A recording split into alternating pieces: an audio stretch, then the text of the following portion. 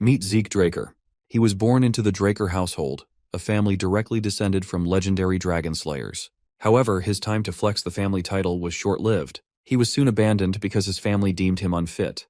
Apparently, his family wanted a swordsman, but Zeke turned out to be a cursed healer, someone no one cared about. In his pursuit of power, Zeke wandered across continents and eventually stumbled upon an ancient relic, a treasure even desired by the Emperor himself.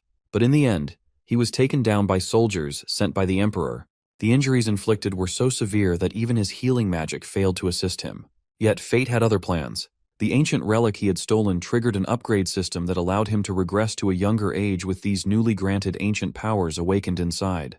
And from this moment on, his real story begins at the Draker household's training institution, the Cradle. Before diving deeper into Zeke's story, it's important to understand the background of his family. The Draker family is one of the three great transcendent households.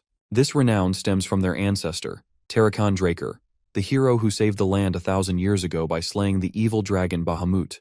It was Tarakan's victory that laid the foundation for the Draker household's prominence. Perhaps due to their lineage, every descendant of the Draker bloodline has inherited the blessing of aura, allowing them to awaken high-level aura effortlessly and excel as knights.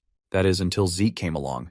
Unlike his ancestors, he was born without the ability to wield aura, a deviation that cast him as an outcast within his family. After regressing, as Zeke relaxes on his bed totally carefree, the system window suddenly startles him. He immediately goes on high alert, listening intently after hearing the unusual sound. However, after scanning the room and finding no one, he convinces himself he might have just imagined it. But then, a few more system windows chime in. Out of all the system windows, one particular system has the juiciest detail. It goes on to announce that Zeke's soul has received the will of the Elder Dragon, and it has been merged completely with his soul. Soon enough, Zeke is also granted authority over part of the system. And as soon as the activation is complete, his eyesight is swarmed by a plethora of system windows. The first window displays his overall stats, including his class, skills, and a unique skill category labeled Draconian Skill.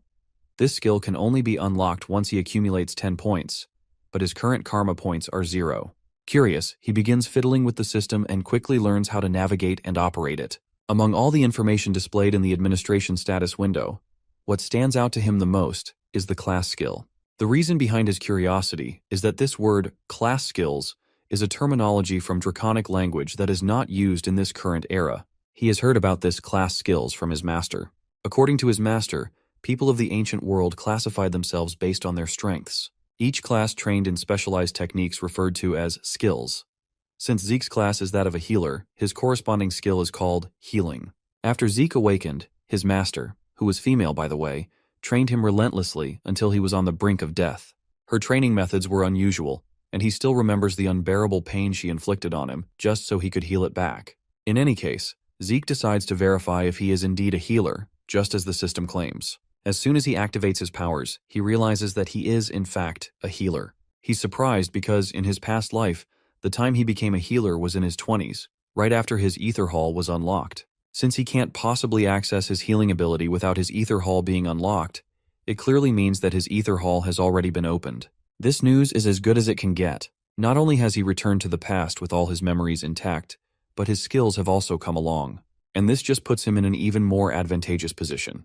As he decides to explore the system further to see what other surprises are in store, someone calls out his name and knocks on the door. Quickly, he scrambles to push the system windows aside before anyone can see. However, the impatient visitor barges into the room without even waiting for a response.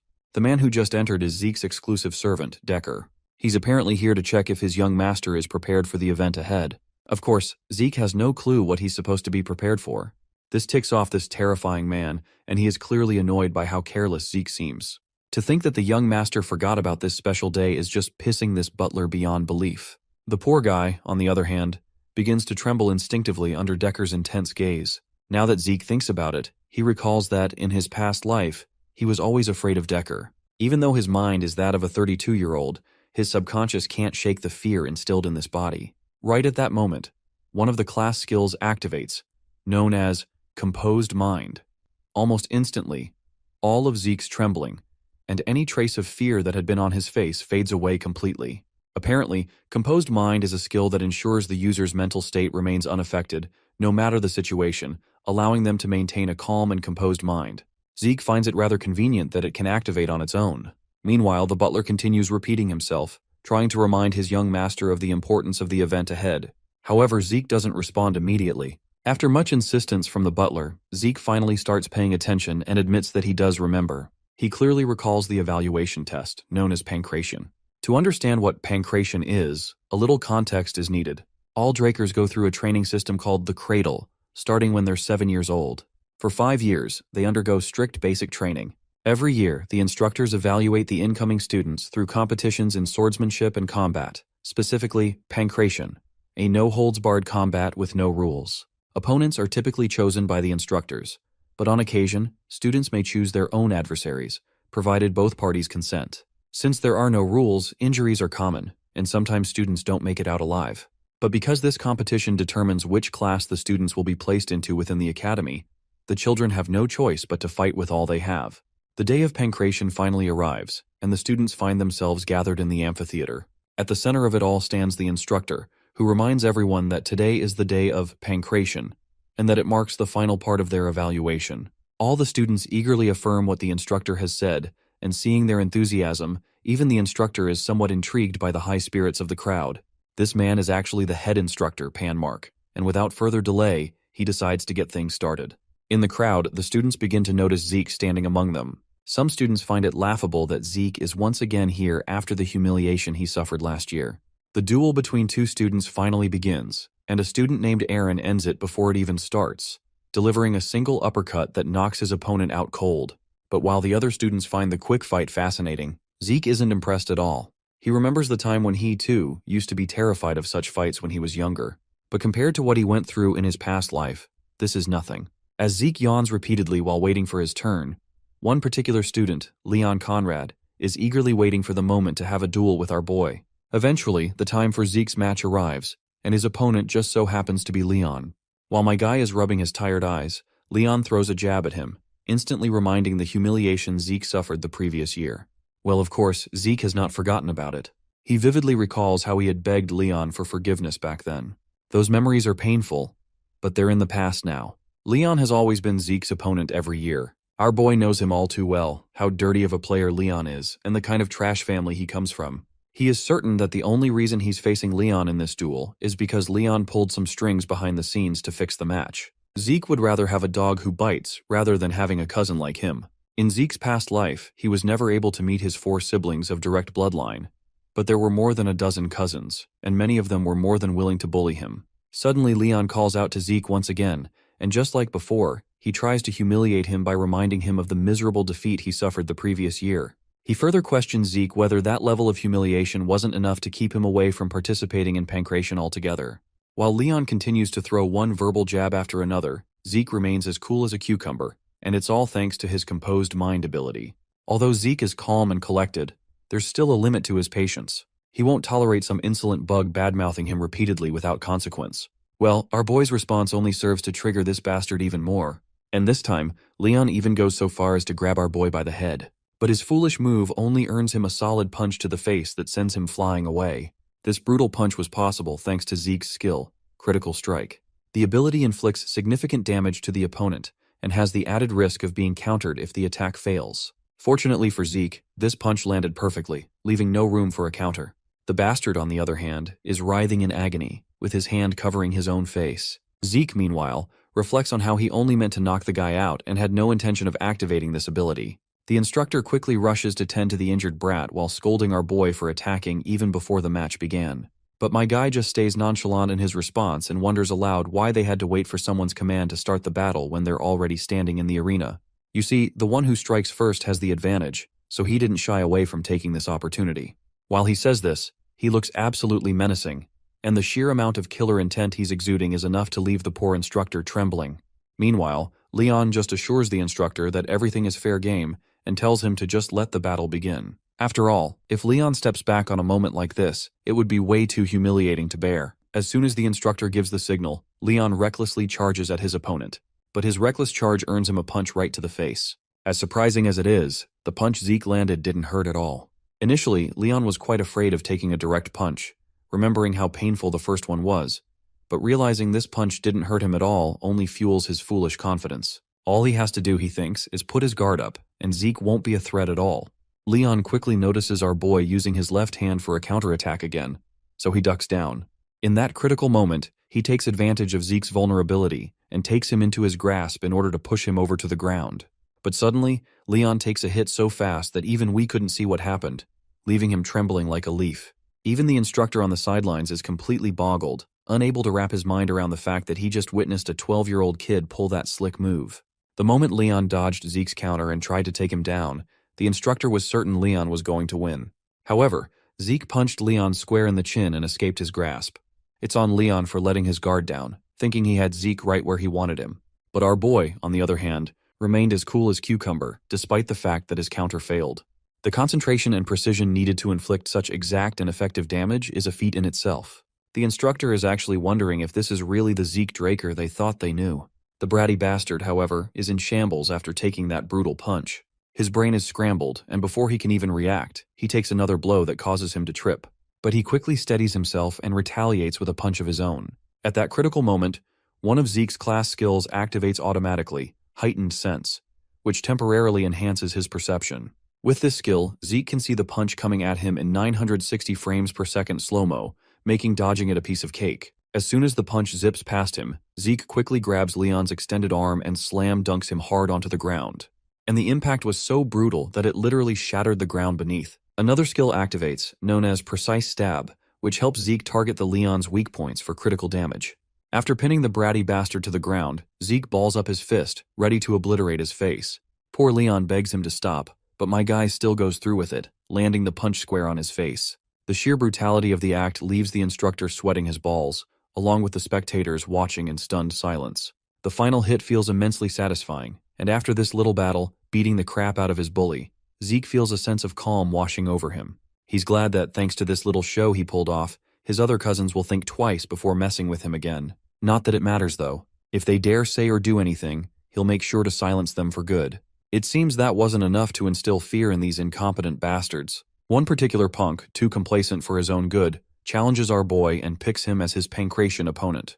This overconfident, cocky punk is Jaken Vardek, itching to make a statement, though he plans to let his blows do the talking. Well, Zeke doesn't mind at all. In fact, he's sure he'll get bored if Jaken comes alone, so he offers him the chance to bring a few other students along to make things more interesting. Our boy specifically calls out another student, Liam Stone, and suggests he join Jaken. Apparently, Liam is nothing more than Jaken's lackey. This suggestion feels like a slap in the face to Jaken. The very idea that he'd need someone's assistance to fight a brat like Zeke is a humiliation he just can't stomach. But Zeke keeps pushing his buttons, which only enrages this piece of flying trash even more. Jaken's seething now, eager to beat Zeke to a pulp. As both contestants stand in the arena, the instructor this time explicitly warns Zeke not to move before the command. Well, it seems like Jaken did bring his servant along after all, which only makes Zeke even happier. After all, in Zeke's past life, Liam had a reputation for being an exceptional fighter, even earning the title of Mercenary King. Back then, as Jaken's servant, Liam joined the cradle in the academy. However, being a distant relative, he was overlooked in education. He desperately begged to join higher education at Academy Valhalla, but ultimately ended up in the Knight Order of a small nation called Baranon. When Baranon eventually fell, Liam became a mercenary. In those chaotic times, the strong naturally drew followers. With his long tenure as a mercenary, Liam rose to prominence as a Red Knight, and eventually founded the Stone Mercenaries. He united the three largest mercenary groups, earning the title of Mercenary King. When the Empire hired the Stone Mercenaries, Liam entered the Continental Wars, where Zeke, along with the Northerners, faced him as a formidable foe. But this time, our boy is determined to carve out a very different future for himself. As soon as the instructor gives the signal, Jaken confidently lunges forward, delivering a punch with such force that it disturbs the air currents around him. But, not surprisingly, Zeke casually grabs and blocks the punch as if it were nothing. Jaken quickly flings our boy's hand away and retaliates with a kick of his own. But that kick ends up backfiring against this filthy bastard. As soon as his kick connects, Jaken feels an immense amount of pain, causing him to stumble. It turns out he hit Zeke's strong barrier, which was created around his elbow, and that caused serious damage to Jaken's leg.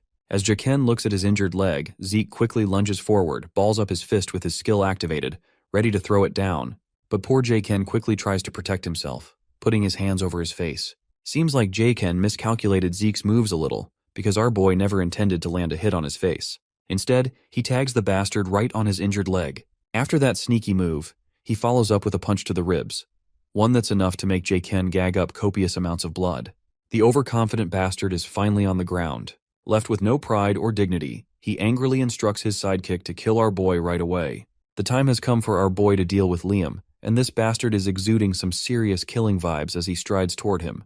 The most annoying thing about fighting Liam is his insane reach, which puts Zeke at a serious disadvantage if he lets Liam attack first. So my guy takes his stance and decides to take the lead, throwing a few blows of his own. Using another skill known as Slash, Zeke moves so fast that all anyone can see are silhouettes throwing a barrage of punches. The skill Slash allows him to launch a relentless flurry of attacks at the enemy, completely interfering with the enemy's sight. The guys watching from the sidelines are feeling true despair, witnessing just how much of a gigachad our boy is. Zeke knows they're curious and confused because none of them have seen anything like this before. You see, in a place where sword dominates, seeing a brawler's fist-fighting technique is a rare and almost unheard of sight. As impressive as this ability is, it's also taking an equally heavy toll on his body. But even that isn't the biggest challenge here. The monstrous physique of Liam is what truly tests Zeke. No counterattacks, no dodges. Liam is just taking it all with his guard up, and now you can only imagine how aggressive he was during his time as the mercenary king. Since Zeke is unable to do any real damage, he prepares to unleash one final devastating strike, one that will be powerful enough to break through Liam's guard. As soon as our boy launches his strike, Liam effortlessly dodges it by redirecting it. What pisses Zeke off even more is that this bastard didn't even flinch or turn his eyes to see the strike, and he just dodged it like it was nothing. In the next moment, Liam seizes the opportunity to make his move. Lifting Zeke high into the air, he prepares to slam him hard onto the ground. But Zeke isn't about to let that happen without a fight.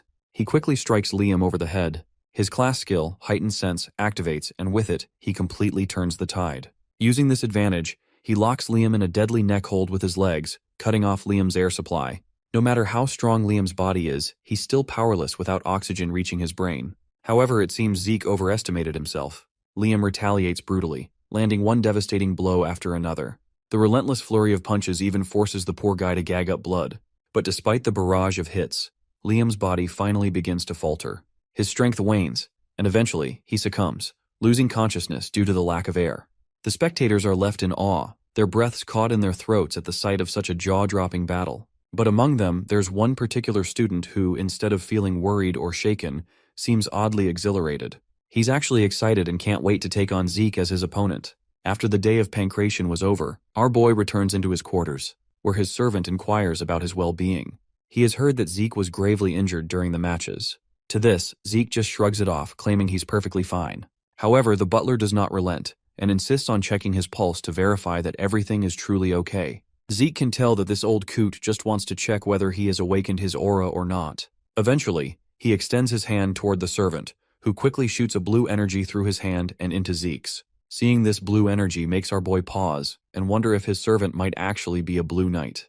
You see, when checking if someone has awakened, most people simply examine their dantian. But this man is being unusually thorough with it. Imbuing someone else with aura is difficult enough on its own, but for this old man to control it so precisely like this, he must be a blue knight. Apparently not all knights are the same. They are classified according to their martial prowess and aura manipulation proficiency. White swordsman is the novice level, and most children before the blessing rite are white swordsmen. A yellow swordsman is the level you attain once you've awakened your aura and opened your dantian. All trainees of the cradle become yellow swordsmen after the blessing rite. Once you've learned to freely control aura, you earn the title of knight. The purple knight level is when you can reinforce your sword with aura, while the blue knight level is achieved when you can manifest an aura blade. Beyond this, the realm of those who have transcended their limits, the realm the mercenary king Liam and our boy had reached before his regression, is known as the Red Knight. Then there's the Black Knight. But only a few of these monsters exist across the entire continent. With that in mind, Zeke can't help but wonder how someone as skilled as his servant, who is clearly talented enough to be a commander, ended up acting as his babysitter. Still, no matter what, Zeke is sure there's no way this guy can detect his ether, something only 2 people in the entire world can use. Finally, the old man finishes his examination. With a firm tone, he questions his young master, asking if he might be hiding something. Of course, Zeke plays it cool and feigns ignorance. He counters by asking if the butler perhaps knows something that even he doesn't. A moment of silence fills the room, but it's quickly broken by our boy, who just drops the conversation by claiming that he was just joking. The butler then hesitates but can't help himself and questions Zeke about how drastically he has changed. This makes our boy to halt his movements. He turns around with a glare in his eyes. The question his butler asked is entirely wrong. Instead of asking why Zeke has changed now, the butler should have been asking why it took so long for Zeke to change. He then informs his butler that many more surprises are yet to come, so there's no need for the servant to be shocked repeatedly. All he has to do is follow the commands. The humble servant acknowledges his master's words and bows his head in submission, ready to follow without question. The butler then reports that the training room Zeke had requested is already prepared and waiting for him. Zeke is pleased with the report and dismisses the old man to get some well-deserved rest. As our boy walks off alone, he has a nagging fear that his butler might have been ordered to keep an eye on him. To counter this, he decides it's best to keep the butler close, so he can manipulate the old coot and extract the information he needs. Zeke still has to figure out who ordered his butler to watch him. He's pretty sure that no one from his mother's side would dare do it, which only leaves his siblings. Once Zeke enters the personal training room, he's immediately struck by how lavish the place is, which only confirms that this household truly lives up to its name. Before starting his training, he decides to check the system. With a command, the system panel pops up in front of him. There, he notices that his slash skill has reached proficiency. He has no clue how it happened, but he makes a wild guess that it probably leveled up from using it repeatedly. The skill is naturally activated based on his actions, and he doesn't need to do anything in particular to activate it. From what he can understand, if he learns something new, it will likely be added here as a skill as well. He's still unsure about the difference between a skill and a class skill, though he does notice that they both activate similarly on their own. Lastly, there's the Draconian skill, but he can't view it yet because it requires 10 points to unlock. He presses on the option, and the next system window informs him that he can earn karma points by killing monsters. His current karma points stand at 0. Speaking of monsters, Zeke reflects on how there are plenty of them in the dungeons, but he needs to be at least a purple knight to gain access. For now, though, he's more curious about why he regressed to the past and what this system is all about. The concepts of skills and class skills are also something in his curiosity list.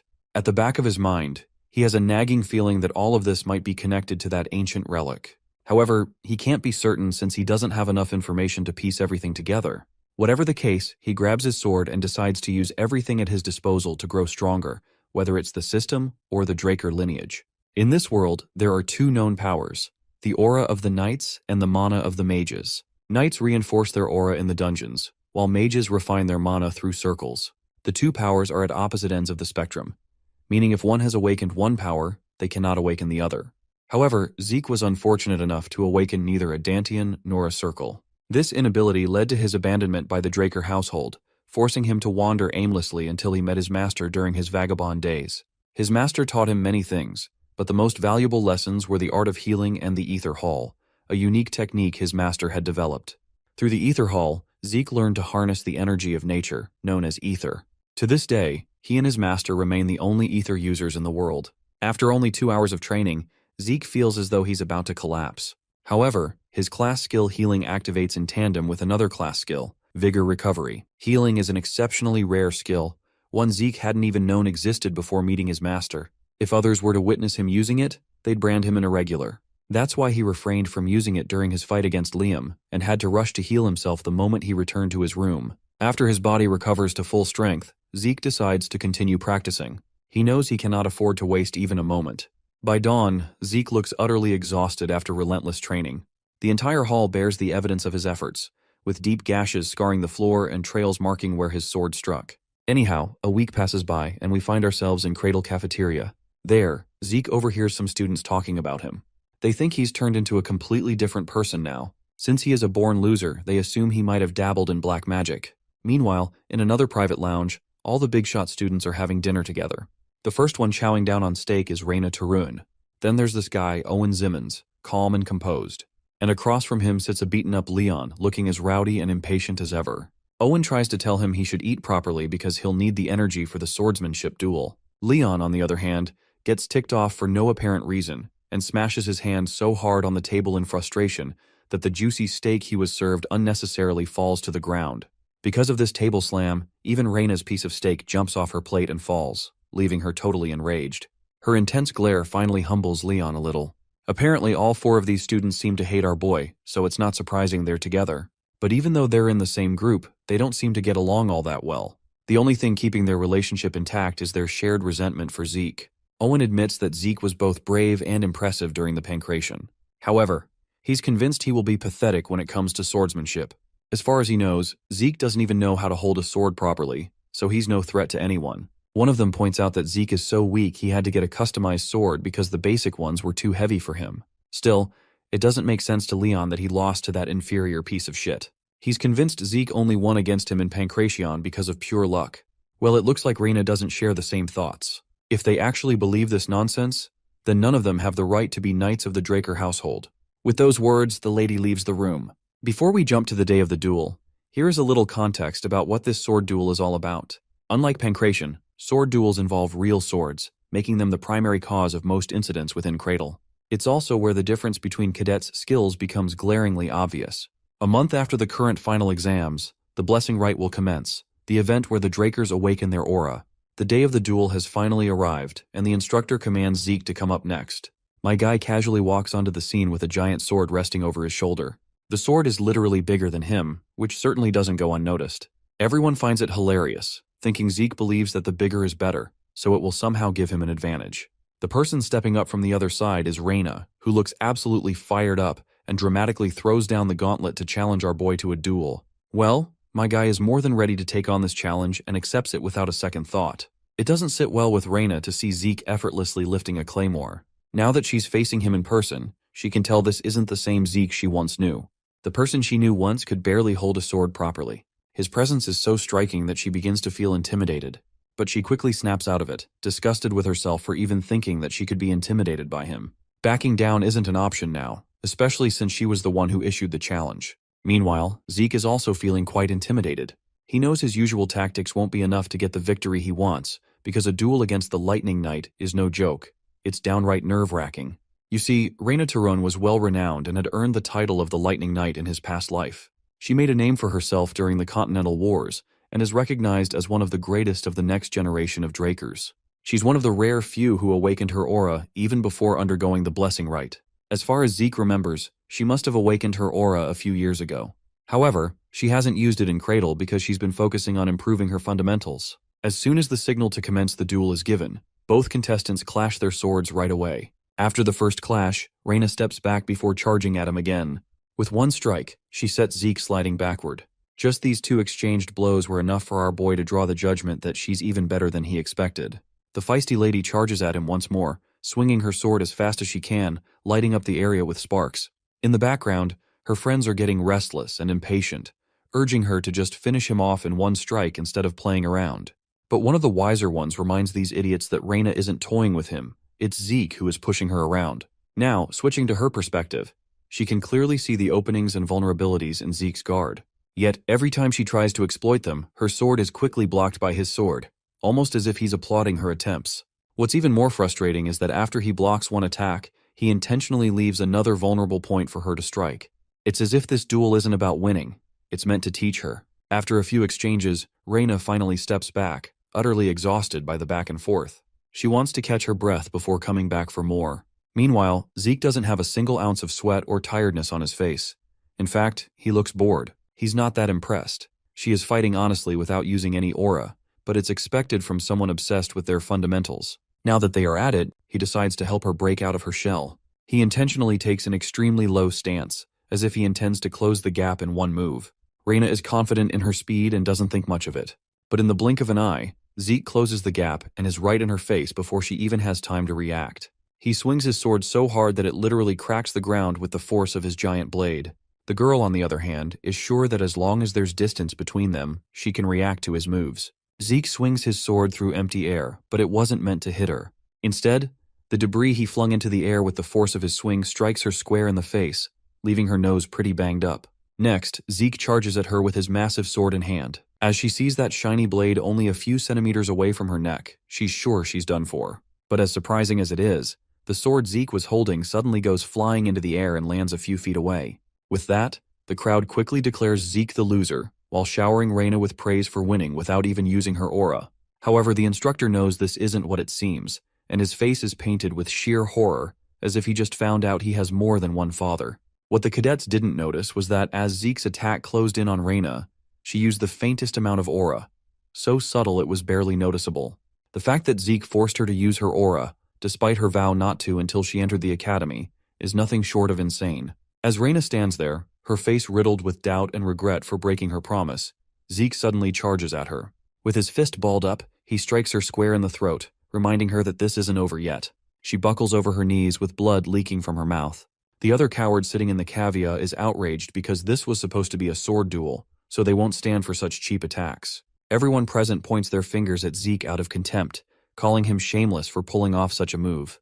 Meanwhile, Zeke remains completely unbothered by all the noise and insults. He calmly asks Reina if she wants to continue. Reina, on the other hand, stubbornly believes she hasn't lost yet, reasoning that he only struck her because she let her guard down. But as she thinks about it, a realization hits her. If he had been holding a knife instead of throwing a barehanded punch, she would already be 6 feet under. For that reason alone, she honorably concedes defeat. The crowd, which had been eagerly mocking Zeke moments ago, falls into stunned silence. Zeke Draker, who was labeled human scum just days ago, has achieved an undeniable victory against one of the most talented children of the famed houses. The fact that Reina Tarun, the Lightning Knight, was defeated is simply unfathomable to most of those present. The scene transitions to Abel's castle. Outside, a dangerous battle has just ended, leaving behind a trail of bodies in the pit. William witnesses the horrific scene and fails to understand how Abel is calmly drinking tea without any worries. Abel's current focus is on a letter that mentions Zeke Draker's victory over Reina, the prodigy. He gets up and asks about how long they have until the blessing rite comes around. Since they've got enough time until the full moon, Abel believes it's fitting to pay the Draker family a visit. Hearing this, William is rather shocked that he's choosing to go by himself. But to this swordmaster, he's itching to know the kind of awakening the youngest of their family is going through. While Zeke's victory left the rest of the cradle stunned, he didn't care much about his achievement and merely resumed his training, refusing to celebrate. 1 month passed, and the day of the blessing rite finally arrived. Zeke still doesn't comprehend how he managed to become a Red Knight in his original life, especially with the shitty body he has. Having finished training, he commands open the status window. His mastery skill is according to his expectations, standing at the expert level. What's even better is that every time a skill ranks up, its mastery level resets, as evident by his numerous skill tiers in rank D and E. Also, he's advanced his mastery with Swift Step's skill, the same one he used against Reina. Thanks to his sharp senses, he can tell the butler is watching him. Decker informs his master that they're to leave in 2 hours for the event. Zeke thinks it's time to get ready. Zeke hasn't visited the main estate in a long time. He's on his way to the Draker family's house situated in the Duchy of Troy. While the family's main residence is located in the center of the continent, the blessing rite is held where the legend of the Dragonslayer surfaced. Having arrived at his destination, Zeke steps outside the carriage and into the Dragon's Nest lair. Having made his way inside, he has an enlightening realization. The people here are VIPs with incredible fame. He knows for a face that some of them are informants sent to observe him. Despite their intentions, Zeke thinks everything will go swimmingly well once his awakening blows up in their faces. That is until he spots a certain man, a man whose very presence makes his blood boil. That man is none other than Abel, who shakes hands with someone and expresses that he had no interest in coming to the event. None except for one person, and that person is his youngest brother. The second son of the Draker family is nicknamed the Lion Blade, but he's got an even more prominent name that Zeke knows by heart: the Butchering Knight.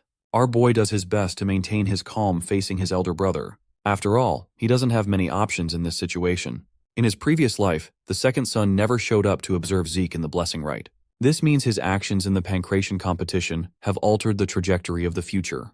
Clenching his fist in frustration, Zeke realizes that he's acquired a chance for himself. Before long, the blessing rite is underway. Aaron is told to come out as the first warrior. He promptly places his arm inside a mystical pool, causing his arm to surge with a blue essence. It's explained that during every blessing rite ritual, each member of the Draker bloodline awakens their sealed aura right around the time they're supposed to graduate from the cradle. This happens at the age of 12, and Aaron has just become an example of the first to be awakened. Now, compared to regular knights who awaken after 20 years of age, this process is extremely fast for the Draker family. Only a few exceptional cases among them, those with aura, can also awaken a particular trait of the Dragonslayer. This trait is called mana inhibition. Interestingly, the mana lamps are reacting harshly and with sparks of red. Those who end up obtaining mana inhibition end up strong enough to rival the likes of Red and Black Knights. This is called pure blood awakening. Due to the mana inhibition trait, the candidates will require usage of special gloves made by the family, because otherwise, they'll never be able to enjoy a regular life. This example is shown with Reina, who has already undergone the awakening process and wears gloves consistently. After one has been able to prove that they're pure blood, they are granted the Draker name. And then, they are also provided with a wealth of support along with endless benefits to help them. The spectators murmur as finally, the most anticipated awakening candidate steps up to the scene. They all think that this child's awakening will surpass even that of Reina's. As Zeke steps in front of the statue, he finds himself surprised that he's found himself here again. The previous experience was traumatizing in his old life. While the blessing rite was the only thing that helped him advance through the cradle, this was the day he earned nothing but embarrassment. However, reality is now different. He possesses the ability to heal, manipulate ether, and on top of everything, he has learned to be tenacious and strong with his own abilities. That's why he's expecting a lot from the bronze statue to do him a favor here. As he dips his arm inside the pool, the statue reacts. It shakes before coming to an abrupt stop, shocking everyone in the room. It's something that has never happened to any candidate before, and it has left even Abel speechless. As he takes out his arm, the boy confirms his thoughts. He knew things wouldn't be different this time around. It's because of Abel that he jumped to conclusions and became too confident. The rest of the people are just shocked that the most anticipated candidate failed to awaken. They make fun of him for not awakening despite being a direct descendant. Then there's the question of him beating Reina, which everyone now believes must have been through a sneaky trick or something. Still, our boy has zero fucks to spare and instead focuses on becoming stronger via other awakenings. The system greets him with a sudden apology after experiencing an error. Zeke looks perplexed as the system informs him that necessary information is missing from his class identification. This part of the message captures his attention. The system tells him that the input is complete, and that the terminal has identified the user's talent as a healer. With that, he unlocked his class and simultaneously gained access to the rare class. Zeke can't believe his eyes as the statue begins to illuminate red lights, indicating a pureblood's awakening. No one can believe that he's starting as a red knight off the bat. The system connects and unlocks the ancient dragon's blessing from within Zeke's soul. While this is happening, Abel is calmly observing his brother. The talent of kin is the first thing that is awakened, and then his already awakened talents combine together, morphing together into a new class of its own. There is so much going on that Zeke doesn't understand, especially when he sees a new unique class called the Immortal, which the system has chosen for him. The shimmer of gold light surrounding his body attracts the attention of the spectators. They're certain to have seen the red light from the statue, but they're filled with doubts. Zeke has understood the situation perfectly and thinks it's pointless to speak against them right now. They question if the statue is broken, but then how would one explain the mana lamp reacting to the reading? There wasn't any mana inhibition, so it can't be a pure blood's awakening is what they want to believe. That's when Abel begins to applaud, mocking the people for failing to congratulate the newly awakened purebloods in a single go. He thinks this is an opportunity to celebrate the occasion instead of murmuring doubts. Since they can't speak against him, they give them a round of applause. Abel demands a pair of gloves to be prepared for his young brother. Zeke receives the gloves but has a low opinion of them. He walks away while Abel is satisfied with what he sees. As for our boy, he's pissed that he received Abel's help from all the people. The blessing rite soon comes to an end, and a celebration party for everyone to enjoy is next. Zeke is on his Sigma male grind set and doesn't want to show up to the party. He comes to a sudden stop after a voice calls his name. This is completely against Zeke's expectations, as he wasn't expecting Abel to pop out of nowhere. He wants to know where the kid is going and even congratulates him with a handshake. Despite hating his older brother, declining his handshake here would put him in trouble, so he acts all nice and reaches to shake his hand.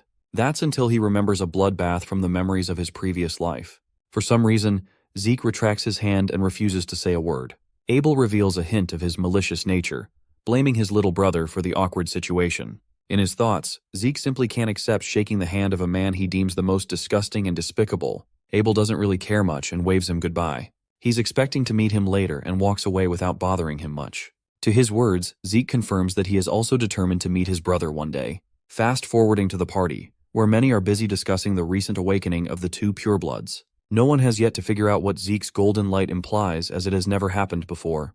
They wonder about his location as he's nowhere to be seen.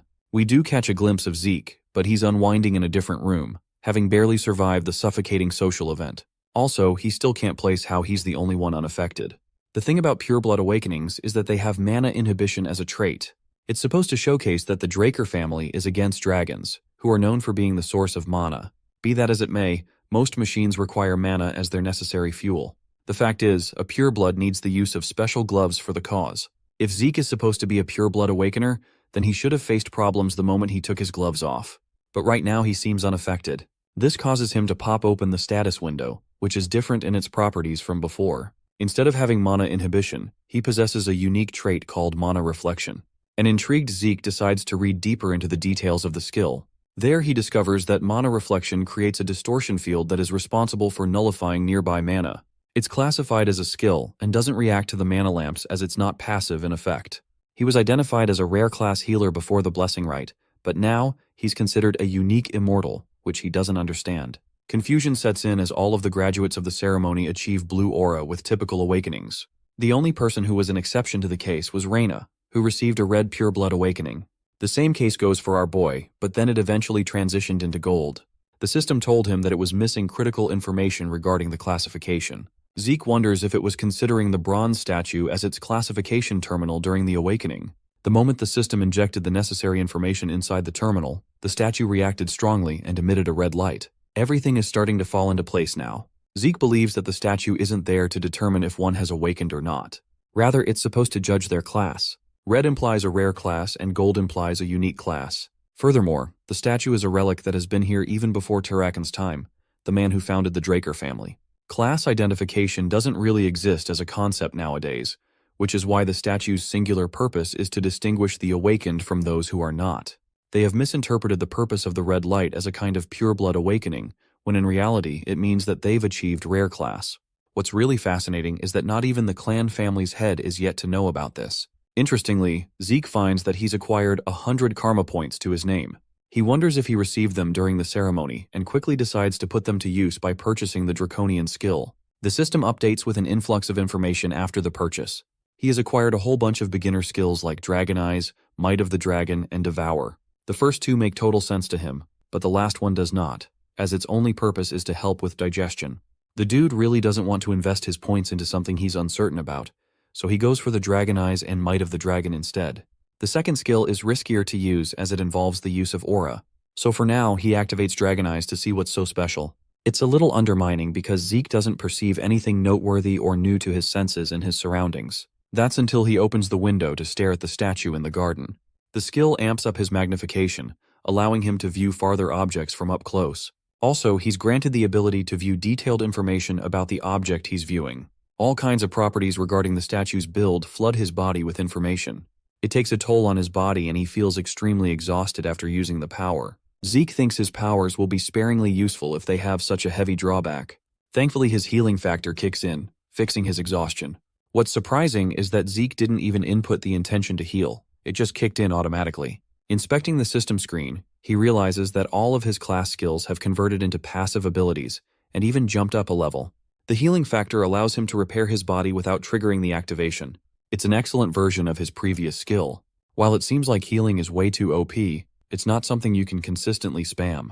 Otherwise, he wouldn't have died in the first place. At the same time, the healing factor is infinite in nature. In order to test his evolved skill, he takes a blade and gives his arm a slight cut. Seconds after the injury, the healing factor automatically kicks in, healing the cut without leaving any marks. The usual time to graduate from the academy is 5 years, but a confident Zeke thinks he'll be able to get it done in 2 years. The Draker Academy is the greatest knight academy ever known. Any aspiring knight would sell anything to take their spot inside. Located in the Duchy of Troy, the academy thrives with the spring life each time a new semester comes around. As Zeke walks among the others, he notes how the higher-ranked students are comparably no different from adults. They're just as capable, and if he were to compare these guys to the cradle, then they're nothing more than children from great families. Zeke thinks his entire family is messed up. Among the thriving branch families supporting the Draker family, 3 families are the most prominent and have the influence to be called the Great Families. The first is the Tarun of Strength, which Reyna is a part of. The second family is Zimmons of Wisdom.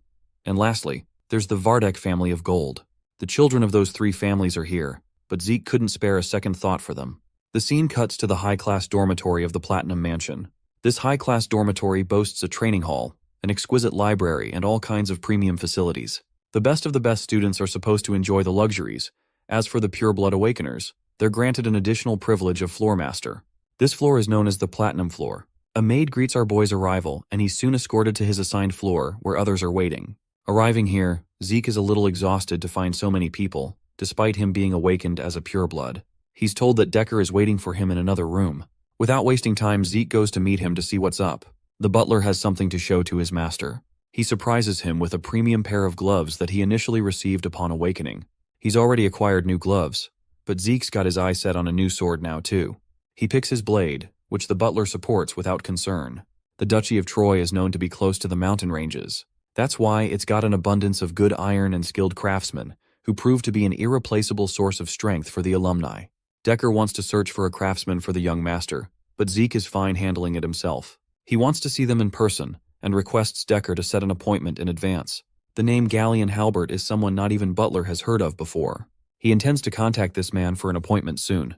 At the same time, he reminds Zeke to review the documents before his first class begins tomorrow. Later that day, Zeke is busy reviewing the notes when he comes up with an interesting observation.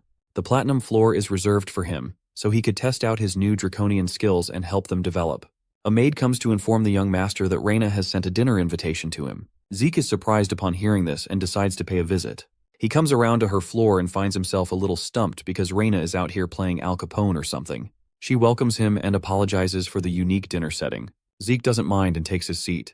They first decide to eat and then talk. Observing her from across the table, Zeke can tell that she's utilizing the aura in her lower abdomen even in a setting like this.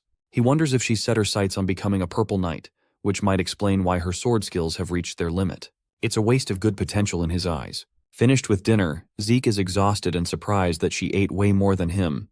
With their appetites satisfied, she wants to get to the meat of the situation. Reyna offers him full support of the Tarun family. Zeke thinks this is some sort of misunderstanding and reminds her that they're both pure-blood awakeners. She fires back by claiming that he's the one who's wrong. As pure-bloods, they do have a bunch of privileges to enjoy, with the platinum floor included in that bundle. However, they also don't receive benefits in terms of growth. Centuries of academic and practical knowledge is reserved in this brilliant academy. Then there are personal instructors to guide you and evolve your abilities. If someone doesn't have either of these things, they'll definitely lag behind. Reyna strongly argues that the support families are critical. She exemplifies Abel Draker, a man who is also a pure blood of the family and the youngest to ever attain the title of a White Knight. At his current level, he's one of the strongest Black Knights, and even he received support from the Zimmons family. While the patriarch of the Tarun family has yet to explain why, his orders are absolute that he wants to extend the Tarun's family's support to Zeke Draker. Reyna reiterates her point, but our boy is in the mood to fuck around with her feelings and calmly says no. This causes her to experience a shock as she just can't fathom how it's a bad deal for him. Getting up from his seat, Zeke turns to leave, claiming that he's actually uninterested in anything like that apart from being a pure-blood awakener. To pay her back for the meal, he has one personal piece of advice to share. Zeke shares that her sword is much too powerful, and he figures that it has to be related to those men behind her. Zeke offers that her greatest strength results from her flexibility of her adaptable body. He advises against attacking her opponents head-on. Instead, she should use her fluid movements to calmly redirect her opponents to land a precise, single attack. Zeke thinks that if she's capable of doing that, she'll inevitably grow much stronger than she already is. Saying that, he parts ways, leaving her frustrated. She wanted to utilize her family's tradition of strength, which is what she's been doing up until now. Still, Reyna can't deny a part of what he just said. She has been endlessly trying to become worthy of her family's name, which influenced her sword style quite a bit. Zeke was able to catch that. While Reyna was young and praised as a genius prodigy, no one offered her any advice. This interaction with him has left her to reevaluate her opinion of Zeke Draker as a person. Skipping ahead to Zeke's monologue, he's reflecting just how powerful he's gotten with his new skills. After all, even an entire night's worth of training couldn't stop him just now. The dude literally has infinite stamina now. He's gonna last longer in bed than the age of the universe. In his previous life, this place was nothing more than hell for him. But with his newly awakened state, it's actually pretty chill now. Zeke is enjoying the peace that can't be bought with money or power. As he's minding his own business, the representative of the Zimmons family approaches him. Owen is the third son of the family, and he's an expert in manipulation. He blackmailed and bullied our boy in his previous life. Interestingly, he also invited Zeke to a dinner invitation only to get rejected in the face. Surprisingly, Owen is acting way too friendly in this life. Zeke realizes what invitation letter he's referring to and releases a snarky remark. Owen questions why he refused to reply, only for Zeke to coldly respond that he doesn't have to give a damn about the fucker's messages. His rude remark just now captures Owen's friend's full attention, who thinks the boy is being overly blunt to a polite invitation. Zeke pulls a "who the fuck are you" card and really couldn't be bothered about knowing him. So he leaves, realizing that this show-off just wants to suck Owen's dick by appearing strong. Shockingly, this bastard has the gall to attack Zeke unannounced. He managed to block the attack despite it being covered in aura manipulation. Durbin Roswell roars his name and claims that he's the mightiest of them all. Yeah, the mightiest refrigerator maybe. The youngest Draker simply laughs at his little speech, as this man isn't even a knight and barely even a cadet. Zeke lunges forth with his lightning-fast speed, smashing this guy's abdomen with a hook that could rival Mike Tyson's. It knocks the fuckface into the ground, while Zeke happily invites the next person from the Simmons family to come and catch some smoke. Owen draws near him and states that he's unimpressed by Zeke's goading of his own strength. The group leaves Zeke to himself, who thinks of them nothing more than a circus crew. Let's explore the intricacies of the Draker Academy for a second. It's split into two classes. The first is the normal class, where one is taught if they're lacking talent. That class is overcome with effort and a disciplined regimen.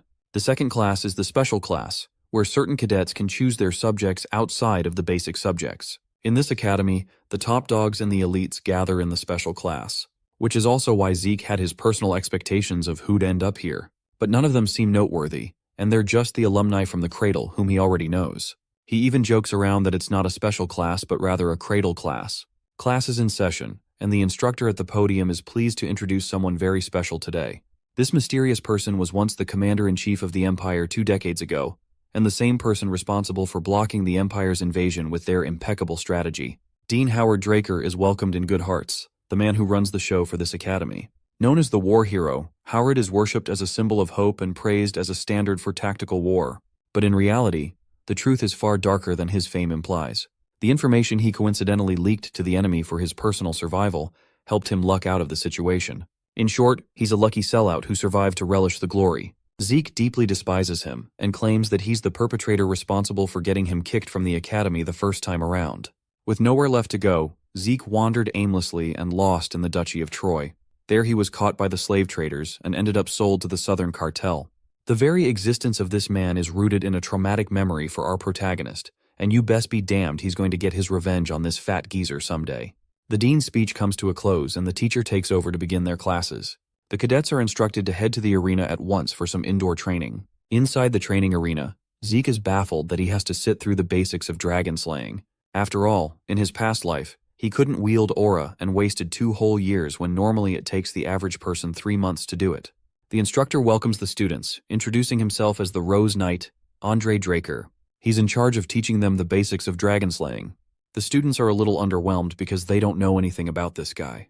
The name strikes Zeke's memory. He recalls that Andre isn't a pure-blood awakener who still managed to graduate quickly from the academy, and was praised as a valedictorian from Valhalla. He isn't even from the family, but his talent is simply so remarkable that he earned the Draker family's name. This man is the guy your girl tells you not to worry about. Zeke admits that the special classes teachers all vary in levels, but this dude is notorious for his shitty personality. Andre shows them a demonstration by telling them to keep quiet so he can start the class. He has the cadets drawing their swords, preparing for the training. His eye catches Zeke's special sword, which is enormous compared to the others. Zeke doesn't have any trouble demonstrating just how easy it is to wave around for him. Andre's resting bitch face commands him to step foot in the arena. He thinks the boy is being overconfident by picking a sword unfit for his body. Of course, this is just typical teacher talk, and Zeke wanted this to happen, hence his choice to pick the sword.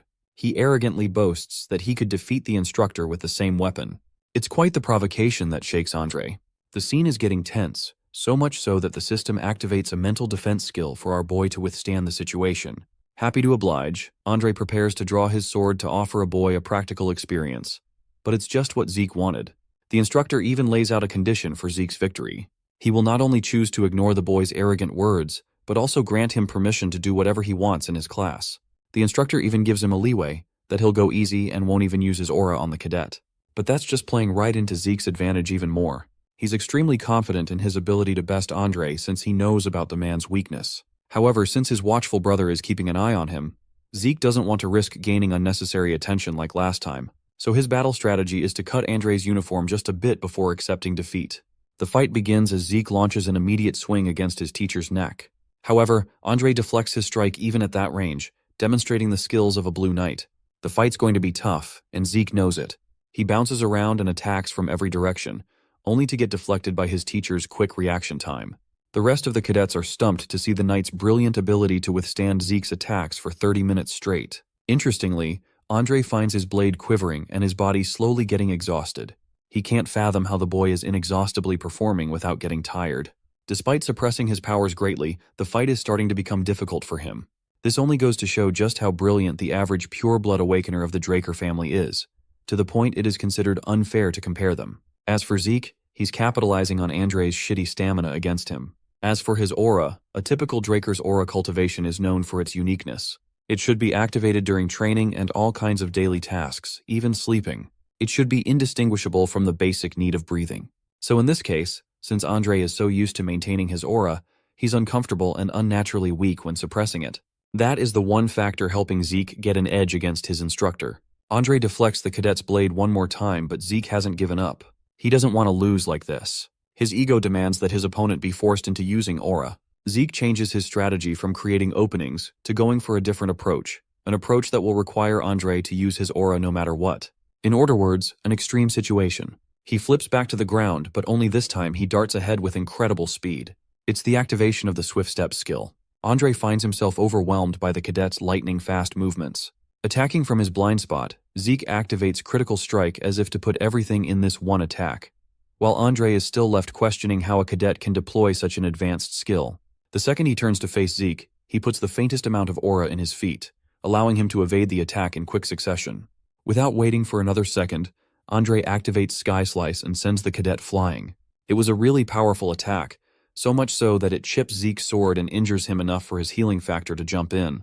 Despite his broken healing factor, he collapses in the arena, while Andre sheaths his sword and turns away frustrated.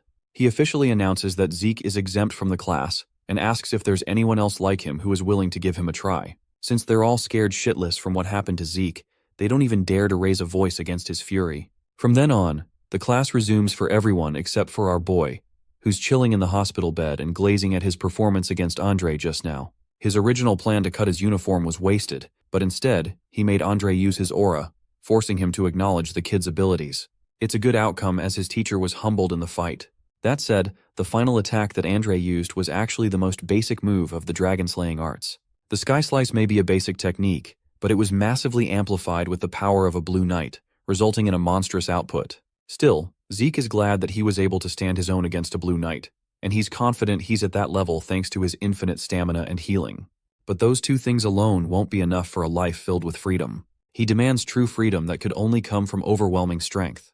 The kind of power that would make him immune from the strength of his superiors.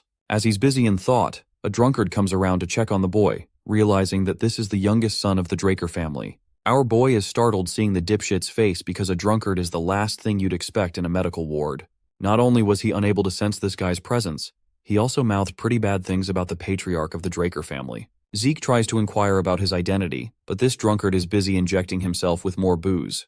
The man is really curious to ask the boy about his shocking regenerative abilities. After all, he just survived a serious internal wound in his body. The system assesses the situation and activates mental defense for him. Zeke refuses to budge because he knows for a fact that nobody is aware of his healing skill at the academy. He feigns ignorance, prompting the man to take serious measures as he attempts to attack the boy. Zeke dodges his palm strike, which is sharp enough to slice the bed. This makes him wonder if this guy is some sort of assassin. Zeke uses the bedsheet to blind the lunatic and senses extreme danger, so much so that he activates every last one of his skills for an all-out offense. Despite being blinded and unaware, the man easily catches the boy's blade and praises the boy's ability to adapt quickly.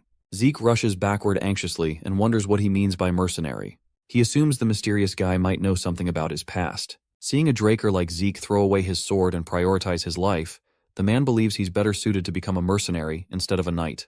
Our boy finally understands his words, and the feeling he gets from the mysterious guy makes his doubts certain. The power gap between them is so huge that the guy can easily kill Zeke if he's here for that. The protagonist assumes he's probably the same level as a Red Knight. The man points to his heavy claymore and believes he just picked it up from the basic supply. He wonders why Zeke, with such insane talents, is wasting his potential wielding a weapon like that. The protagonist becomes certain the man might be even stronger, but out of nowhere, Andre appears looking for the mysterious guy. He shocks Zeke and calls out the garden keeper, Dexter. Zeke finds it hard to believe, while Dexter questions how Andre managed to find him out. The knight remembers seeing Dexter at the training room earlier. He orders Zeke to get lost if his injuries are healed already, so our boy awkwardly tries to leave, but Dexter stops him and offers the kid to come to the academy's western greenhouse if he wants to learn something useful. Everyone goes silent for a second, but then Zeke arrogantly declines and leaves the room. Dexter becomes annoyed and feels nostalgic, as Zeke's father had the same arrogant attitude. Since Zeke's not a gullible kid anymore, he quickly catches up and believes if the gardener has the balls to mention Arthur, the patriarch's name, so casually, then he's definitely the person who only took Andre as a student in his entire life. Duke Draker, the Gale Knight. He's also one of the knights capable of using martial force. The crazy man went against a whole kingdom all by himself. The guy suddenly disappeared out of nowhere after becoming the talk of the town, so Zeke was not expecting him to be living a peaceful life at the academy like this. He guesses maybe Andre also came here because of Dexter. He wonders if Dexter got the Duke title because of his overwhelming tenacity or something like that. He recalls hearing a rumor that the crazy man even became a Black Knight just because he's obsessed with the color black. He finds it hard to believe, and even though he's sure the Duke is interested in him right now, Zeke doesn't care about it because he's not after just some light lessons. He's so greedy for power that he wants to at least learn the man's secret move if he's going to become Dexter's disciple. Zeke smiles and decides to change his interest and greed into tenacity. At the Magic Academy, Professor Phanom awkwardly continues teaching the class and asks if anyone has a question. The whole class ends up sleeping out of boredom, which is a bit demotivating for the professor. So, he continues his lecture, but the protagonist raises his hand and questions about the mana energy transfer law the professor just mentioned. Phanom becomes excited and starts acting differently since it's the first time getting a question. He takes his time and explains everything to Zeke. After the class finally ends, the students wonder why they're being taught about magic theory, but the others just call it nap time. Zeke has a completely different opinion about the class because he was able to understand everything with ease. He believes the professor is definitely a capable man. Phanom stops him and expresses his feelings. He's glad he was able to actually explain something to a passionate student after ages. So he offers the protagonist to come and ask about anything without hesitation if he's curious or doesn't understand a concept. He awkwardly shares he's still an alumnus at the Delphoa Magic University, so he has access to a lot of information.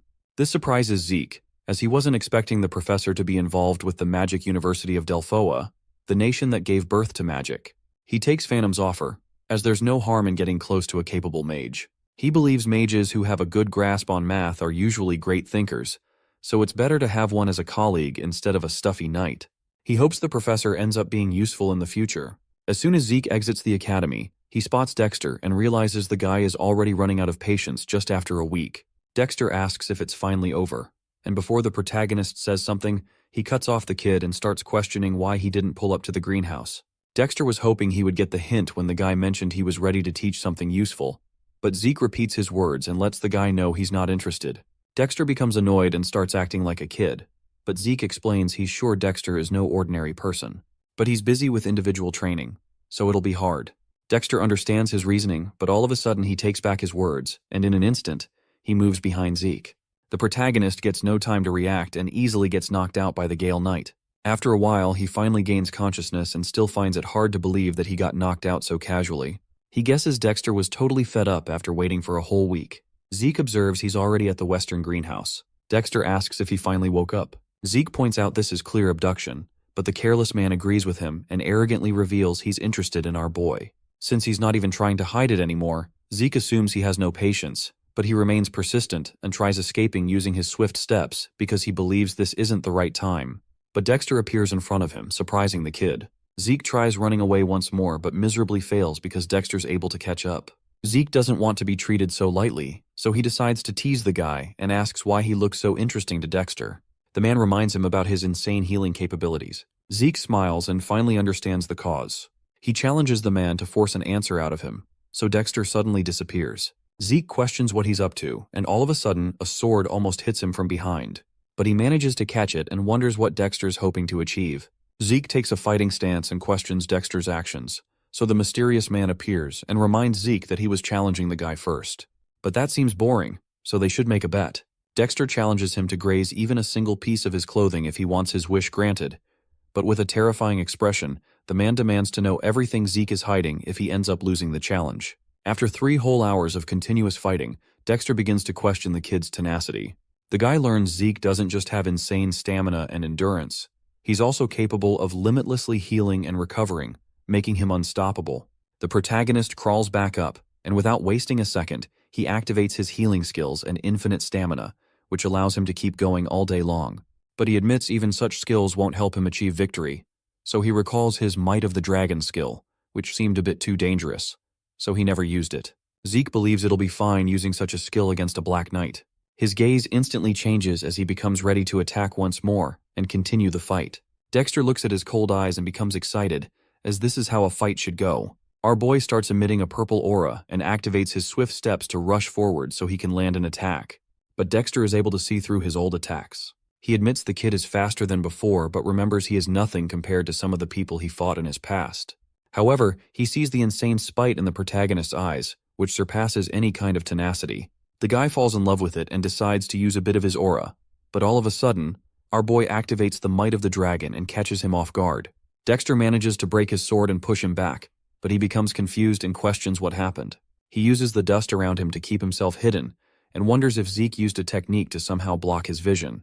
He doubts our boy can find him with such a thick screen of dust, but with the use of dragon eyes, the protagonist is able to locate his presence and tries attacking from behind. He manages to finally land an attack, but the Black Knight instantly disappears, shocking the protagonist. He believes it's that Duke's secret technique that allows him to move instantly, causing a gust. He finally understands why Dexter is known as the Gale Knight. But while he's contemplating, the man appears behind him, and without much effort, he moves in and calls it a draw before completely wrecking the protagonist and ending the fight. The system shows the built-up fatigue has surpassed the usual limits because of his excessive use of skills, so his consciousness is going to be forcefully shut down for his own safety. Zeke begins losing his vision. He tries getting up but fails to do anything at all. After a few hours, he regains consciousness and finds himself in his own room. Our boy assumes the Duke probably brought him here. He regrets losing but believes this much is expected of the Black Knight. Despite throwing whatever he had, he still lost. Zeke remembers using the same old attack pattern again and again in hopes of throwing his guard down, and then, as soon as he got an opportunity, he instantly changed, using the might of the dragon and his dragon eyes to finally land an attack. But all of his efforts were still not enough. He's sure the skill Dexter used at the end was his secret move. Zeke regrets getting knocked out just because he abused the draconian skills, but he's glad he got to see the man's secret move at least. The absurd speed Dexter used with his incredibly trained body, it is the same move that allowed Andre to achieve such a high rank despite having weak stamina. Zeke regrets losing the opportunity as he wanted to learn it badly, but he still feels somewhat satisfied. He is sure the skill Might of the Dragon, which was able to force even a Black Knight to hesitate, is surely going to wreck any small fries if they're ever exposed to it. Zeke receives a message from the system. He checks everything and learns his swift steps leveled up. His soul was able to develop, and along with that, his system functions are also available now, so he can unlock them anytime using his karma points. He becomes surprised and sees options to unlock a minimap, an inventory, and a quest book with enough karma points. Seeing a bunch of things pop up, Zeke takes his time and understands what he's looking at. He buys the inventory first, so the system helps him understand he can store items in it and pull them out just by thinking about the name or shape. It explains everything, so the protagonist selects his sword as an item to store. Since he can activate it just by a thought, he enchants it, saving it with the sword in his hand. The claymore suddenly vanishes and appears inside the inventory window. He understands the system instructions now and tries thinking about his sword to pull it out. The claymore instantly appears in his hands, exceeding his expectations, as he thought it was just a subspace for storage. He recalls trying to find a good place to store the artifact he had in his past life. He learns he can easily increase the storage as well just by using karma points, and the whole function is just a low-rank administrator skill. The protagonist is surprised and wonders what he's going to unlock once he reaches the high-rank administrator function. He understands karma points are extremely precious, so it's going to be dumb using them without properly thinking. He decides to make a few changes in his plans, but as he's trying to think, Dexter appears and asks for permission to come inside. Zeke gets a bit surprised but lets him in. The butler shares there is a message for our boy. The man said Zeke will understand if he shares it as from the garden keeper Dexter. Our boy smiles and realizes his efforts were not a total waste as he reads the invitation. Dexter assures him to come whenever he's ready to challenge again. He remembers the man called it a draw before wrecking him for this reason.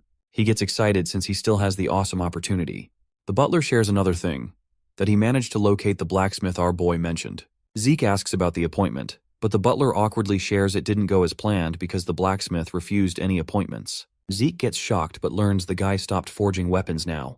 The next day, Zeke reaches the blacksmith shop he used to visit in his past life. He finds the name a bit funny and enters the shop. He asks if anyone's inside. In his past life, the protagonist recalls wielding a sword known as the Radiance of Graham. It was a real masterpiece forged by Galleon, who called it a payment in exchange for saving his life.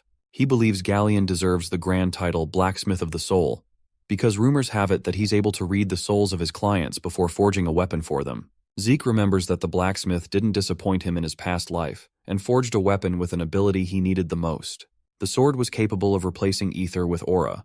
Galleon used to be the greatest blacksmith on the entire continent, but Zeke feels disappointed finding him in such a drunken state.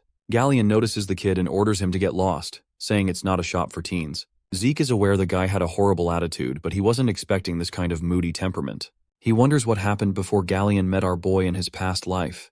Without hesitation, Zeke throws a bucket of water on the drunk guy. Zeke arrogantly smiles and asks if he finally woke up. He demands an answer for the rejection earlier. Galleon comes back to his senses and recognizes Zeke Draker. He instantly bows down and apologizes for his disrespect. He begins trembling in fear and continues to repeat his apology, but believes a crappy blacksmith like him doubts he's capable of making anything good for others when he can't even make what he himself wants. So he has stopped taking commissions for a while. Zeke is a bit surprised to see even a famous blacksmith like him had a shitty phase. He suddenly recalls the guy was already an incredible blacksmith back when he met Galleon. He never mentioned anything about his life, probably because he felt too embarrassed to share his failures. But Zeke doesn't have time to wait around. Galleon starts going crazy because of his existential crisis, but Zeke snaps him out of it. The insecure guy apologizes for his disrespectful behavior, but Zeke assures him it's nothing and demands to see the weapons he failed to properly forge. While the blacksmith guides him to the back, the protagonist realizes he has no other choice but to help the depressed guy find the right path. As they reach the backyard, Galleon apologizes for the mess, but Zeke assures him not to worry, as it looks cool. Galleon thanks him, so Zeke begins looking around. While he observes the swords, Galleon warns him to be careful because they're all still sharp. Our boy continues checking around and finds out they're not failures at all, but have the same quality as what he used to forge when he was called the best in the entire continent. Zeke's dragon eyes help him see through everything. He notices something and asks the guy if he has any issues with his brazier. Galleon is surprised he knew, but Zeke orders him to just answer. He even points out that the guy goes through smelting using his own methods. He's able to see Galleon mixes multiple kinds of metals to create a lighter but stronger material. But Zeke easily breaks one of his failed swords and calls the durability pathetic. He explains that in such cases, the real issue is that many impurities haven't been properly removed while forging the sword. Galleon feels shocked to see Zeke didn't just see through his whole forging method instantly. He even called out all the major issues and causes with no effort. Galleon gets an idea and calls Zeke. He's sure it might come out as weird, but he wants to make a request. Inside the shop, Zeke asks what he's up to. The blacksmith shows him a blueprint and reveals all the secrets without hesitation. Zeke remembers it's the same blueprint the guy revealed in his past life, known as the blueprint of the magic brazier. Galleon didn't want to hide his secrets from someone who saved his life, so he revealed the blueprint. He does the same this time. Zeke believes the smelting method will become flawless with this. Galleon expected our boy to recognize it, but Zeke wonders why he's not working on it even though he has the blueprint. Galleon explains he's still missing the most important part, but the Magic Tower's commission fee is 10,000 gold coins. Even a normal family only spends 10 golds monthly. It's 10 times more than that. Our boy finally understands why it took him a good 10 years to become successful. He admits the price is totally insane. Galleon knows this is going to sound pretty absurd, but since the protagonist is a Draker and a pure-blooded awakener, he hopes Zeke can help him get his hands on the brazier. In return, he's willing to do any and all commissions for free as long as he is alive. Zeke contemplates and finds the request almost impossible because he's not the family's guardian knight, so there's no way he can gather an absurd amount like that, even as a pure blood. He needs Graham, the Sword of Radiance, so he thinks of a solution. Zeke knows it's an issue regarding the mana energy laws, so all of a sudden, he gets an amazing idea and accepts the request. Zeke takes the blueprint, but Galleon still finds it hard to believe. So, our boy assures him he knows a mage who's willing to help, so he will let Graham know if something works. Before leaving, Zeke orders him to stop drinking, but the guy gets down on his knees and grabs our boy's leg. He bursts into tears and promises to serve the protagonist for his entire life if this works. He continues to show his gratitude while Zeke tries leaving the workshop. At the Draker Academy's professorial research building, Zeke finds it absurd and wonders why the Mage Tower scumbags have the fee so high, even though the task itself looks fairly easy. He remembers Phantom's major was related to this, so he tries recalling the guy's research lab. As he continues to look for it, he notices something happening in an alley. A kid gets his ass wrecked by a few bullies.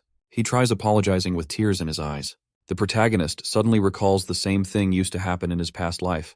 He grits his teeth in frustration and decides to check the alley. Leon calls the poor kid complete trash and continues beating him up. He lets out the frustration and anger he has for Zeke on the poor victim instead. Leon doesn't admit his defeat and calls it all bullshit while he stomps his victim's head onto the ground. Leon thinks his defeat couldn't be helped because of the surprise attack, but he calls it pure luck and doesn't believe Zeke has the right to be called a pure-blooded awakener for it. As soon as Zeke appears and speaks up, Leon's expression instantly changes. The protagonist arrogantly smiles but suddenly becomes serious, and with terrifyingly cold eyes, he orders the bullies to get on their knees if they love their life. Leon calls him out for his arrogance and doubts he actually went through any real pureblood awakening, but the protagonist shuts him up and terrifyingly orders him to bow down, or else he's done. His words send chills down Leon's spine. He becomes scared and starts sweating anxiously, but the bully wonders why he's feeling such insane pressure, even though Zeke was completely insignificant just a few months ago. Leon grits his teeth in anger and frustratingly calls him an inferior guy. He orders his goons to rush and attack the protagonist at once, but Zeke remains unfazed despite seeing a punch coming. He warns them once more and easily dodges the punch. Our boy wrecks the first guy, moves forward, and defeats another. Zeke grabs the kid flying at him and throws him back. With ease, he destroys the whole gang instantly. While watching the whole shit show, Leon sweats anxiously, and it's hard for him to believe this is the same Zeke he knew. The protagonist approaches him and arrogantly assures the wimpy guy not to worry, as it's going to hurt just for a second. Leon pulls out his sword in fear and orders the protagonist to stay away, or else he's going to get injured. Zeke reminds him what it means to pull out a weapon in the training area. The wimp sweats anxiously and becomes speechless, just to save himself from the murderous intent of Leon, who pulled out his sword outside the holy training ground. Zeke announces that he's going to fight back in the name of honor. He pulls out his sword as well and makes it clear that their battle will only end once one of them finally dies. Whoever drew his sword first takes the responsibility for whatever's going to happen, and the opponent is not going to be at fault despite the outcome. Zeke turns Liam, the beat-up goon, into their witness and then starts the fight, but the wimpy bully stops him and apologizes. Leon pisses his pants as well and begs the protagonist to let him go this once. Our boy recalls what happened in his past life, so he calls Leon a trashy scumbag and, in a flash, cuts the bully's ear as payment for what he did. Leon starts screaming in pain, but the merciless protagonist warns him to never attach it back, or else he's going to get his head chopped off the next time they encounter each other. The victim calls Zeke and asks why he went out of his way to save the guy. Our boy brushes it off since he wasn't helping anyone. He was just helping himself. While leaving, he wonders if Galleon made him change, as he almost said something embarrassing. He finally finds the professor and asks if it's doable. Phantom gives him a straightforward answer and reveals it's possible. Zeke leaves it up to him, but the guy stops our boy and requests him to properly listen to what he has to say. Phantom explains the overall composition is not hard, but the real issue is its core that's required for power output. The core is said to be the heart of the machine, but since this circuit has a lot of weird restrictions, it might look small but needs a lot of energy. They also have to manipulate the output on time. Zeke understands everything and asks if there's a way to make it. The professor explains they have two options. He can maybe make a few changes in the design because of the core's condition, but he disappointingly mentions such a task is going to take a whole decade or maybe 15 years. Zeke is shocked by this, but the professor repeats it's going to take an insane amount of time. He continues and explains the second method will help them completely avoid redoing the core's design by just using a different material. He admits this method will help them save so much time, but the material they need for it is a high-compression mana stone. Zeke finds it absurd and gets up as soon as he hears about it. He remembers it's an insanely rare ancient artifact that no one can replicate even with modern technology. Phantom calls him correct and reminds him finding such materials in a ruin is even harder. To get their hands on a stone that will work with their original design, it's going to cost them 3,000 gold. Zeke becomes speechless at first. His frustration is expected, as he might get kicked out if someone catches on and learns he's not an aura user. 15 years is just too long, but he scratches his head and admits he can't manage 3,000 gold coins either. It's hard for him to admit defeat and just forget about the blacksmith. Almost everyone believes he's capable of using aura because of the event during the blessing rite, but the truth is, it was just a fake reaction he was able to show using his ether and healing abilities. He still can't change the fact that he's not capable of using aura. Ether is a power normal humans can't control. Besides the skill Spirit of the Soul, he can't use any sword skills that involve aura, but even with that skill, the only thing he can manage is reinforcing the sword and swinging it around. Compared to Ether, aura is a lot easier to use, so he has to somehow get his hands on Gram, the Sword of Radiance. Zeke remains frustrated and keeps thinking about the Mana Stone to somehow find a solution. Phantom expresses his astonishment and believes whoever came up with the blueprints is probably incredible. He calls it an efficient design and believes even among the Golden Age relics, it's rare for someone to create this. Zeke listens to his words and suddenly gets an idea. He gets up and orders the professor to handle the design until he comes back. The confused professor asks if Zeke wants him to redo the design and spend 15 years of his life, but Zeke clarifies he's going to bring one. He confidently shares he knows how to get his hands on a high-compression mana stone. The Golden Age, the Liberation War began so humanity could finally escape the rule of dragons. It ended once the evil dragon Bahamut died by the hands of Tarakan Draker. Humanity finally got peace for a whole century, but during that time, the ancient relics discovered inside the dragon's lair became the remnants of the Age of the Hero King, the prime age of magic. All of these relics surpassed whatever humans could create. Among them was the high-compression mana stone. It had enough energy to sustain a whole village's mana needs easily. A relic from the hero's era. Our boy reaches the Draker Academy Central Library. Even though no one uses it anymore, the Central Library is still being maintained because everyone believes the hero Tarakan Draker established it himself. Decades ago, when the record rooms were being expanded, multiple relics from the Golden Age were discovered. The Magic Tower and the Archmage of Nirvana didn't waste any time getting involved. During those months, many relics from the hero's era were found, and rumors about them spread through the whole continent instantly. Zeke remembers that's what happened in his past life. He enters the library and believes the relics still haven't been discovered by anyone. He can try all day but doubts he'll find them so easily, so he uses his dragon eyes and roams through the whole library. He finally notices a weird tile, so he taps it to confirm if something's behind it or not. He enables the soul of the spirit and remembers it's the only use for ether his master taught him. Ether is capable of materializing, so the user can apply any kind of properties like cut to use it in different situations. It still has a lot of cons and drawbacks. Ether can't be used unless the user expends a large amount of it to do anything at all. He starts feeling fatigued right after using the technique, but without wasting any time, he enters through the tile. Inside a cave, he lights a fire and remembers the news in his past life never mentioned it was this deep.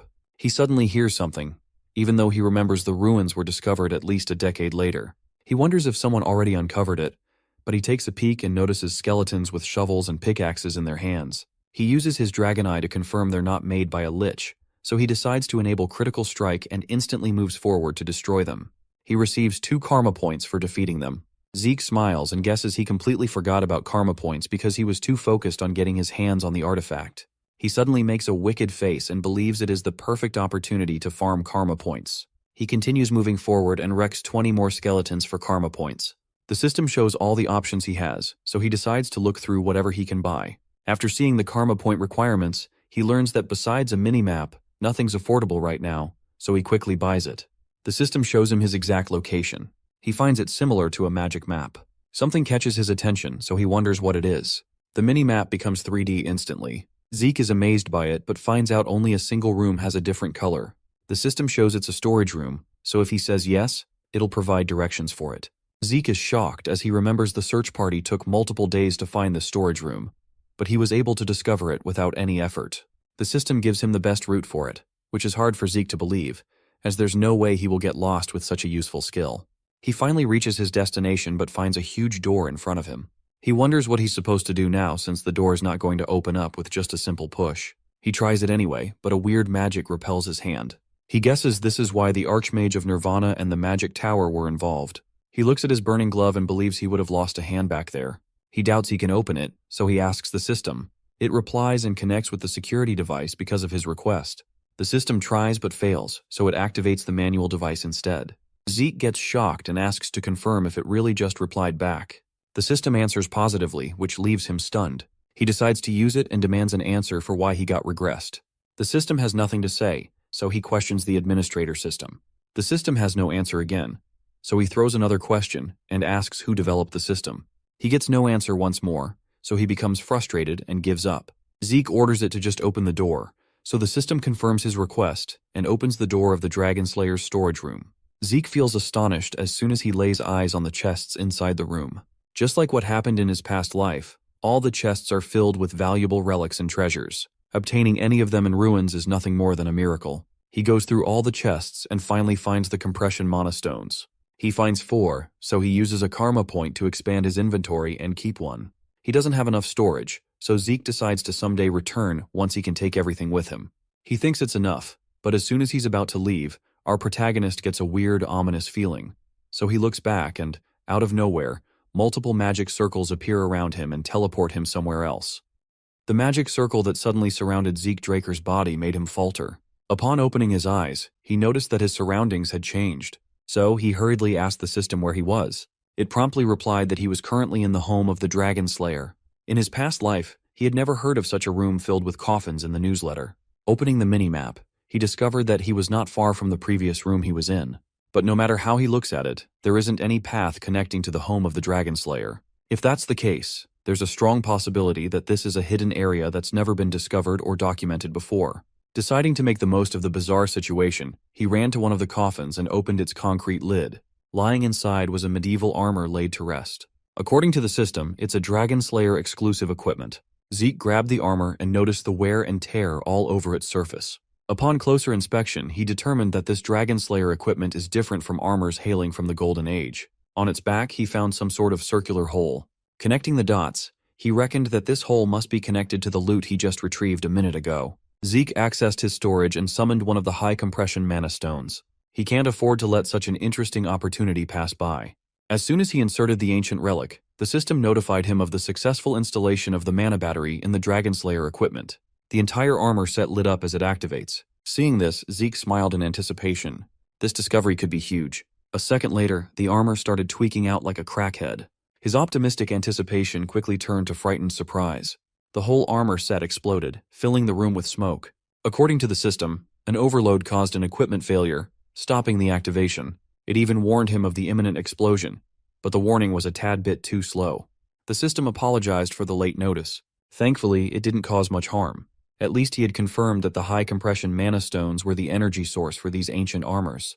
He could not help but wonder just what sort of features this armor had to require such a large capacity energy source. Zeke made a mental note to ask Professor Fannin about the matter as soon as he got out. For now, he decided to roam around the strange room to keep searching. Aside from the room filled with strange coffins, the other rooms were empty. Eventually, he reached the last room. Like the ones that he searched for beforehand, it was a huge and empty space. That was until he saw a glass cube situated in the middle of the room. A system prompt appeared before his eyes, and his eyes almost bulged out of their sockets. He started sweating. All he can think of is how batshit crazy Tarakan Draker really was. The cube in the last room was none other than the Founder's legacy. It is the heart of the cursed light dragon, Bahamut. Who would have thought that his ancestor would leave the heart of the dragon he had slain as a dying gift to his descendants? This certainly explains the ominous feeling Zeke felt when he entered the storage room. But compared to the dark presence from before, the heart of Bahamut is emitting something different. As soon as the system informed him that the heart of the cursed light dragon was reacting to his presence, Zeke felt the dark presence surround him. He heard a voice inside his head, a voice filled with vitriol telling him that he had no other choice. A voice screaming that he should kill them all. Before his mind was totally consumed by the dark presence, his indomitable mental defense kicked in. Snapping out of the brief trance, he felt a sharp pain in his head. For a brief moment, something overtook his mind.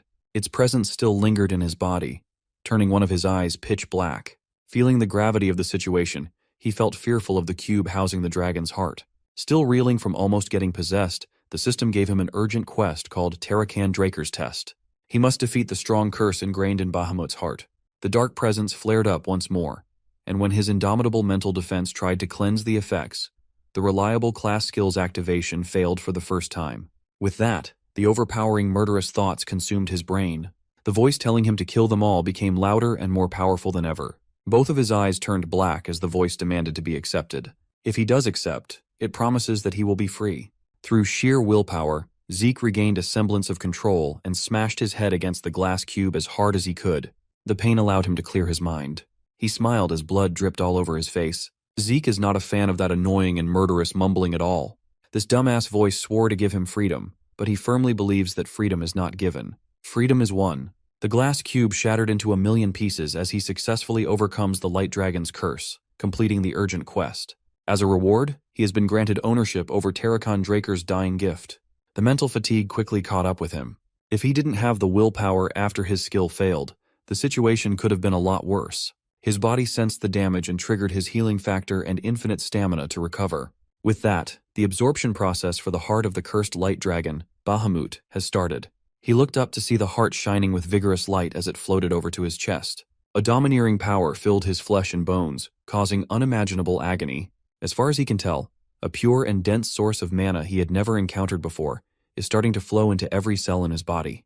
This is bad news for someone like him who doesn't have a single circle to properly accept such an intense torrent of mana.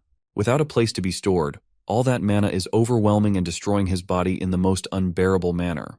Zeke knows he has to do something, anything, or this process could be his end. With a skillful sleight of hand, he summoned the purple ether. Using the spirit of the soul, he created a mini black hole to seal the unimaginable quantity of mana. With an extremely limited array of skills in his arsenal, he reckoned that using ether was his only hope. Zeke gritted his teeth as he poured all of his concentration to maintain the ether hole seal in his hands. This eventually caused a massive explosion of magic. With him as the epicenter, the entire room was filled with thundering smoke.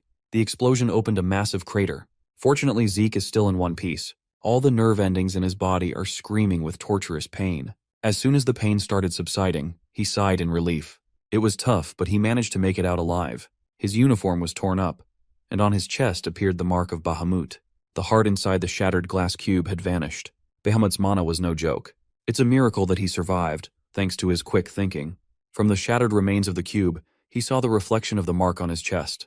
It seems like the sealing of Bahamut's rampaging mana yielded some surprising results. Finally, the system notified him of the successful absorption of the cursed light dragon's heart.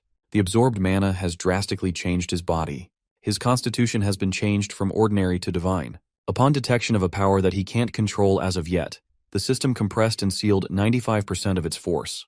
As the inheritor of the ancestors' legacy, he has obtained the right to open Terrakin Draker's secure library. The beginner quest book has been unlocked, along with the tutorial for the low-level administrator. Zeke scratched his head.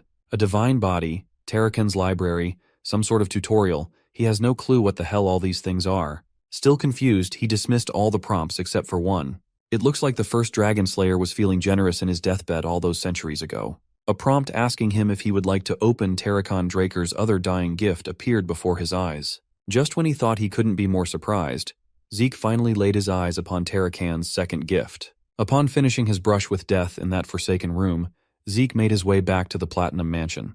He stored the treasures he looted in a secure spot while his eyes were fixated on the system prompt in front of him. His title has changed to the one who received the blessing of the ancient dragon, the inheritor of Terrakin Draker. He gained the authority of dragon control and the divine body constitution. Among the new additions in his arsenal, he was most curious about the draconian skill called incantation. This locked skill will fill his words with power. He gained a lot after that close call with the afterlife, but he's still too weak to fully utilize some of the rewards. Draconic control gives him control over Dragonkin. Dragons under his control can be summoned and will follow his orders unconditionally. As for the divine body, it will allow him to perform at the highest level. His rate of learning for combat and the transfer rate of ether within his body have increased.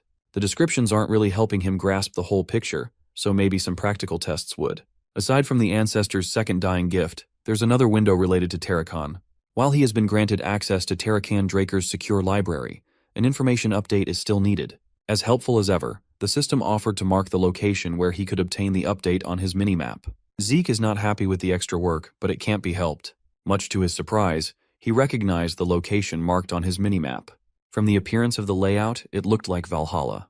You see, Valhalla is the most prestigious knight training institution out there. Individuals other than administrators are unable to view, let alone enter, that area. As he is right now, even Zeke would have trouble entering such a place. To make matters worse, he wasn't even planning on joining the institution in this life. But if something related to Terrakin's dying gift can be found there, it might be worth adjusting his plans. It seems like fate is pushing him to keep being a part of this damned family. The next thing he parsed through is the beginner quest book. The tutorial for low-level administrators will soon start. Upon completion, he will be given a quest to boost his growth. With quests come rewards. Zeke likened this quest system to the missions from an adventurer's guild or mercenary assignments. Curious, he asked the system what the tutorial entailed. Without giving him any time to respond, the start of the quest was automatically triggered. His surroundings started to shift. It was as if reality itself was changing before his eyes. A few seconds later, he found himself in what appeared to be a separate dimension. Grid lines appeared below his feet, and endless darkness surrounded him. The young man remained calm. He looked around to get an idea of where he was. It seems like he has been teleported like before. Being transported against his will twice in a day is crazy. But it feels a little different this time. Instead of a physical plane, it feels like the entire area has shifted. It's like he was rendered in a completely different dimension. Without warning, he felt a hostile presence charging from behind. Turning around, he saw orcs lunging at him with their spiked clubs. Finally, the system explained that for the tutorial quest, he must defeat the monsters within 60 minutes using 2 or more different skills. Upon completion, he will be rewarded with points and system store unlock. While still in thought, his battle senses kicked in, and a sword materialized in his hand. It seems like this tutorial is creating situations where he can take advantage of the system. It would have been nice if he had this feature before. As 3 orcs swung at him from 3 different angles, Zeke vanished in an instant. The attacks caused the entire tutorial area to ripple. With quick succession, he activated swift steps and continuous slash to evade and counter appropriately. These types of monsters are no longer a threat to him. He can simply dice their body up without exerting much effort. He noticed that the claymore he'd been using felt light as a feather. This boost in raw strength must be one of the effects of having a divine body constitution.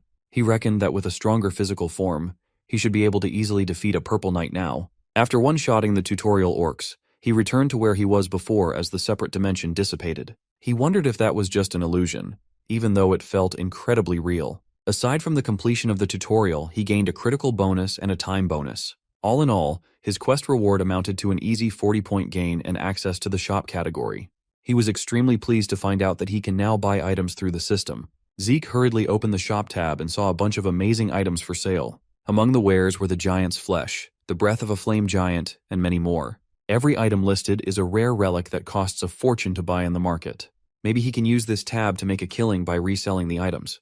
Aside from buying, he can also sell items in his possession within the inventory. His training claymore can't be sold, but the elven dagger is priced at 4 points. By the looks of it, the shop only accepts ancient relics. His elven dagger can be sold for an easy 100 gold pieces in an auction, yet it's only worth 4 points for the system. He decided to not sell anything unless he's really desperate for points. With that, he exited his personal training room to call it a day. A lot has happened within the past 24 hours, so it looks like he'll get a good night's sleep tonight. The very next day, Zeke headed for the Draker Academy's research center to meet Professor Fannin. The magic professor couldn't believe that this kid really managed to find a high-compression mana stone within a single day. When asked how he obtained the stone, Zeke refused to explain as it would be too complicated to do so. He hadn't even finished the tea in his cup, and Professor Fannin had already finished tweaking the power source. The magic nerd really is incredible at his job. Even if the professor tried to hide it, Zeke could sense that he was feeling suspicious. Every time a high-compression mana stone is found within the continent, they are registered in a variety of ancient texts.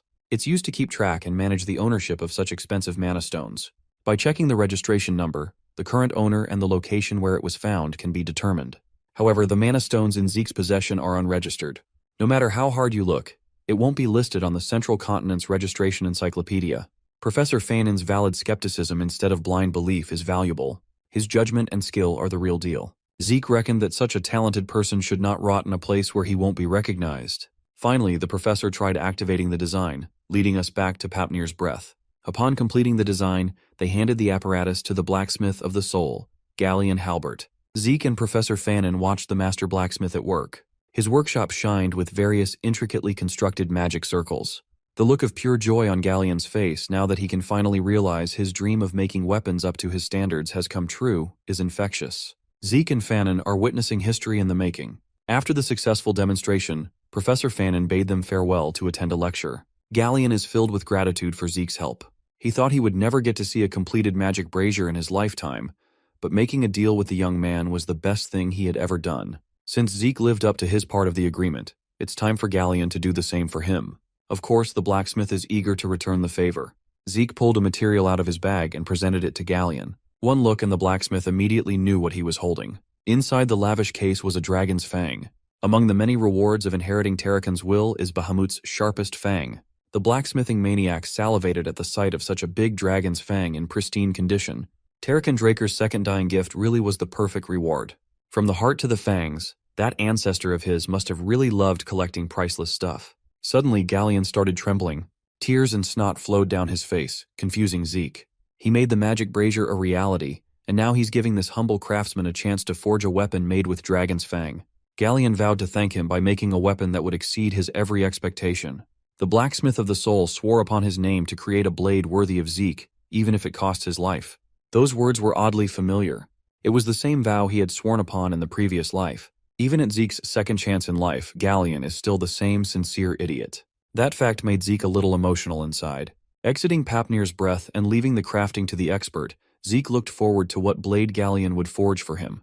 With the best blacksmith in the continent cooking, he'll surely get something out of this world. After the trip at the forge, Zeke headed straight to his room in the Platinum Mansion. He went through a lot just to secure a weapon, and now he can finally chill. It had been a week since his duel with Duke when he received the note saying he should swing by again for round 2. Just as he was thinking that the unhinged gardener would inevitably do something sooner or later, he felt a familiar presence sneak into his room. Standing behind him was Duke Draker, and he looked pissed that Zeke did not take up his invitation.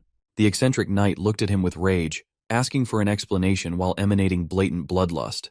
By the looks of it, he really wants to kill Zeke right now. Deciding to play with the old knight's emotions, he insisted that he had no intentions of challenging him again. Duke Draker closed the distance between the two of them in a split second and demanded to hear the truth. Zeke struggled to free himself from Duke's grasp. Before he could make a move, the crazy bastard threw him out of the open window. Caught off guard, Zeke felt his body falling victim to gravity. His room is situated on the higher floors of the mansion, so falling was undoubtedly dangerous.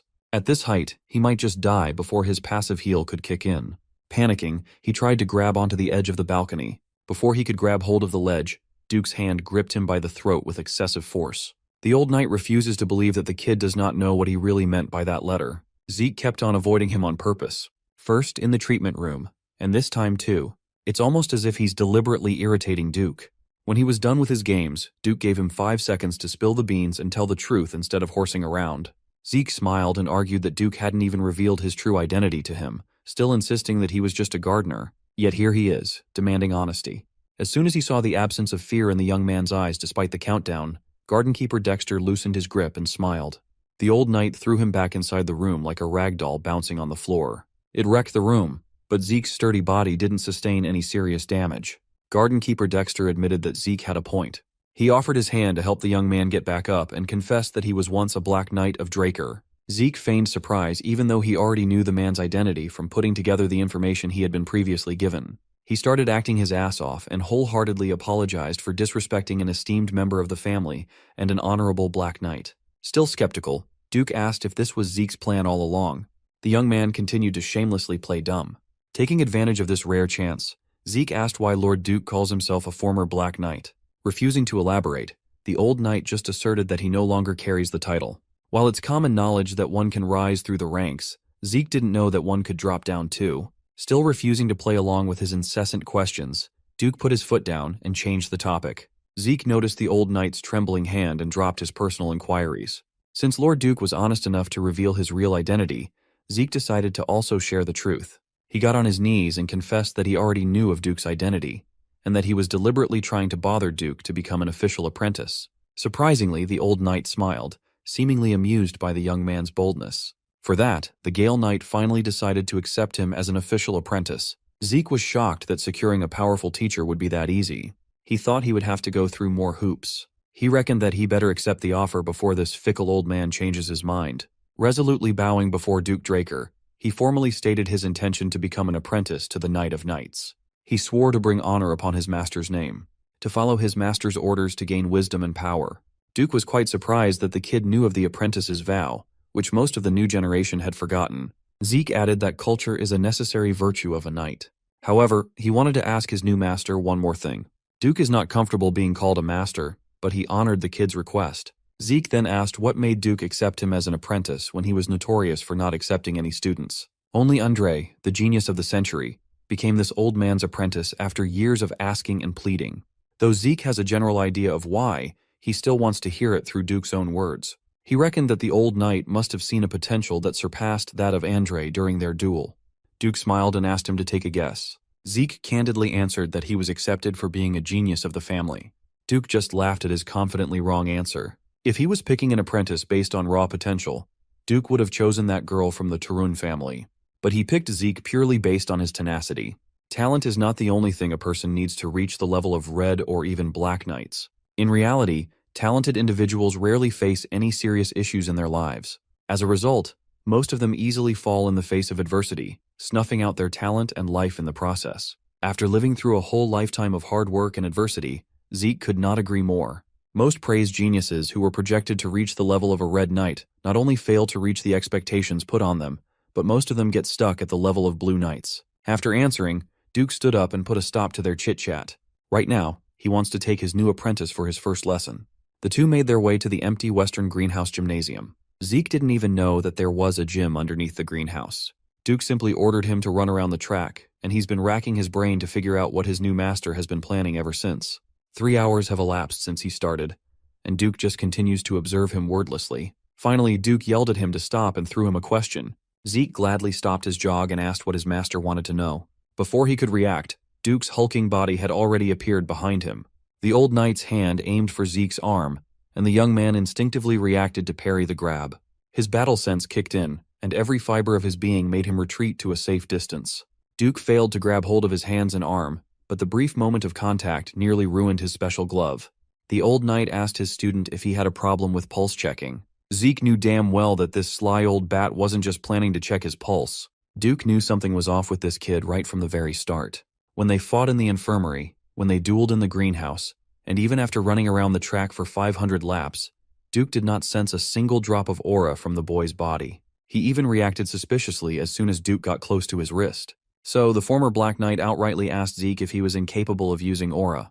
The question prodding at his biggest secret shook Zeke to the bone. Duke had done his research. He saw the bronze statue. He was also aware of the uproar over the never-before-seen golden light that Zeke triggered. If he was wrong in his assumption, then he demanded that Zeke let him examine his pulse. He looked his master in the eye and did not see malicious suspicion, just simple and raw curiosity.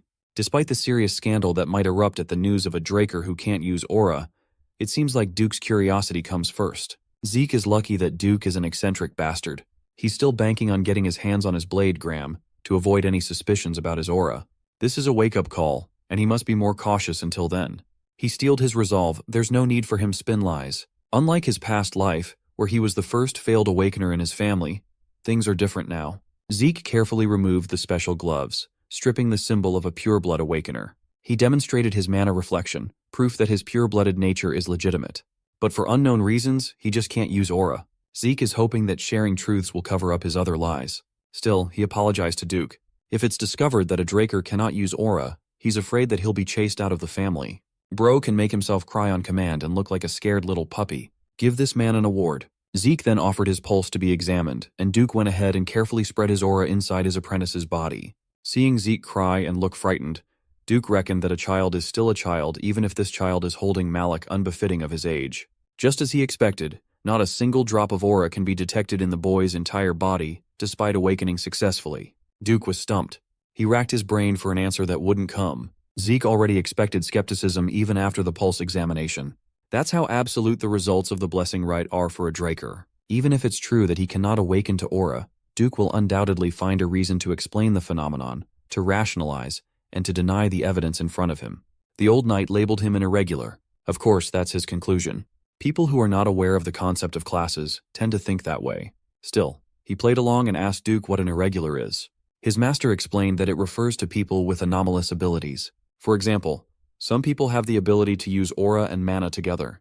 There are also irrational abilities, such as peering into the future. As such, irregulars are not treated very well at all, so it would be better if they kept this secret between master and apprentice. As for his irregular ability, Duke posited that it's his insane stamina and recovery. However, like the damage, healing from an internal would take time. However, that immutable concept does not apply to Zeke. He recovered from serious damages almost instantly before.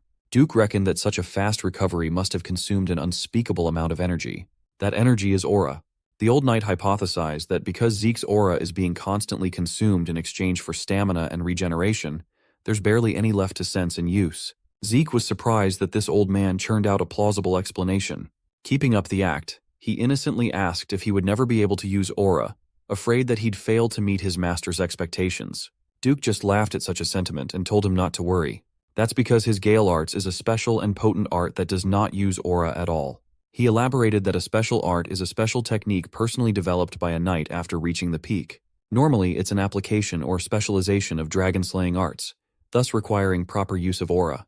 But as Gale Arts place paramount importance in training the body, Duke wanted to give his students a demonstration, so he asked Zeke to watch closely. Suddenly, the floor he was standing on cracked under the force of a simple jump. Zeke tried his best to keep track of Duke's insane speed. In a span of a few seconds, the Gale Knight roamed around the arena, and with how fast he was going, even his afterimages were invisible to the naked eye. He then casually landed back at the spot where he started. He didn't even break a sweat. When asked if he saw the movements, Zeke asked if it would be okay if he tried it himself. Taken aback, Duke asked the kid if he didn't want to see it again. The eccentric old man laughed and praised Zeke's confidence reminiscent of a black knight and allowed the kid to give it a go. Zeke stepped up and assumed the position. He visualized and replayed the movement that his master had demonstrated just now. His first step left a crater right on top of the Black Knight's footprint. After seeing the technique demonstrated once, he perfectly recreated Duke's movement pattern by following the prince. Now that he's directly mimicking his master's movements and trajectory, he's starting to see things he couldn't before. It's clear that these steps were taken as if he was sparring against someone. Some patterns indicated attacking, dodging, closing distance, and creating distance. Each and every step has their specific purpose. With the final position filled, Zeke steadily decelerated. Duke could not believe his eyes. He knew that the kid was gifted a week ago, but he wasn't nearly this good. What the hell could have possibly happened in the span of a week for such a huge jump in potential? The difference is like heaven and earth. Duke had never seen anything like it. He had never encountered such a perfect prospect. But Zeke had to turn around and ruin it by acting arrogantly. If he could just keep that in check, he would be perfect. Duke playfully grabbed him in a headlock and teased him for crying his eyes out, then busting out a near-perfect replication of such a difficult technique. Time passed since Duke started training him. Today Zeke can be seen in the academy dining hall. On his plate was a hodgepodge of meat, seafood, bread, and everything he could get his hands on.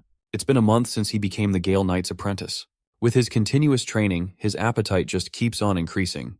Today, his lunch was interrupted by instructor Andre himself asking if he could spare some time to talk. Because he has a packed schedule, he asked Andre to just get on with what he wanted to talk about right here and right now. Andre had a simple question for him. He wanted to know how Zeke convinced Sir Dexter. Since Andre hasn't become Duke's official disciple yet at this point in time, the news that Zeke has been accepted as one likely made him a bit anxious. Continuing to stuff his face with food, Zeke answered that he didn't really do anything special, that Sir Dexter just picked him out on his own. Andre was obviously irritated by such an answer. Andre looked at him with unconcealed disgust and hatred. He jumped to the conclusion that Zeke was picked to be a disciple based on the sole merit that he's a pureblood awakener. Our boy did not like the sound of that allegation at all. He finished his meal and gave the genius of the century a stinging reality check. Zeke pointed out Andre's severe inferiority complex, which the instructor did not like at all. His arms started trembling out of anger. He referred to Zeke as a cadet, hoping to put him in place, but the young man is not done spitting his piece yet. He asked Andre if he believed that Sir Dexter was the type of man who would pick a disciple for such a simplistic reason. Zeke asserted that the fact that he was able to leverage his bloodline as a foundation to become a disciple is a testament to his own abilities. He then gave Andre some valuable advice. Instead of wasting his time patting his ego with that severe inferiority complex, perhaps he should put in some effort in order to be chosen too. As incensed as he was, Andre knew that there were some merits to the cadet's sobering words. Later that day, in the Western Greenhouse Arena, there were 3 people instead of the usual 2. Someone arrived before Zeke and Duke and is running around the track like his life depended on it. Zeke asks his master what's going on, but the Gale Knight is confused too. He doesn't know what got into instructor Andre, but he came begging him, saying he's fine with being a servant if it means he can stay by Duke's side to learn. The old knight jokingly agreed to take him in if he could run 300 laps without aura, which is how poor Andre ended up like this. Duke was surprised at Andre's newfound tenacity. Similarly, Zeke was pleasantly amazed to see that this guy wasn't just some self-righteous nerd. As it turns out, the genius of the century has quite the backbone on him. Every student of the academy has been summoned to show up and line up on the field. Today is a special day. It's the day of the Patriarch's visit. The strong strides of stallions rumbled outside the campus. A lavish carriage carrying the Draker family's insignia enters.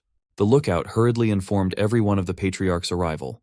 The fat-ass dean of the academy, Howard Draker, tasked his men to get ready to receive their supreme leader. He waited in front of the gate, making sure that he was the first one that the VIP would see. As soon as the Patriarch got out of the carriage, Howard's pudgy face greeted him. With a deep bow, the dean paid his respects to the master of the Drakers. The knights followed suit, raising their blades and kneeling on their knees according to rank to demonstrate respect. The Patriarch arrived at precisely 12 noon, and the Academy's bell rang louder for today's rare occasion. Master Draker walked with unmatched aura and drip.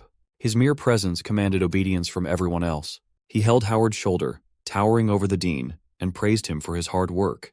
This absolute giga-chad is Arthur Draker, 3rd Transcendent Household's leader, the Dragonslayer Draker's Patriarch. Howard proposed that they go inside right away given how harsh the sun is today, but Arthur prefers to move at his own pace. Some of the students near the gate caught a glimpse of the Patriarch's silhouette near the gates and were awestruck. Finally, Arthur Draker stepped into the light, showing his face to the students of the academy. He addressed the young Dragonslayers lined up before him, the hope and future of his clan. He urged them to train hard and train more for their development, which will be the family's development. Inspired by his encouraging words and domineering presence, the students committed his simple speech to their hearts and replied with their whole chests. As the sun beamed down brighter, Arthur turned around and ordered Howard to escort him in. Behind closed doors, Zeke was called to greet the leader of all knights, the guardian of the Dragonslayer's name, and his father. Arthur laughed at his overly grand and old-fashioned greeting, a rare occurrence nowadays. After fetching 2 cups of tea, Arthur asked his son to have a seat. He heard that his son likes tea, so he prepared something rare, hoping it would be to Zeke's liking. While this seems like a sweet gesture of a father, Zeke only saw it as his every move down to his preferences being reported back to the higher-ups. There is a saying that there may be things that the Emperor doesn't know, but there will never be anything that a Draker does not. Zeke can feel the truth of that saying right now. Arthur admitted that he called for Zeke after hearing that Duke took him in as a disciple. As expected, the Patriarch is not one to dilly-dally. He prefers getting straight to the point. Zeke downplayed the whole thing, insisting that Duke is doing him a great favor. While Arthur is not sure of his son's goal, continuing to follow Duke's teachings should paint a bright future. Zeke cut his father off and asserted that his goal was to become the strongest man on the continent. Hearing such a lofty goal sparked some sharpness in Arthur's eyes.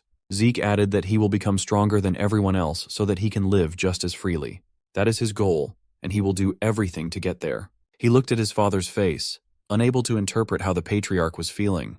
Arthur deliberately leaked some of his aura and bloodlust. If his youngest plans to become the strongest, that means he is aiming to surpass even his father. Zeke realized that he might have made a mistake. He was way too enthusiastic to blurt out such sentiments. He felt a palpable chill running down his spine. Swirling around the room is the presence of Astral Sword. It is said to give the user power over all living beings within its effective radius. It is widely regarded as the pinnacle of aura usage that only full-on Black Knights can reach. Arthur looked at his youngest son, a hint of amusement visible in his eyes. Zeke chose to stand on his ground and doubled down on his goal. He admitted that he plans to surpass even his all-powerful father while trying his best to resist the Astral Sword. Hearing his resolve, the Patriarch seemed pleased with his will. Arthur quietly dispelled his Astral Sword while calmly sipping his tea, lifting the pressure from Zeke's body. He admitted that what Zeke said just now was the most interesting thing he had heard in ages. Arthur actually came to this place to support both the Academy and his youngest son. But now that he's seen how much Zeke had grown, maybe that won't be enough. He rummaged inside his intricate suit to retrieve something. Zeke thought that other Black Knights like Duke were already at the pinnacle, someone impossibly strong. But his father was on a whole other level. Arthur slid a black card across the table. The card bears the Draker insignia. This is Arthur's gift to Zeke for becoming Duke's disciple. Seeing a black card in person made Zeke uneasy, making him stumble on his words. By his reaction, Arthur can see that he already knows what a black card means. You see, this thing is a credit card only given to a very select few. Zeke never would have thought that he would get to see one in person at all. Just having one gives you incredible benefits wherever you go, not to mention its non-existent credit limit. It's basically an infinite money glitch. Arthur happily explained that the card would be under both of their names, so Zeke could use it freely. Still feeling overwhelmed by the possibilities, Zeke swore to use it only when necessary. While his dad is making it seem like he's being nice, the veiled intentions behind such a valuable gift are too obvious. Since using a credit card leaves a record, this is just another method to keep track of what he's doing. But if this is Arthur's way of keeping tabs on him instead of assigning a black martial squad to tail him, that means the Patriarch doesn't see him as a threat yet. With this, Arthur kindly dismissed his son and urged him to continue training and work hard to become the strongest in the continent. Zeke bowed one last time and thanked the master of the Drakers once more. He wordlessly walked out of the room, his mind reeling with unknown thoughts. Similarly, Arthur Draker closed his eyes and thought of his youngest son's words. Suddenly Duke showed up, calling Arthur a sickening old man. The Patriarch just asked Duke why he was so angry. Thankfully, Duke is the only one with the balls and the strength to call Arthur out on his bullshit. This guy is suddenly playing father for the kid after a lifetime of neglect. Arthur argued that he had no choice. This is the price of being the head of the household. Furthermore, what Duke just said counts as defamation of the Patriarch's character. Duke sat his ass down on the couch and dared Arthur to cuff him and take him away if he could. The Master of Drakers smiled and dropped all pretenses. Out of anyone on the continent, Duke is the only one he can truly talk to without worries. He retrieved another thing from his lavish suit, a bottle of prized alcohol known as Dragon Breath. Being offered a drink to go with their conversation, Duke's mood lit up as he praises Arthur's taste when it comes to drinks. The Patriarch brought up the strange atmosphere enveloping the continent, and Duke played dumb, insisting that he was just minding his own business inside the academy. But Arthur knows more than anyone else that Duke has eyes and ears all over the map. Duke then asked why Arthur would ask a question that he already knows the answer to. The Emperor has gone crazy over the idea of immortality and is scouring the entire continent for anything he can latch on. In Duke's perspective, such a thing is an impossibility. While magic can make someone look young, immortality has never been and never will be possible. The Patriarch shares the same opinion. However, he's worried that the Emperor is looking for a relic related to the Elder Dragon. That possibility definitely changes things. Patriarch Arthur Draker continued drinking and discussing the minutiae of immortality and endless youthfulness with Duke Draker. Unbeknownst to them, Zeke had been listening in from the next room. Leaning against the wall with hands in his pockets, this boy is aura farming like crazy. Using soul manifestation, he heard the conversation loud and clear. The Patriarch surmised that the Emperor was looking for a relic related to the Elder Dragon. Duke thought about it and agreed with such a possibility. When asked if it was possible that the Emperor had already located the relic, Arthur reckoned that it wouldn't be out of the realm of possibility. His personal squad, the Order of Black Knights, had reported that the most likely location of this mysterious relic was the northern continent. Sipping his drink, Duke's interest was piqued as soon as he heard the northern continent mentioned. It seems like this valuable information had not been acquired by the Empire's spies. Knowing how competent they are, it will only be a matter of time before they do. This crusade for immortality reminded Duke of the past. That crazy Emperor bastard started a war to unite the entire continent the moment he ascended to the throne. Only after taking over half of the central continent did he finally stop the brutal war. At that time, Duke figured that the crazy monarch would eventually give up on such a decrepit and absurd dream, but he was dead wrong. If that bastard really gets a hold of an artifact that can grant immortality, then the continent will undoubtedly suffer in a sea of flames under a war bigger than anyone had ever witnessed.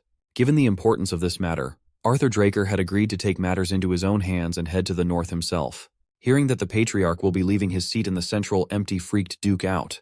If Arthur leaves, that bastard of an emperor would certainly run amok without anyone keeping him in check. But that is precisely why Arthur visited today.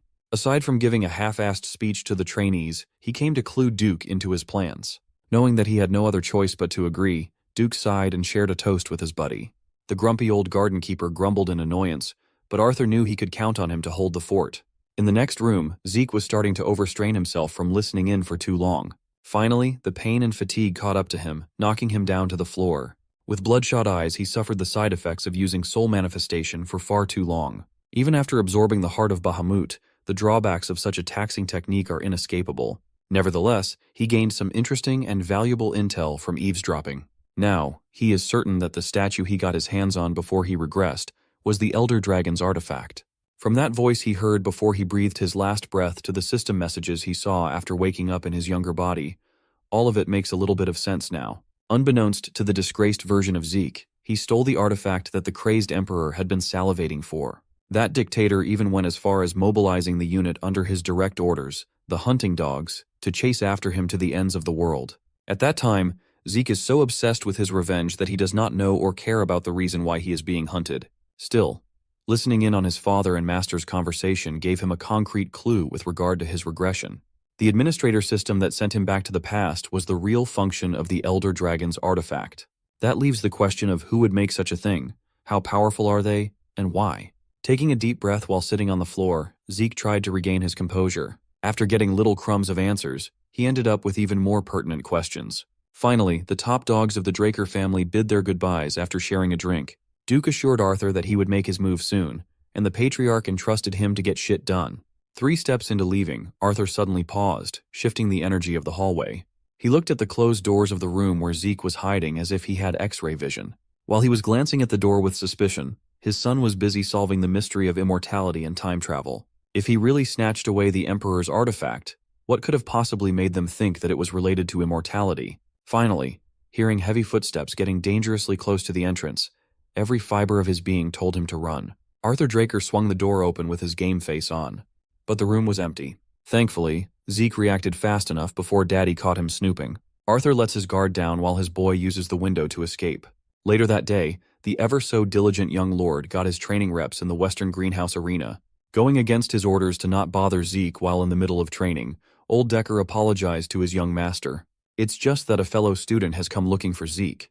Confused, Zeke wondered who would go out of their way to visit him when he did not have any friends in the academy. His curiosity got the best of him and allowed Decker to let the fellow student in. Zeke was not expecting Liam Stone to come through the door and bow his head in complete submission. Just as Zeke was wondering what this dude's deal could possibly be, Liam wholeheartedly pleaded for the young lord to take him in. Annoyed, Zeke regrettably thought that he should have ignored this big oaf while he was teaching the boss a lesson. When asked if he was willing to become a subordinate, Liam sincerely dropped his head even lower and pledged his allegiance to the rising star. Zeke asked what happened with his servitude under Jaken, and Liam exhibited some signs of anger. He answered that he had been abandoned. Without a talented Draker backing him up, he wouldn't be able to enter Valhalla as a trainee. As far as Zeke can remember, Liam was like this in his past life too. He never really found out why Big Liam was so obsessed with Valhalla though. He'd even go as far as begging just to be taken in. Calling him stupid, Zeke suggested that Liam should just go to Turun or Zimmons instead. He waved at the brute goodbye while emphasizing that he is not a support family to cling to. As such, he won't even be able to help Liam enter Valhalla. Besides, there is not a single reason for him to believe a word coming out of Liam's mouth. For all Zeke knows, this brute might just be a spy sent by Jaken to plot his revenge. Hearing the rightful distrust in the young lord's voice, Liam swiftly drew a knife from his waistband. He raised the blade, exuding his overbearing aura. Instead of charging at Zeke, the fool aimed his knife at his own left ear. In one swift slash, he cut his own ear off, staining the arena with blood. Liam admitted that it is reasonably natural for Zeke to doubt his intentions, but he is willing to do whatever it takes to prove himself to the young lord. If Zeke wishes for him to become mute, he will gladly cut his own tongue out. If Zeke wishes for him to become a cripple, he will cut off his own foot. Plopping his bloody severed ear on the ground, Liam Stone looked like a crazed maniac. It was a powerful show of resolve. If Zeke can just take him under his wings, Liam will place his life and soul in the hands of the young lord. Seeing Liam go as far as hurting himself just to get his attention, Zeke remembered the last time he saw a severed ear. It was not a fun time, to say the least. Drooling and gritting his teeth through the pain of his bleeding wound, Liam begged Zeke to take him in once more. Seeing the big oaf push himself to the limits in hopes of aligning with someone, Zeke remembered the night when he begged his past life master to make him stronger than anyone else in the world. At that time, he was a battle-worn and scarred veteran with hate-filled eyes. Liam's voice trembled as he repeatedly asked for a chance to become Zeke's underling. In response to his desperate pleading, Zeke threw a training sword in his direction. The young lord urged him to pick it up and try to withstand one strike. If Liam managed to withstand a single attack from Zeke, the young lord promised to take him in. Feeling delirious from the pain and blood loss, Liam smiled. Hope flickered in his eyes as he thanked Zeke for such an opportunity. For the sake of fairness, the young lord gave him some time to get some immediate treatment for his stupid ear wound. In his mind, Liam was thinking that enduring one strike would be easy, given that he too possesses the Draker aura to a certain extent. But when he looked at the young lord's stance and presence, it felt like gazing into the eyes of a monster. He wondered if they could even be considered peers. Before Zeke made a single move, Liam already felt suffocated by the intimidating aura alone. The big oaf tried his best to remain calm, but his breathing became ragged and his vision blurred. He could barely hold the sword in his hand. When Zeke finally made his move, his speed exploded as his compact muscles containing overwhelming strength contracted. Moving according to his instincts, Liam raised his blade and fought through the tension. The young lord unleashed a straightforward stab, and Liam tried to slash it away with a downward swing. The collision scraped the training swords as sparks flew in the air. Eventually, one of the blades flew and spun into the air, escaping the user's grasp. As expected, Liam Stone was thoroughly overpowered, his weapon knocked away from his hand. If this was a real battle, he would have died by now. With a hint of disappointment in his voice, the young lord asked if this was the extent of Liam's ability. Looking at the big fool sitting flat on his ass, even Zeke felt pity at such a miserable sight. Even though Liam fell in one swing, Zeke can tell that the big man is really determined. So he advised that he should just give up on Valhalla and carve his own path. Still, Liam refused to give up. It is likely true that he was cast aside by Jaken after Zeke gave that spoiled brat the beating of his life.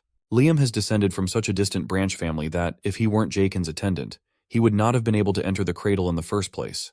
Considering that this academy had the juice to expel a direct Draker descendant like Zeke in his past life, they won't bat an eye for a trainee from a distant family branch. While Zeke walks away thinking that the matter is settled, he feels Liam's big-ass arms clinging to his leg. He could not help but wonder why the kid would be in such a desperate state. In the first timeline, Liam was expelled from the academy, and the order he worked for fell into ruin. But in the end, through grit and experience, he made his way up to the level of a Red Knight and became known throughout the continent as the Mercenary King. With tears streaming down his face, Liam continued to beg for another chance to prove his worth. Seeing how hard-headed the big oaf was, the young lord is starting to get really annoyed now. So, as a test, he agreed to give him one last chance. Zeke will accept him under his wing under one condition. Since the oaf claimed that he would cut his tongue if Zeke wanted him to be mute, and would cut his feet if being a cripple is what it takes, the young lord gave him a nearly impossible task. Gripping Liam's shoulder, Zeke grimly asked him to cut off his right arm. Hearing such an extreme condition made Liam's blood run cold. Zeke continued to egg him on, asking him if he valued his right arm more than the idea of serving under the young lord. Zeke knows what he's demanding from Liam. He's basically telling the kid to give up on becoming a competent swordsman. He thought that Liam would chicken out if he was sane. With that being said, Zeke turned around to continue his training and dismissed the big oaf. While Zeke assumed his training stance, Liam stood up with a blank look on his face. Zeke doesn't know why he's so desperate to enter Valhalla. Knowing what Zeke knows, it won't be too big of a deal if Liam gets expelled right now. Even if he doesn't make it to Draker's prestigious institution, he'll become a prominent figure in the future as a Red Knight regardless. But Liam was not heading for the door. He was walking towards the sword. Alarmed by what this meant, Zeke watched as the desperate Liam raised the blade and aimed at his own right arm. Halfway through the swing of the crazy bastard, Zeke pushed his legs to the limit and closed the distance between them with gritted teeth. Thankfully, he made it in time before the future mercenary king ended his promising career as a swordsman. Zeke slashed Liam's blade in half.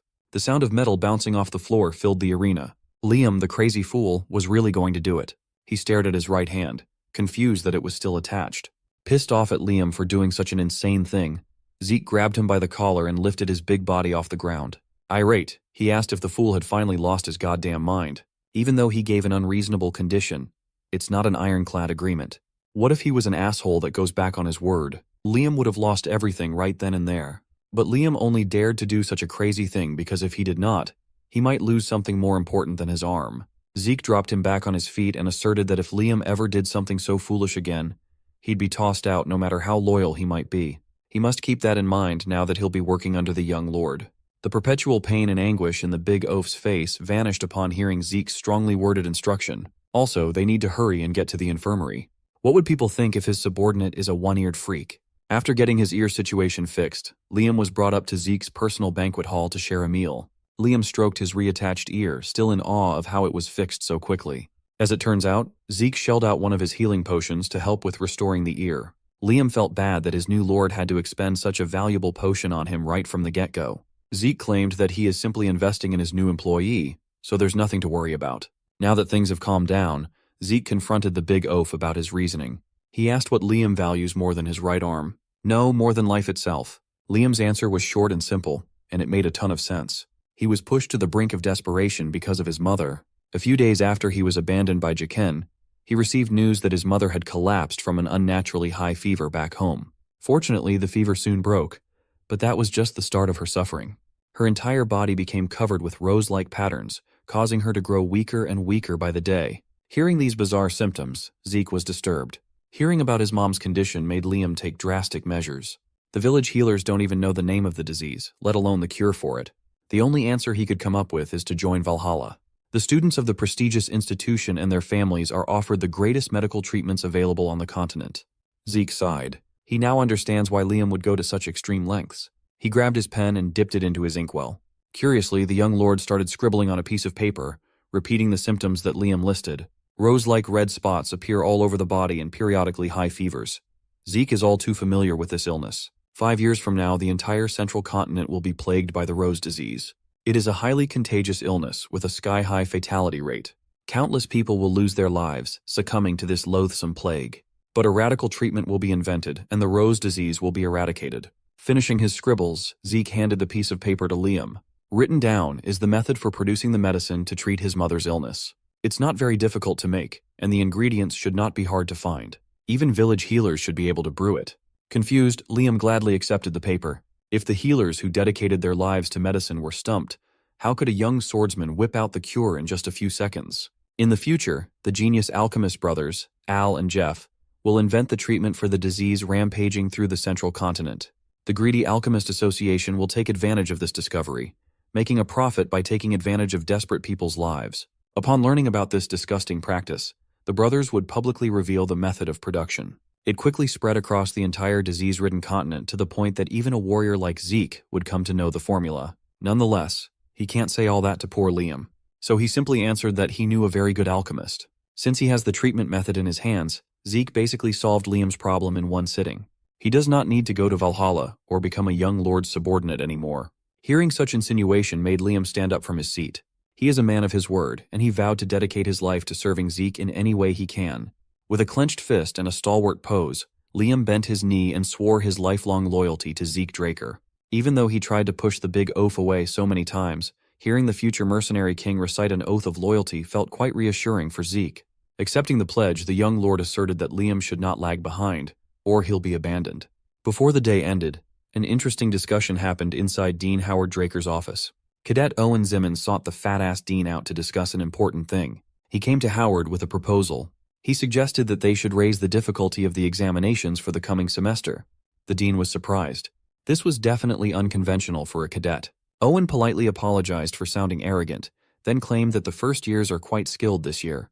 The stars have aligned, and most of the great families had their own candidates in this batch, not to mention the appearance of 2 pure-blood awakeners. Owen simply thinks that if the examination has the same difficulty as the previous year, it may end up being a poor assessment for the young talents.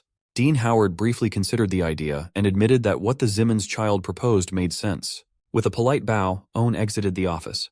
The fat-ass Dean looked out his window, lost in thought. He reckoned that the apples really don't fall far from the tree. Owen Zimmons thinks so similarly to his old man. He is already considering any future problems and making moves to nip them in the bud. Days passed, and the semester exam day for dungeon exploration commenced. All freshmen gathered outside of the ruins.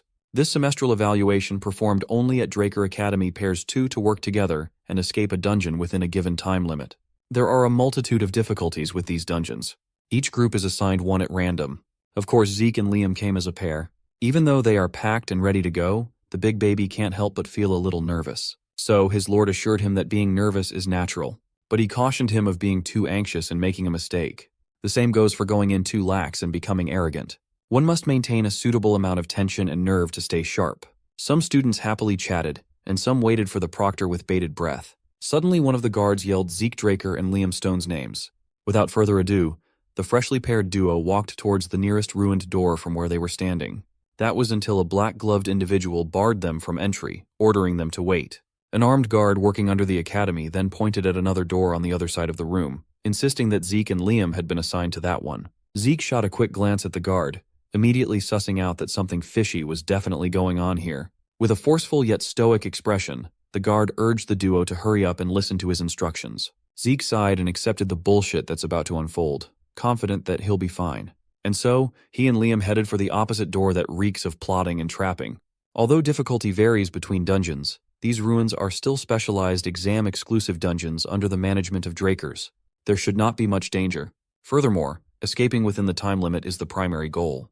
Each group is given a timer that automatically activates upon entry. Everyone is given 96 hours to get out. Time is the enemy. As an added layer of scoring, basic battle abilities are observed and graded as well. One can earn extra points by bringing the heads of monsters subjugated within the time frame. Extra points are nice, but the most important part is leaving the dungeon. Failing to escape within the time limit will automatically yield a failing grade. After a frankly peaceful first part of the journey, Liam and Zeke had just finished filling their bellies up, and it was about time to nap. Since the young lord set up the camp and prepared the meal by himself, Liam, the supposed subordinate, urged his boss to sleep first. Zeke assured his new employee that there was no need to worry. With his current constitution, he'll be fine even if he doesn't get a wink of sleep for 4 days straight. He's just like me, for real. Although a bit shameless, Liam knew better than to argue with his lord. He lugged his huge body inside the tent and reluctantly got some rest. With Liam retired, Zeke was left to his own thoughts, sitting beside the bonfire. It has been 16 hours since they entered the dungeon. He had been training for 3 days straight beforehand. Currently, he's been awake for about 90 hours. While his infinite stamina recovers physical fatigue like a charm, it does not apply the same recovery ability to mental fatigue. Within a dungeon, where everything is uncertain, and you never know what will come from the shadows, Zeke must minimize as many risk factors as possible. The slow crawl of the night and the eerie silence of the dungeon are starting to get into his head. Feeling mental fatigue catching up, Zeke wanted so badly to switch out with Liam. And then, Zeke made the gravest mistake one can make inside these dungeon walls. He dozed off. His dreams brought him back to the icy plains of the northern region, the land where the Emperor's imposing red flag symbolizes cruelty and tyranny. Zeke's mind painted the picture of a woman's corpse, blood pooling all around her body as they seep into the snow-covered ground. He opened his eyes back to reality, panting and sweating as if he just saw a ghost. Well, he might as well have. Thankfully, those few nightmarish minutes of dozing off did not get them into trouble. Zeke is still sitting in front of the bonfire. Nothing sneaked up. Still, he would rather fight a fearsome monster than dream that dream of death again. Zeke immediately locked in. He's convinced that he was woken up by the sound of one of his bell traps getting tripped. Just as he expected, something was coming at him from the door behind. He hurriedly grabbed a water canister and dashed the flame of the bonfire to lower visibility in the dark. Zeke then yelled at Liam to wake the hell up. Zeke plans to check out the situation first while Liam follows.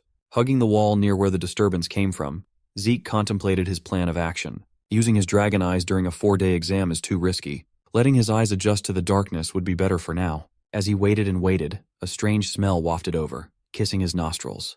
It was the scent of sulfur. His thoughts immediately jumped to a creature that reeks of sulfur, a monster that hunts in packs. A beast with a danger level of rank 3, the dog from hell, the hellhound.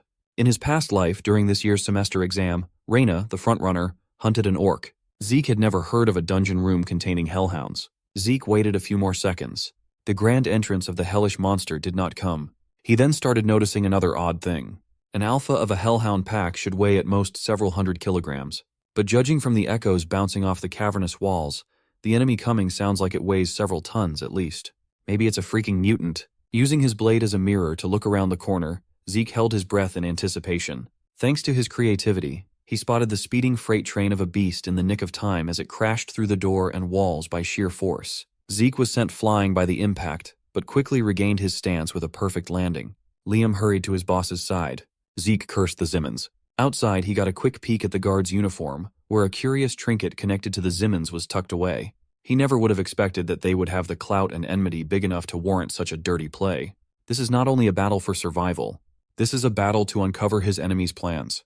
The hellhound Zeke was expecting has been freshly decapitated, its fearsome and lifeless head displayed by the merciless butcher. It has green skin, a white beard, and a stout body, and it is violently mad. Whoever planned this skipped on hellhounds and jumped right into using trolls as assassins. One look at the gigantic beast made Liam freeze out of fear. Zeke, on the other hand, is furiously assessing the situation. You see, trolls are rank 1 monsters. They are dangerous enough to casually munch on hellhounds and orcs as snacks. Their blood is a popular raw material for most healing medicines. They have incredible regenerative abilities that befit that. After composing himself, Liam finally acted like a real loyal sword and stepped ahead of his young lord. Drawing his sword, he decided to be a decoy so Zeke could take that opportunity to flee. Zeke silently smiled and tapped his subordinate away. He urged Liam to never say something so depressing and martyr-like again. Besides, he is not the kind of lord who would abandon a subordinate when it matters most. Dropping some hints of wisdom in the face of adversity, Zeke advised Liam not to believe in the boss but in his own efforts instead. For he is not weak. As a trial, Zeke decided to take on a more supportive role, letting Liam do as he'd like. With a smile as if a huge burden had just been lifted off of his shoulders, Liam locked onto the troll and thanked the young lord. Moving in sync, the duo ran in from opposing angles to maximize their coverage. As a result, they left the troll standing like an idiot, open to being sliced and diced mercilessly. Zeke had been holding himself back, matching Liam's tempo and seeing a lot of potential in the future mercenary king. It's already impressive that the gentle giant managed to wound the troll despite the unreasonably tough skin. What's more impressive is Liam's targeting. He's aiming precisely at the monster's joints. That means he's been studying monsters and their anatomies in his spare time as well. Zeke could not ask for a more productive underling. However, there are things that Liam still lacks. One of those things led to him being within inches of becoming meat paste under the troll's spiked club. Thankfully, Zeke can turn on his engine and close the gap in an instant to parry the filthy casual. Showing a bit of his real capabilities, he sliced the troll's weapon in half without even looking at it. This kid is an S-rank aura farmer. Liam apologized for needing to be bailed out, but Zeke praised him for doing so well in his first real life-and-death battle. While the troll is getting red with madness, Zeke gives his buddy some constructive criticisms. While it was a good decision to target the monster's joints, overlooking the troll's regenerative ability is a death wish. One must keep in mind that a troll will heal small cuts like they are nothing. If your attack power cannot exceed their regeneration, you're done.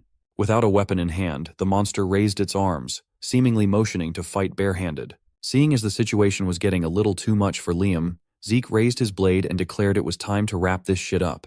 With a blisteringly fast flurry of offense, Zeke killed the giant troll, leaving a bloodied and mangled monster corpse. Subjugating the troll earned him a hefty reward of 30 karma points. Aside from karma, This kill should net the duo with plenty of extra points for the exam. It's up to Liam to pick up the loot. While the gentle giant dismantles the troll, Zeke checks on a new prompt the system provides. It was a sudden quest to hunt 100 monsters of 10 different species within 72 hours. Upon completion, he'll earn double karma points for every kill and 2 random boxes. Seeing the word double made his eyes shine with greed. There are approximately 79 hours left until the exam ends. By Zeke's estimation, killing 100 monsters within that time won't be a problem. But the issue is having to hunt 10 different species. However large a dungeon may be, an exam-use dungeon typically won't exceed 4 different species. However, since it is obvious that those Zimmons bastards have set a trap, there should be 10 species of high-class monsters here if Zeke looks thoroughly enough. Finishing this urgent quest on top of escaping and being mindful of the exam is a lot to juggle, but the young lord can probably pull it off. Just in time, Liam finished dismantling the troll corpse. For the test, they were provided with head collection bags alongside their timers. While it's inferior to a subspace pocket, it's good enough to carry monster drops. With their first enemy felled, it's about time to move on deeper to the dungeon. Time ticked by quickly. The duo came upon a pack of burning wolves and easily wiped them out with 56 hours left on the clock. Halfway through the exam, they encountered goblins, quickly racking up the kill count by quite a bit. Their loot bag is also getting heavier and heavier. With 39 hours left on the timer, they encountered a giant bat adept at using sonic attacks. It was a tough opponent, but the duo was tougher. Their routine has been killing, camping, and resting for 2 days straight. On the last day, they've hunted plenty of monsters to secure a really good score for the exam. Zeke asked Liam if he'd gotten used to real combat after hunting non-stop. Humble as ever, Liam claimed that he was not sure of his progress yet, which is normal considering how hard it is to get used to real bloodshed. Zeke is starting to stress out the timer. With less than an hour to complete his sudden quest, he subjugated 99 monsters from 9 different species. He's been looking everywhere for that final kill to fill his quota to no avail. He even targeted leeches and bugs the size of a finger, but they're not moving the needle. He couldn't help but curse those Zimmons for being useless. Those guys are trying to sabotage him by cramming powerful monsters in an exam dungeon, but they can't even do it right. Suddenly, a chill crawled up Zeke's spine. His instincts warned him of upcoming mortal danger. The ground shook, surprising Liam sitting near the campfire. The rocky floor continued to tremble, eventually cracking and forming fissures. Zeke drew his sword and ran towards Liam while yelling at his buddy to drop the bag of loot and move. Unfortunately, the big oaf was a bit too slow to heed his young master's call. Zeke had to bail him out, pushing his big body out of the way. Blood spurted everywhere. The sudden attack caked the floor with crimson. Seeing the effects of his slow reaction, Liam felt a jolt in his brain. The sleeve of Zeke's uniform had been torn to shreds. His left arm looked mangled with blood. Liam worriedly ran to the young lord's side. Zeke assured him that he was fine. The blood in his arms is monster blood. As sudden as the attack was, Zeke had the presence of mind to push his boy to safety and deliver a fierce attack. This time he advised Liam to just stand by and watch. With a gargantuan, disgusting beast hellbent on tasting their flesh, it will be hard for Zeke to pay attention to an inexperienced ally. One look was all it took to identify the monster as a dungeon worm. It's an incredibly dangerous breed of monster that normally requires 8 well-trained purple knights specialized in subjugation to eliminate. As it turns out, those damn Zimmons are hiding one more troublesome trap card for the final hour. Liam watched helplessly on the sidelines as the dungeon worm blitzed through the cavern like a burrowing freight train. As much as he wanted to help, he knew that he would just be a massive liability right now. Still, that did not discourage him from rummaging through their supply bag for anything that could help. Meanwhile, Zeke is trying his best to fend off hundreds of dungeon worm fangs intent on mutilating his body. This time, his skills and veteran-level experience shone brightly with every slash of the sword. He estimated that even a blue knight would want to avoid encountering a dungeon worm in such a disadvantageous location. You see, these things voraciously consume the earth to move underground. That means Zeke is on a narrow time limit. If he takes too long to subjugate the beast, he and Liam will likely be buried alive or chewed to shreds. As the worm surfaces once more, Zeke locks the fuck in. He dodged the straightforward mad dash of the beast, ducking inches away from its body. Gaining enough space to prepare for his next move, the young lord raised his blade. As soon as the window to attack presented itself, he lunged and planted his blade deep into the bug's disgusting abdomen. The stab worked, but that's not nearly enough. He gritted his teeth and slashed through the monster's flesh. Purple bile and blood spurted from the worm's mouth. It's starting to take a lot of damage, which is only natural when you're getting gutted alive. As monster blood flew all over the place, Zeke's killing intent reached its peak. He is fully intent on cutting this worm in half if that's what it takes. Unluckily, he stepped into an area hollowed out underneath, causing Zeke's stance to waver. The ground completely gave in, giving the dungeon worm a bit of breathing room while Zeke dangles by his sword. The overgrown bug did not miss its chance to turn the tables. It pulled out its massive body from the ground below. With one swift motion, the sinuous body coiled around the young lord's body, crushing him with sheer strength. The coil continued to tighten, making Zeke throw up a hefty amount of blood as his body and organs got smushed. That's when a certain desperate underling swallowed his fear, drew his sword, and stabbed the worm to get its attention. Liam disobeyed his lord's orders to stand by and watch. He joined the fray in his own way. The stab might have just saved Zeke as it caused the worm's attention to waver, reducing the crushing pressure he was trapped in. His automatic healing also came in a clutch to recover from internal injuries in a flash. He quickly freed himself from the worm's deadly embrace, parkouring his way into safety. Zeke asked Liam what he did to cause such a drastic reaction from the worm. Liam explained that he added anesthetic to his sword in hopes of landing a significant blow to the monster. Zeke understood what that meant immediately. The main ingredient of the anesthetic is belladonna. For humans, it simply weakens one's senses. But for a worm, no matter how gigantic, belladonna might as well be a deadly poison. In an urgent and supremely stressful situation, Liam managed to recall the worm's incompatibility and adapted by using the anesthetic as a substitute. His snappy judgment and adaptability certainly reflect Liam's potential. At such a young age, he's already showing signs of the mercenary king in Zeke's past life. Taking Liam in is one of the best decisions he's made recently. Acknowledging Liam's contribution, Zeke included him in the following plan of attack. Completely recovered from the crushing injuries, Zeke pushed his speed to the limit and traversed the worm's body expertly. Upon reaching his sword, he pulled it out of the monster's open wound. Blade in hand and ready to strike, he gave Liam the signal to do a coordinated attack. The gentle giant gritted his teeth as his 3-day non-stop hunting experience culminated in a desperate stab. Another dose of belladonna wrecked its system and made the worm crash out. While the poison considerably slows the beast down, the real monster in the cavern activates soul manifestation, covering his blade with a hazy purple light. Just like he promised, Zeke gave the worm one smooth, straight, and silky slash, lacerating the gigantic body and cutting that bitch in half. With that, the worm fell down to its demise. Zeke landed back on the ground to look cool and auriform. Notifications ring in his head. The sudden quest has been completed successfully. As promised, the karma points he had earned thus far have been doubled as a reward. Not to mention the 2 random boxes to open as he pleases. That brings his karma points up to a whopping 790 in the bank. While Zeke is basking in the crap ton of karma points that he just earned, the dungeon exterior is bustling with exiting cadets to be evaluated. Standing in front of the line to be graded was Reyna Tarun and her group. The base grade for a safe exit is 30 points. She also brought out 20 goblin heads, 2 hobgoblin corpses, and an orc carcass. In total, she netted 180 points. She scored close to Sir Abel's record of 200 points, making the other cadets gasped in awe at the power level of someone with pure blood. The passing grade is set at 130 points, and she has handily surpassed that. Next in line was none other than the conniving son of a gun, Owen Zimmons. He netted a total of 120 points. Normal cadets only need to reach 70 points, so he did pretty well. Still, it pales in comparison to Reyna's grade. Mr. Inferiority Complex felt a burning jealousy towards Reyna. If need be, he'll just devise another devious plan to take her out of the picture, so she won't be able to overshadow him in the future. Owen is already cooking up a scheme to take care of her like he did with Zeke. Speaking of the devil, Owen's ears grated upon hearing that familiar, confident voice coming out of the dungeon.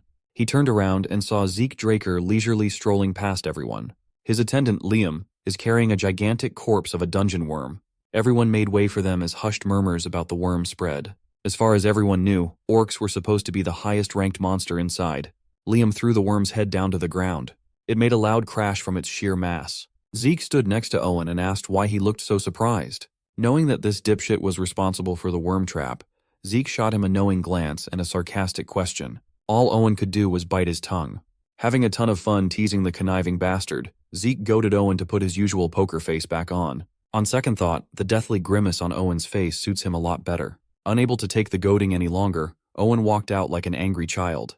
This only served to fuel his hate for purebloods even more. He silently swore to make Zeke pay for looking down on him. Zeke was quite pleased with the dipshit's reaction. With that out of the way, the instructor who was assigned to evaluate Zeke and Liam pulled out a score sheet. It was Instructor Andre. With a stoic look, he started the scoring process. Zeke was actually a bit worried since this worm was the only survival proof of kill that they had, but Andre was not the type who would carelessly gloss over things. This worm, who ate the bag holding the heads of nearly 100 dead monsters, really messed with Zeke's game. Still, Instructor Andre dug into the gruesome head without hesitation. Watching such a scene is not for the faint of heart. Zeke thanked his lucky stars for having Andre as his evaluator. While he lost the bag to this bug, he could not afford to receive a failing grade, so he gambled on just bringing the worm's head as proof. Andre might be the only instructor in this place who would examine the flesh and skin stuck between the worm's fangs. After a thorough post-mortem examination, Andre threw the blood-stained gloves away. He firmly confirmed the fleshy remnants of gremlins, goblins, hobgoblins, hellhounds, orcs, and a troll in the worm's disgusting maw.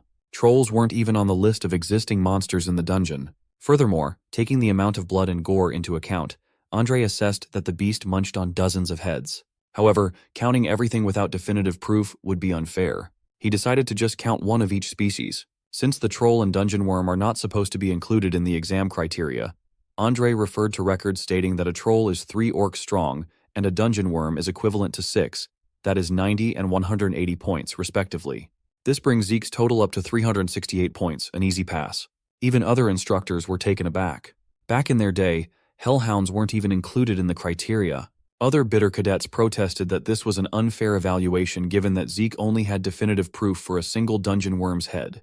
They're really trying to tear Zeke down when not a single one of them could have survived a tryst with such a troll, let alone the worm. Taking that into consideration, it's fair to assume that Zeke Draker is simply built different. Zeke doesn't like the silent whispers around, but it sure feels different from how it was when they used to just mock him.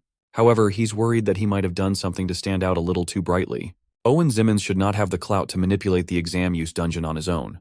That brat would not dare to mess with the Academy's system. It could be that the whole Zimmons clan is behind this deadly stunt. There are more eyes on Zeke than he initially thought. Hiding his strength now could be counterproductive. All he can do is try to be more flexible with his future decisions, while keeping a close eye on the situation. As he was about to make his exit, Raina stopped him on the way out. With a determined look in her eyes, she conceded that today was her loss. He didn't even know what that girl was talking about. He's never really paid close attention to that child. Later that day, Zeke found himself deep in thought in the Western Greenhouse arena. With his stockpile of 780 karma points, he's considering splurging a little bit on skills. The Draconian level 1 skill includes Gluttony for 50 points. He's been ignoring such a useless-sounding skill, but he can easily invest 50 points without hurting his bankroll. So, he accessed the system prompt and confirmed the purchase. As soon as he did, the skill description retroactively changed.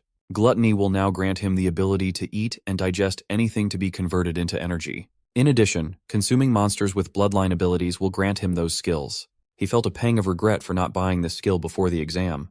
To test this new skill, he pulled out a piece of meat to get a feel for the energy conversion effect. Upon Gluttony's activation, Zeke was taken aback when a black light skewered the meat out of his hand. He looked at his shadow, which had expanded like a void absorbing the meat. The jerky was swallowed up by the pure dark bog with a single thought. Upon complete absorption, he felt the effects of energy conversion right away. His light migraine completely vanished, as if he had just taken a nice nap. Even if only lightly, he feels as though his mental fatigue has been reduced. He felt rejuvenated as his mental and physical exhaustion was alleviated. Even his ether was replenished. From this little test, he can tell that Gluttony is definitely worth 50 points. With this skill, he can significantly reduce various risk factors. Combined with his infinite stamina, Zeke might have just discovered a broken combo. Now he will be able to train for 24 hours straight without the need for sleep or traditional food. Just as he was about to start on a new diabolical training routine, Decker interrupted with a knock at the door of the training hall. The butler apologized as he had come to inform the young master of some important news. You see, Zeke's new sword has been completed. Hearing that lifted his spirits. So, he went straight to Galleon's workshop to take a look at his new weapon. In his past life, Galleon gave him something made of mithril and pure iron. The Sword of Radiance Graham served Zeke until his dying breath. It had become a famous blade that any competent fighter would recognize with just a glance. This time, he gave Galleon the fang of a dragon to work with. He thought a single additional material would produce something similar to Graham's appearance, but that doesn't seem to be the case. In front of him, lying inside a sword box, was a pure black greatsword surrounded by suffocating dark air, the complete opposite of the Sword of Radiance he was expecting. He grabbed the handle and lifted the blade with one hand. Judging by its appearance alone, Zeke would be the first to admit that it's not a very pretty sword. He asked Galleon if the lack of sharpening was on purpose. The future legendary blacksmith explained that it's supposed to be rugged. Even though Zeke has his doubts, he trusts Galleon's judgment when it comes to blades. If the man says it's the sword that suits him best, he'll take it as the absolute truth. Thankfully, it seems like Galleon hit the nail on the head when it comes to the sword's properties. The truth is the blade doesn't have a name yet. Galleon racked his brain for one, but he couldn't find the right fit, no matter how hard he tried. So, the honor of naming this new creation falls on Zeke's shoulders. Graham, the Sword of Radiance, was named by Galleon himself. It seems like the addition of the Dragon's Fang really changed the trajectory of history. Wordlessly, Zeke summoned a dagger and cut his wrist open. The sudden violent action scared and confused Galleon. After wounding himself, Zeke tried to deactivate his passive healing factor to continue the bleeding. Fortunately, he got it working on his first try. With his blood flowing free, he closed his eyes and dripped the crimson drops onto the sword's surface. Galleon finally understood what Zeke was trying to do. This is the Lost Sword naming ritual. It's a traditional dwarven rite in which one grants a weapon its fated name. The owner would infuse their blood with their aura and mana before staining the blade to initiate the ritual. Once the ritual begins, the initiator enters the depths of their subconscious mind. They will spend however long inside until they find the perfect name. This ancient dwarven rite had been lost to time, forgotten by even modern dwarves because of how dangerous it can be. Inside Zeke's subconscious, he fell deeper and deeper, establishing a connection with his new weapon and floating amongst an endless sea of scriptures. Of the infinite names whirling around him, he must pick the fated one. He opened his eyes and bravely dove down untold depths for the sake of his blade. After what felt like forever, the chaos of scriptures vanished. He grasped a single droplet in an infinite ocean. He felt the presence of a dragon roaming his mind palace, the Stygian blade Bahamut. With that, his new weapon had been registered and bestowed an awe-inspiring name. Zeke opened his eyes as the rain of blades singled out Bahamut. His subconscious settled on the name of an evil dragon. Once he woke up, Galleon sang him praises for knowing a traditional rite that was supposedly lost in time. After wrapping his wrist up and losing a ton of blood, he explained that he had just come across the idea while studying dwarven history. With an expectant smile, Galleon asked Zeke to stay a bit longer while he retrieved something to gift the young master. Today Zeke gained a new beastly weapon, and he found out that he could suppress the activation of his passive skills. That means he'll be able to prevent stronger people from peering into his hidden abilities like that time with Duke. This would be huge for keeping his cards close to his chest. For now, he'll have to keep the bandages on even though he's already healed underneath. More importantly, his evaluation of his new weapon just went through the roof.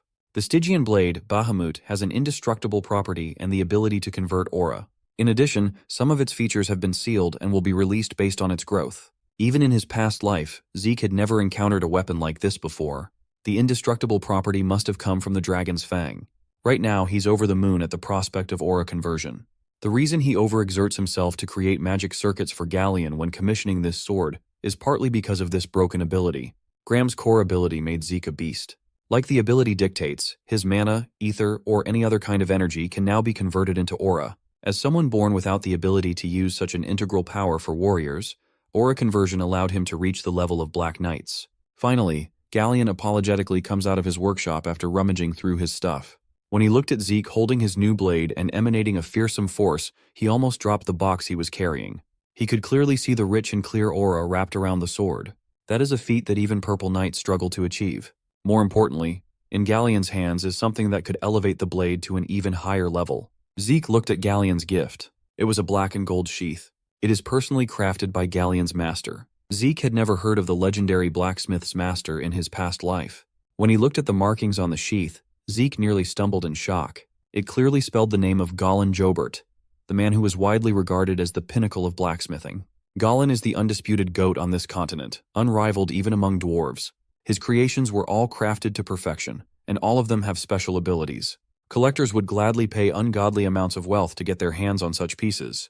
It makes sense that Galleon was taught by the best of the best. If it's the Gollin they talk about in legends, then there's no way that this gift is just a simple sheath. Galleon demonstrated that by using a dial located by the opening of the sheath, it can transform into an impenetrable shield. This thing is made with mithril and wyvern bones, so it's guaranteed to withstand a good deal of abuse. Galleon happily offered the legendary item to Zeke as a form of giving back for all the grace the young master had given him. In truth, Galleon could have just sold this thing to make a furnace while he was struggling, but the man couldn't bear to sell his master's work to just anyone. When Zeke told him the estimated value of the market, Galleon was quite shocked. Regardless, Zeke accepted the gift with glee. However, the sheath looks too small for Bahamut. But if it's Gollin Jobert's handiwork, then size should not be an issue. Just as he expected, the sheath immediately resonated with Bahamut and reformatted itself to perfectly fit the great sword. With the legendary sheath on, the look of Zeke's new weapon far exceeded his expectations. He thanked Galleon for the stellar service, and the humble blacksmith was glad that Zeke liked his creation. Afterward, the young master went back to his base camp. This time he's gawking at the meteoric iron gauntlet he has equipped. Unfortunately, its complete properties will only be activated upon equipping a full meteoric iron set. He received the gauntlet from one of the 2 random boxes he was awarded from the sudden quest. Satisfied with his first pull, Zeke turned his attention to the second random box. Upon opening, a look of utter confusion appeared on his face. He retrieved the item, a piece of dilapidated paper, and rolled it up, revealing a tattered map. The system prompted that this thing was an incomplete map containing traces of Grandmaster Kaiser. Zeke knows of only one person who bears that title, the Hero King Kaiser. The biography of the Hero King and the Knights of the Clock Tower is widely known across the continent. Along with his knights, Kaiser founded the brilliant Kingdom of Kronos. However, the stories were deemed so overtly absurd, and without any historical records backing up the claims, the tales have never been proven. With the passage of time, those grand stories have been considered nothing more than a work of fiction. On Zeke's hands is a definitive proof that the Hero King really did exist. To add to his glee, his system activated its ability to restore and analyze the damaged parts of the map. Upon completion, the final position has been marked on the mini-map. Zooming into the blotted spots, Zeke identified the topography of the giant mountains near a barbarian territory. If this is the place, venturing out would be easier than he thought. Upon claiming all his rewards, the system prompted that the tutorial period would now be concluded. The completed map was classified as a potential quest item. An achievement quest had begun for Hero King Kaiser's secret technique. Without a time limit, acquiring Kaiser's inheritance at the ruins of the Old Kingdom will upgrade his system to the intermediate administrator level. With the tutorial period finished, quests to develop administrator access will start appearing from now on. The training wheels are off. The real game is about to start. With higher administrator levels, the rewards should become more impressive too. Zeke Draker is just itching to claim everything the system has to offer. First, he decided to use up the points he'd been saving. For 50 points, he unlocked level 2 Draconian skills. Gated behind the upgrade were 2 domineering abilities, Dragon Scale Armor and Dragon Claw. Just as the name implies, Dragon Scale Armor gives the user draconic scales that provide high magic resistance for a price of 80 karma points. On the other hand, the Dragon Claw will allow him to summon a powerful Dragon Claw to strike down enemies in a single strike. Like the armor, it costs 80 karma points to unlock. Right now, he can afford to buy both abilities. However, it's unclear when he'll be able to amass points in one go again, so being a bit frugal would be wise. Eager for a power-up, he bought the skills along with a few more things and saved 400 points for the future. Without wasting another second, he tried using the Dragon Claw, summoning a projection made of pure energy. With one efficient sweeping motion, the floor of his training arena was torn asunder. Looking at the damage done, Zeke was elated. The destructive power was way better than he expected. To test the Dragon Scale Armor, he grabbed the Stygian blade, Bahamut, and raised it for a wild swing as he coated his arm with dense dragon scales. Without holding back, he tried to cut his armored arm, but Bahamut rebounded instead. He didn't use aura, but he struck with the intent to cut through. Using dragon scales is no different from having a full plate of armor on, even when he's completely unarmed. Dragon Claw is used for offense, and Dragon Scale Armor is used for defense. It's simple, intuitive, and effective. The next few days passed with Zeke completely engrossed in his training until the semester exam finally arrived. Students lined up inside the Draker Academy Central Training Hall as they listened to the instructor's explanation of rules. For this exam, they will be going up against training dummies specially crafted to withstand physical force. The only way to damage these things is by pouring aura into their weapons. Forget about destroying these dummies. Those who fail to make even a dent will fail. All the following assessments will be considered null, and failures will be forced to start over from the basics. Without giving the cadets any time to process the weight of this exam, the instructor rattled off names one by one. Those who were called first were visibly flustered. Owen Zimmons watched his incompetent peers with disdain. He's been training with these dummies at home. He's got plenty of aura training. This is only possible because the Academy's aura education was established by his family. He's confident that even pureblood awakeners won't be able to match him when it comes to aura control. When his name was called up, Owen smirked and confidently unsheathed his sword. Taking up position in the middle of the dummies, he shocked his fellow cadets by showing off his sword resonance. Even some instructors were impressed that he was already adept at such an advanced skill at such a young age. With swift and practiced footwork paired with textbook swordsmanship, Owen left fatal slashes wherever he went. He was precise and sharp as the dummies were torn one by one. No other cadets that have gone up could match up to such a dominant display of skill. Once he was done, Owen stood in the middle of the stage to aura farm while his cloak fluttered. The instructors were hyped, praising the Zimmons kid. Some even lauded that it's only a matter of time before he surpasses Sir Abel at this rate. If there's anything Owen hates, it's being compared to those purebloods. As he walked away after throwing a childish tantrum, the instructors were confused. After Owen's turn, it seemed like the cadets felt more pressured to perform, resulting in increasingly poor performance. It's evident that they were intimidated by the kids' stellar performance. Even so, there hasn't been a single failing student. Every cadet has been able to pour aura into their swords, no matter how little. This much is to be expected for the special class. However, even in a place filled with geniuses, the real prodigies will always stand above the rest.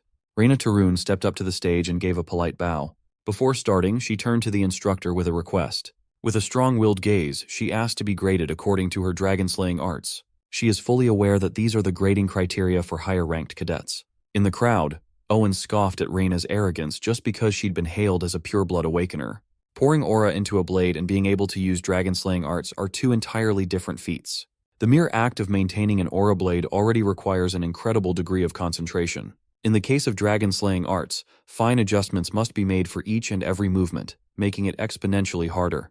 Owen reckons that the best she can do is make a swing or two before her aura completely dissipates. He's already praying for her downfall, thinking that Reina is just trying to one-up him. The instructor made it clear that the condition for failure in this criterion is much harsher, but she still wished to proceed. Finally, she raised her slim sword and coated it with aura. All eyes were on her. With a sword in hand, her demeanor only became fiercer. When she moved for the first attack, the nearest dummy was sliced in half, shattering into pieces. The second, third, and eventually the last dummy suffered the same fragmented fate. When she reached the last target, Reina's aura was still going strong, a testament to her control and power.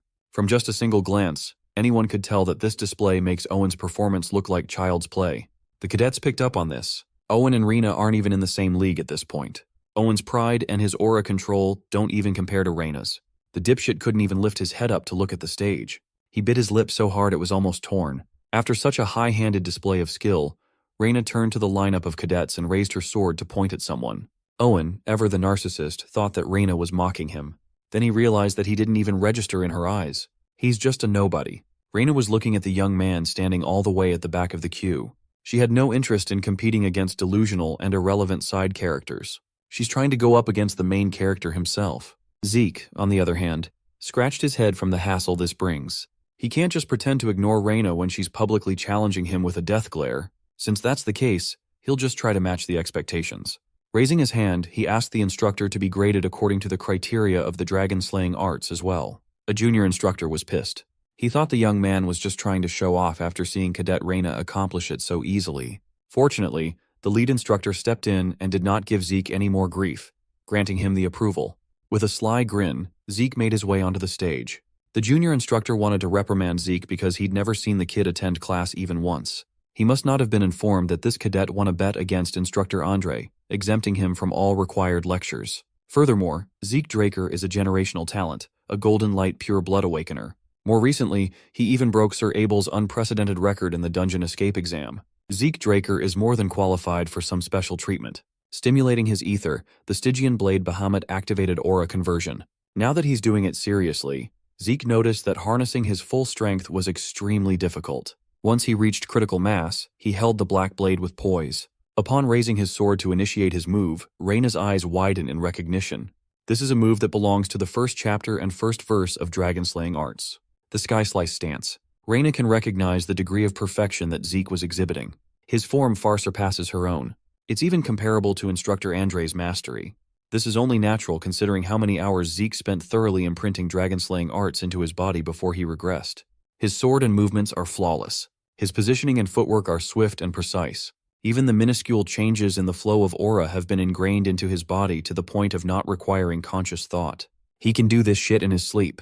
In his past life, he came to the point of growing bored of dragon-slaying arts, but starting over from the basics doesn't feel too bad. After cleaving his way through the dummies with ease, he sheathed his sword and walked away. He overheard the shocked discussions about how he effortlessly wrapped his huge sword in aura. Zeke might have overdone it and shown off a bit too much. Unlike Reina's wild demonstration, his form of destruction was clean, precise, and overwhelmingly lethal. He wanted to be evaluated on a similar level to Reina, but he ended up overshadowing everyone again. Even the instructors could tell that he had the combat level of a purple knight. In the crowd, Owen Zimmons was utterly defeated. He really tried to mess with such a monstrous cadet. Reina, on the other hand, felt as though a fire was lit on her underside. After that performance, Zeke was called up to the dean's office.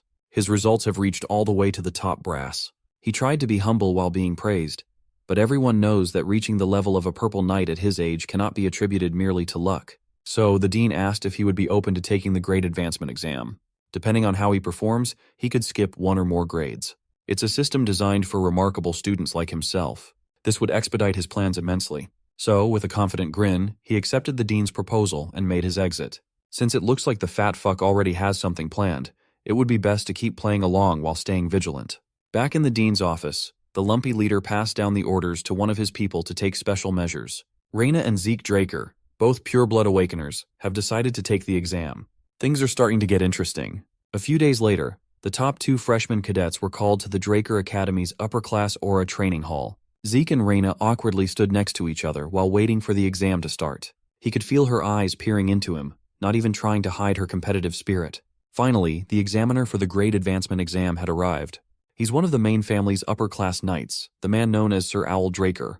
Upon seeing Owl, his eyes widened in surprise. He only knew this man as Dieback Blade. In his past life, he once saw this man carry dead civilians in the middle of a battlefield. At that time, simply seeing the Draker uniform would cause Zeke to raise his guard. Just as he was about to challenge the damned dog of the Empire, he sensed not a single iota of hostility, only grief and desolation. The man didn't come here to kill or conquer. He came here to make graves for the victims of war. In fact, the dirt caking his uniform and the plethora of graves littering the land is a testament to the man's feelings. Zeke grabbed a pair of shovels and offered to help. Even if the man refuses, he'll just help anyway, so they might as well work together. He introduced himself as Zeke Murray, a member of the Northern Allied Forces. When asked if he's a Draker, the man vehemently said no. He had decided to abandon that accursed last name. Zeke and the man have that in common. That day, Owl Draker decided to take the moniker Dieback Blade.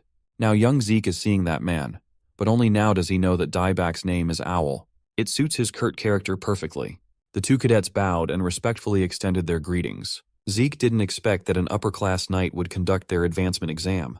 In reality, these knights are the supporting pillars of the Draker clan. They hold a high-ranking position and wield a ton of power. Another instructor explained that the exam format would be simple, a swordsmanship battle. The fight will continue so long as the cadets have not lost consciousness or have given up. Reina grabbed her slim sword and offered to go first, only to be reprimanded by Owl. There is no need to go separately. Owl wants these 2 to come at him together. He wants all the smoke. Reina felt insulted, but Zeke calmed him down with logic. She should be aware that there's a giant chasm in skill level between them and Owl. On top of that, the test had already begun the moment the knight spoke. Reina would have lost a lot of points if she failed to control her emotions and rushed in. With a deep breath, she composed herself. Swallowing her pride, she asked Zeke how they should tackle this exam together. As expected of a combat genius, Reina can set aside their rivalry with quick judgment for the sake of a win. It just so happens that Zeke has already figured out a perfect strategy for this sort of situation. All they need to do is land one good strike. After giving Reina a rundown of the plan, she took her position behind Owl. Zeke paid attention to Owl's blade, an odd sword with a single edge hailing from the Eastern Empire, the Huando. It's the same type of weapon that Dieback Blade used before the regression. It's evident that Reina's pride has been bruised a little, but the weak cannot afford honor and pride. She must learn to cast her feelings aside and focus on the winning strategy. After giving the signal, Zeke and Reina launched themselves toward Owl at the same exact time. Even with the numbers advantage, they can't seem to land a clean hit against the knight's experienced and precise defense. Judging by how easily he's thwarting Reina's flank attacks, one would assume that the man has eyes behind his back. He wasn't just blocking either. He's even parrying some strikes like a pro. After the first bout, the cadets failed to connect with even a single attack. Reina was quickly humbled upon experiencing how skillful an upper-class knight really is firsthand. She's sticking with Zeke's plan to focus her attacks on Owl's blind spots. Even though she's moving with textbook perfection, she can't seem to pierce through an ironclad defense. Growing increasingly impatient, she pulled out the Dragon-Slaying Arts Chapter 3, Verse 1, and charged in with the intent to kill. Pushing her speed to the limit, she performed the half-moon swing and missed. The big movement left her open for a counter, and Owl mercilessly kicked her in the throat. She was forcefully sent flying towards the wall, kicking up a storm of dust and worrying her attendants nearby. Still, she took that kick like a champ and quickly got back up after losing consciousness for a moment. Meanwhile, Zeke was saddled with dealing with the knight on his own.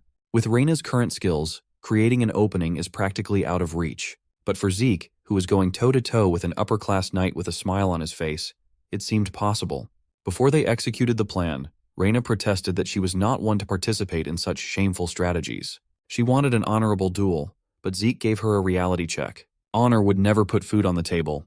They didn't come here for a match between knights. They came here to pass an exam, and the academy was testing their ability to kill. Even though it's against her principles, she eventually bit her tongue and accepted her role. Even though the chance of victory is slim, they'll just have to force a situation where they can get the dub. Zeke asked her what she lacked back in the cradle when he easily defeated her with a rock throw. Reyna admitted that she didn't expect such an unorthodox fighting style. Most nobles commit that blunder. They just have to push Owl to make the same mistake. All Zeke needs is a small opening, and the rest will be easy. Finally, he turned up the heat and activated Gale Arts, shadowless steps, creating multiple after-images to surround Owl. The upper-class knight was taken aback. He recognized Sir Duke's technique. After a few seconds of tricky movements, Zeke attacked, forcing Owl to get a lot more serious with his blocks. Afterward, the light fixtures in the entire arena went out all at once, plunging the Aura Training Hall into darkness. Reyna used her Pure Blood Awakener trait, Mana Interference, to mess with the lights, limiting vision. The only source of light was the sparks of blades colliding against one another. Owl chose to stand his ground and limit big movements to focus on Zeke's seemingly relentless barrage. The knight found this trickery a bit childish. They should know that simply obstructing the vision of someone of his level won't provide an opening at all. But his conceit might cost him a ton. He felt like a prey being hunted by an invisible predator. While Owl relies on his other senses, Zeke seemingly moves without any visual obstruction in pitch darkness. In fact, he is attacking as if his vision is clearer than ever. Zeke has been waiting for a chance to try his new draconian skill in combat, and this should be a good time to do so. Sheathing his blade and starting from a safe distance, his hand turned into a vicious claw. Since Owl isn't the type to yap about a foe's capabilities, using a secret tech shouldn't hurt. Zeke activated Dragon Claw, lighting up the training hall with pure energy as Owl raised his Huando to deflect.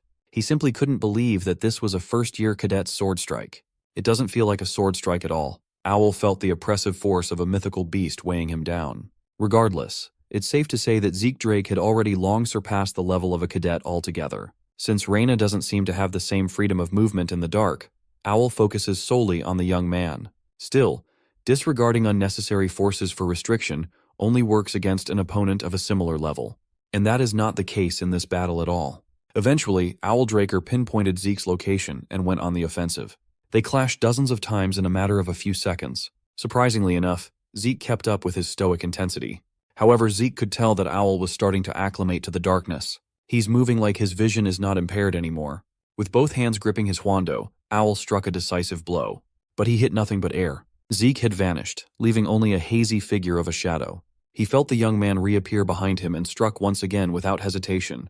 With a second swing and a miss, the knight realized that the lights were being tampered with again. They started falling from the ceiling to the floor, one by one. Zeke used extraneous noises to cover up traces of his movement. While Owl was tunnel-visioned on locating Zeke in the ceiling, he almost got sliced by an out-of-tempo attack. Capitalizing on the knight's brief disorientation, Zeke gave Reyna the signal to pounce. In addition, the young man threw something in the air. He got it from his buddy at the magic department. The structure and ingredients are simple. It's a single-use item that can store a spell. Locked inside the canister is a replica of explosion magic with only the flash of light and deafening sound included. Zeke closed his eyes and covered his ears, leaving Reyna with the most important job. Unable to account for such a disruptive trick, Owl Draker was caught in the noisy explosion. He felt stupid for falling for such an underhanded trick. The upper-class knight also admitted that disregarding Reyna altogether was a massive error in his judgment. In his most vulnerable state, the two cadets pushed forth with the intent of grabbing the victory. Since he simply can't afford to lose to kids, Owl Draker unleashed the 4th chapter and 1st verse of the Dragonslaying arts, a full moon slash, blindly performed to push the cadets away. The mere fact that he was forced to use a serious technique against these brats made Owl Draker feel like a scumbag. When the test concluded, both cadets were put on stretchers to be treated. Despite the last bit of the test, Owl Draker did a good job. While the upper-class knight was settling the last bit of the test, he heard a familiar gruff voice. He bowed and politely greeted Duke, the Knight of the Gale, who came by to tease Owl. When asked how Zeke did on the test, Owl fell deep in thought. At the final moment of the showdown, he could tell that the kid intentionally abandoned his sword and raised his guard instead when he could have launched a counterattack. Owl reckoned that the clever young master wasn't aiming for a complete victory, he just wanted to advance. He only revealed his abilities to the extent that he felt was necessary. So, he answered Duke's question with honesty. Evaluating Zeke Draker is far behind his capacity. Later that day, the result of the test was discussed by the higher-ups in the Academy Grade Advancement meeting. By the looks of it, they've already come to a mutual agreement regarding the decision. The next day, it was announced that Reina and Zeke would advance to 3rd and 5th grade respectively. From that point on, Zeke lived as quietly as possible. He continued learning all the Gale arts from Duke, and Andre continued working hard. He maintained a good relationship with Professor Fanon until he was chosen by the Royal Magic Lab in Delphoa. Zeke actively avoided getting involved with the heirs of the great families. Another interesting thing was that Owl came to see him every quarter to request a duel, which he accommodated. After a few sessions, Owl must have awakened to a sudden realization, handed a leave of absence, and isolated himself for close training. Just like that, 2 years have passed, and Zeke graduated from the academy. Today Decker is in good spirits. His young master had just become the youngest person to have been admitted into Valhalla after all. The old butler believes that the patriarch would be elated with how much the 15-year-old Zeke had grown. The dean even personally wrote a letter of recommendation for Zeke. Being bestowed the title of the youngest prodigy admitted to Valhalla effectively rendered his 2 years of low-key living null and void. The entrance ceremony will take place in 3 months. Zeke wants Decker to go back to the family estate while he allegedly rests quietly by himself. When the young master claimed that he didn't want to be disturbed by anyone, Decker immediately knew what he was implying. In truth, Zeke is itching to head to the giant mountains where Kaiser's remains lay. He'll use this 3-month vacation as an excuse to explore the lands of Argos Kingdom through the Adventurers Guild. Zeke wanted to err on the side of caution and conceal his identity when venturing into a foreign land. Before going, he wanted to see another person, his loyal attendant Liam.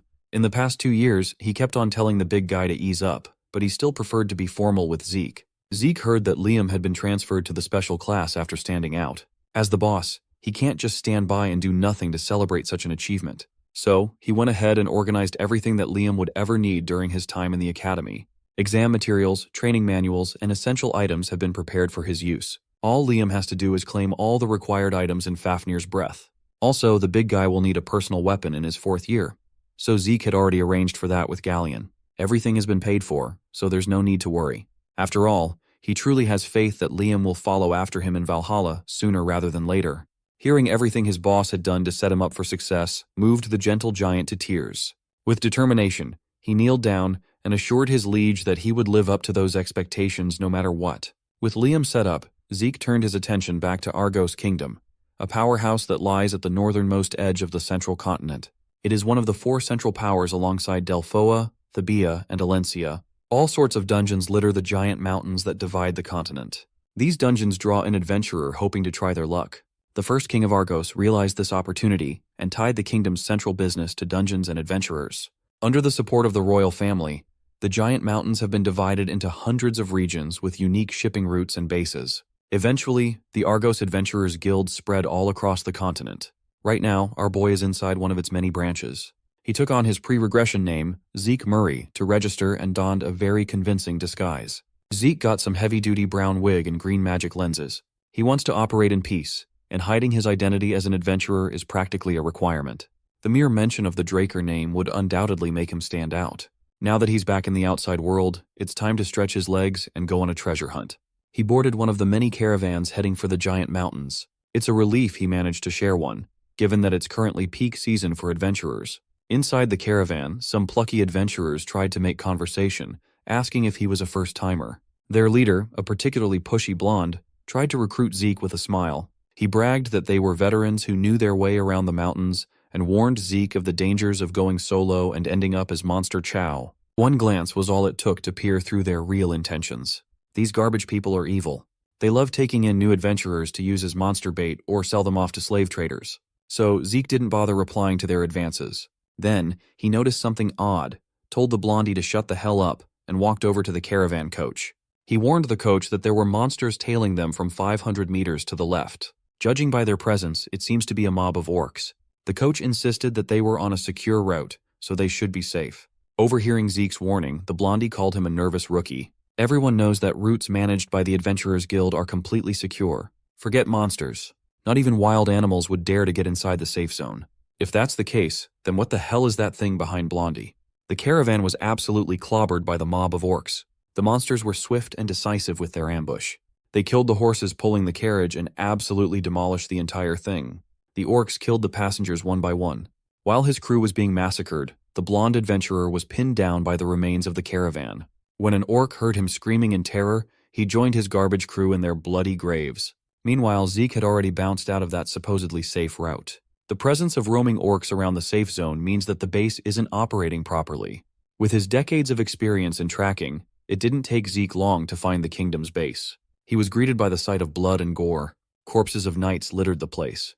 Judging by the size of the base and the manpower concentrated in this place, most monsters would not have stood a chance. So Zeke examined the corpses a little more meticulously. He could tell that these people weren't butchered by a monster. They were slaughtered by a human. Whoever's the culprit intentionally left massive lacerations on the corpses to disguise it as a vicious monster attack. However, a monster can't possibly leave cuts this clean. On top of that, there are almost no traces of resistance. These soldiers must have been killed by a wicked ambush from someone at the Purple Knight level. If Zeke stays any longer, he might even be implicated with such a heinous crime. Right now, he can't afford distractions. Finding traces of Kaiser is his top priority. Venturing deeper into the woods, he started seeing more and more symbols that mark barbarian territory. According to the mini-map, he should be close to his destination. However, the Empire's hunting dogs are sniffing around and are trying to tail him, thinking he would not notice. These dogs have been recruited from the greatest talents among knight trainees. As a unit under the direct orders of the Emperor, they are trained in tracking and assassination. Currently, only those in the highest positions of the Empire are aware of their existence, but the dogs will make a grand display in the public eye when the Continental War starts. While Zeke is heading deeper into the woods, he's been watching their movements. The tracking techniques they are using are painfully familiar. This is precisely what they used to take his life before regressing. From Duke's conversation with his dad, Zeke finds out that the Emperor is obsessed with immortality and is willing to turn the continent inside out to find it. Even in his past life, the Mad Emperor was obsessed with all sorts of rare artifacts. That man wanted to unify the world and rule over it for eternity. With that in mind, there's a possibility that the Empire is also targeting Hero King Kaiser's ruins. Zeke will have to confirm it himself. Suddenly, he bolted out of the hunting dog's vicinity. Just as one of them was about to shoot a flare up into the air, Zeke cut the man's hand off with a single strike. The one holding the gold emergency flare should be this group's leader. While the leader bleeds out, Zeke asks if they're the perimeter guard team, since a standard team should consist of 12 men instead of just 3. Hearing that the young man figured them out so quickly, the dogs barked. To shut them up, Zeke beheaded the leader to make them understand the situation better. He's not the prey, he's the fucking hunter. All he can see is 2 mouths that can talk. They had better start doing that before the number reached 0. After a lot of convincing, Zeke found the location of the dog's temporary base. Inside a cavern, dozens of Imperial hunting dogs have gathered. They're probably responsible for the massacre of the Argos Kingdom base camp from earlier. Since they're taking such drastic measures, it's possible that they really found Kaiser's ruins. Before checking out the hunting dog base, Zeke arranged the corpses of his victims neatly and scribbled some sinister symbols on a tree using their blood. Even though it's just a temporary base, the hunting dogs sure know how to make decent accommodations. Still, most of the dogs are deathly bored of guard duty. Since they're inside barbarian territory, no one in their right mind would dare to intrude. The guards went from deathly bored to just plain dead. One by one, they were sniped by an unstoppable force. The kills were so discreet that the dogs inside barely noticed. Before they knew it, their death sentence had already infiltrated their little base. Zeke was brutal, meticulous, and decisive. All his kills were done in one strike. When one of the dogs tried to warn his fellow puppies, Zeke shoved his whole hand on the guy's mouth and slit the dipshit's throat. Holding a dagger stained with the Empire's blood reminded Zeke of old times. He felt nostalgic for the days when he acted as the blade who stifled a 5-year-long power struggle. Once he was ordered by his boss to raid the Pabella cartel. Of course, the hunting dogs spotted and encircled him eventually. The one in charge recognized Zeke's style as the knifemanship of a southern hitman. The only ones who practiced such a brutal style were the McCains and Pabellas. Either way, they need to deal with this masked assassin. With a single glance, Zeke evaluated the battalion's leader as nothing more than a low-quality blue knight at most, far weaker compared to the standard of hunting dogs in his past life. Zeke stirred the pot even further, insulting the survivors after slaughtering their comrades. Finally, he burst into action and took on dozens of hunting dogs at once. No matter what they tried, they couldn't get past Zeke's infallible knife. As the fight continued, he found it odd just how weak these dogs were. Are they too weak? Or did Zeke just get too strong? Right now, it doesn't matter. To expedite the carnage, Zeke used his mana reflection skill to kill the lights. The leader correctly suspected that this was the Dragonslayer's mana interference, but the intruder didn't fight with a sword and didn't use aura either. The power outage must be a coincidence. Mr. Leader tried to rouse his men up, assuring them that power would be restored soon. All they have to do is focus on defense. A few seconds later, the power did come back. The lights exposed dozens of hunting dog corpses neatly lined up on the ground. The only one left was the dumbass leader, and Zeke's already got his eyes on the man. When he mentioned Kaiser's ruins, the leader unconsciously reached for his sword with his trembling hands. Zeke is not expecting to extract any valuable intel from this man. It's better to just find the ruins on his own. The leader tried insisting that they're not here for some ruins, but that doesn't really matter. With one more slash, the hunting dogs were completely annihilated.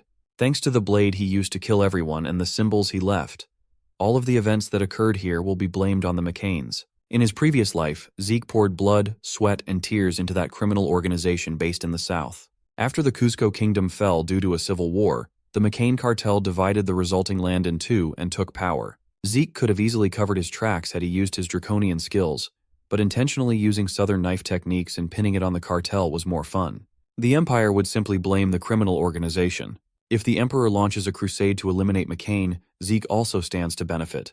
Anyway, after searching the base, Zeke found a letter that proved just how crazy the Emperor had become. His only command was to find any kind of ancient ruins. The most shocking thing was the enclosed operation map. Checking every nook and cranny of the central continent is a given, but the dogs are even searching the eastern regions in the middle of a ceasefire agreement. Every hunting dog has been mobilized, extending past the dark seas. They are scouring every place suspected of housing ancient ruins. This would mean that the hunting dogs are already operating on a massive scale. Thankfully, they haven't encroached on Kaiser's ruins. Nevertheless, it would be best if Zeke hurried up since bad news was coming. Looking up to the sky, a red flare shined. The hunting dogs used this special flare to signal a disaster. Zeke immediately pulled up his mask and made a run for it. No matter how swift and tricky he was, the hunting dogs had nearly caught up. The 5-part red flare they shot is an absolute snare. They are under orders to kill the hazard no matter what. Using the flare as the center, they will search, secure, ensnare, and kill.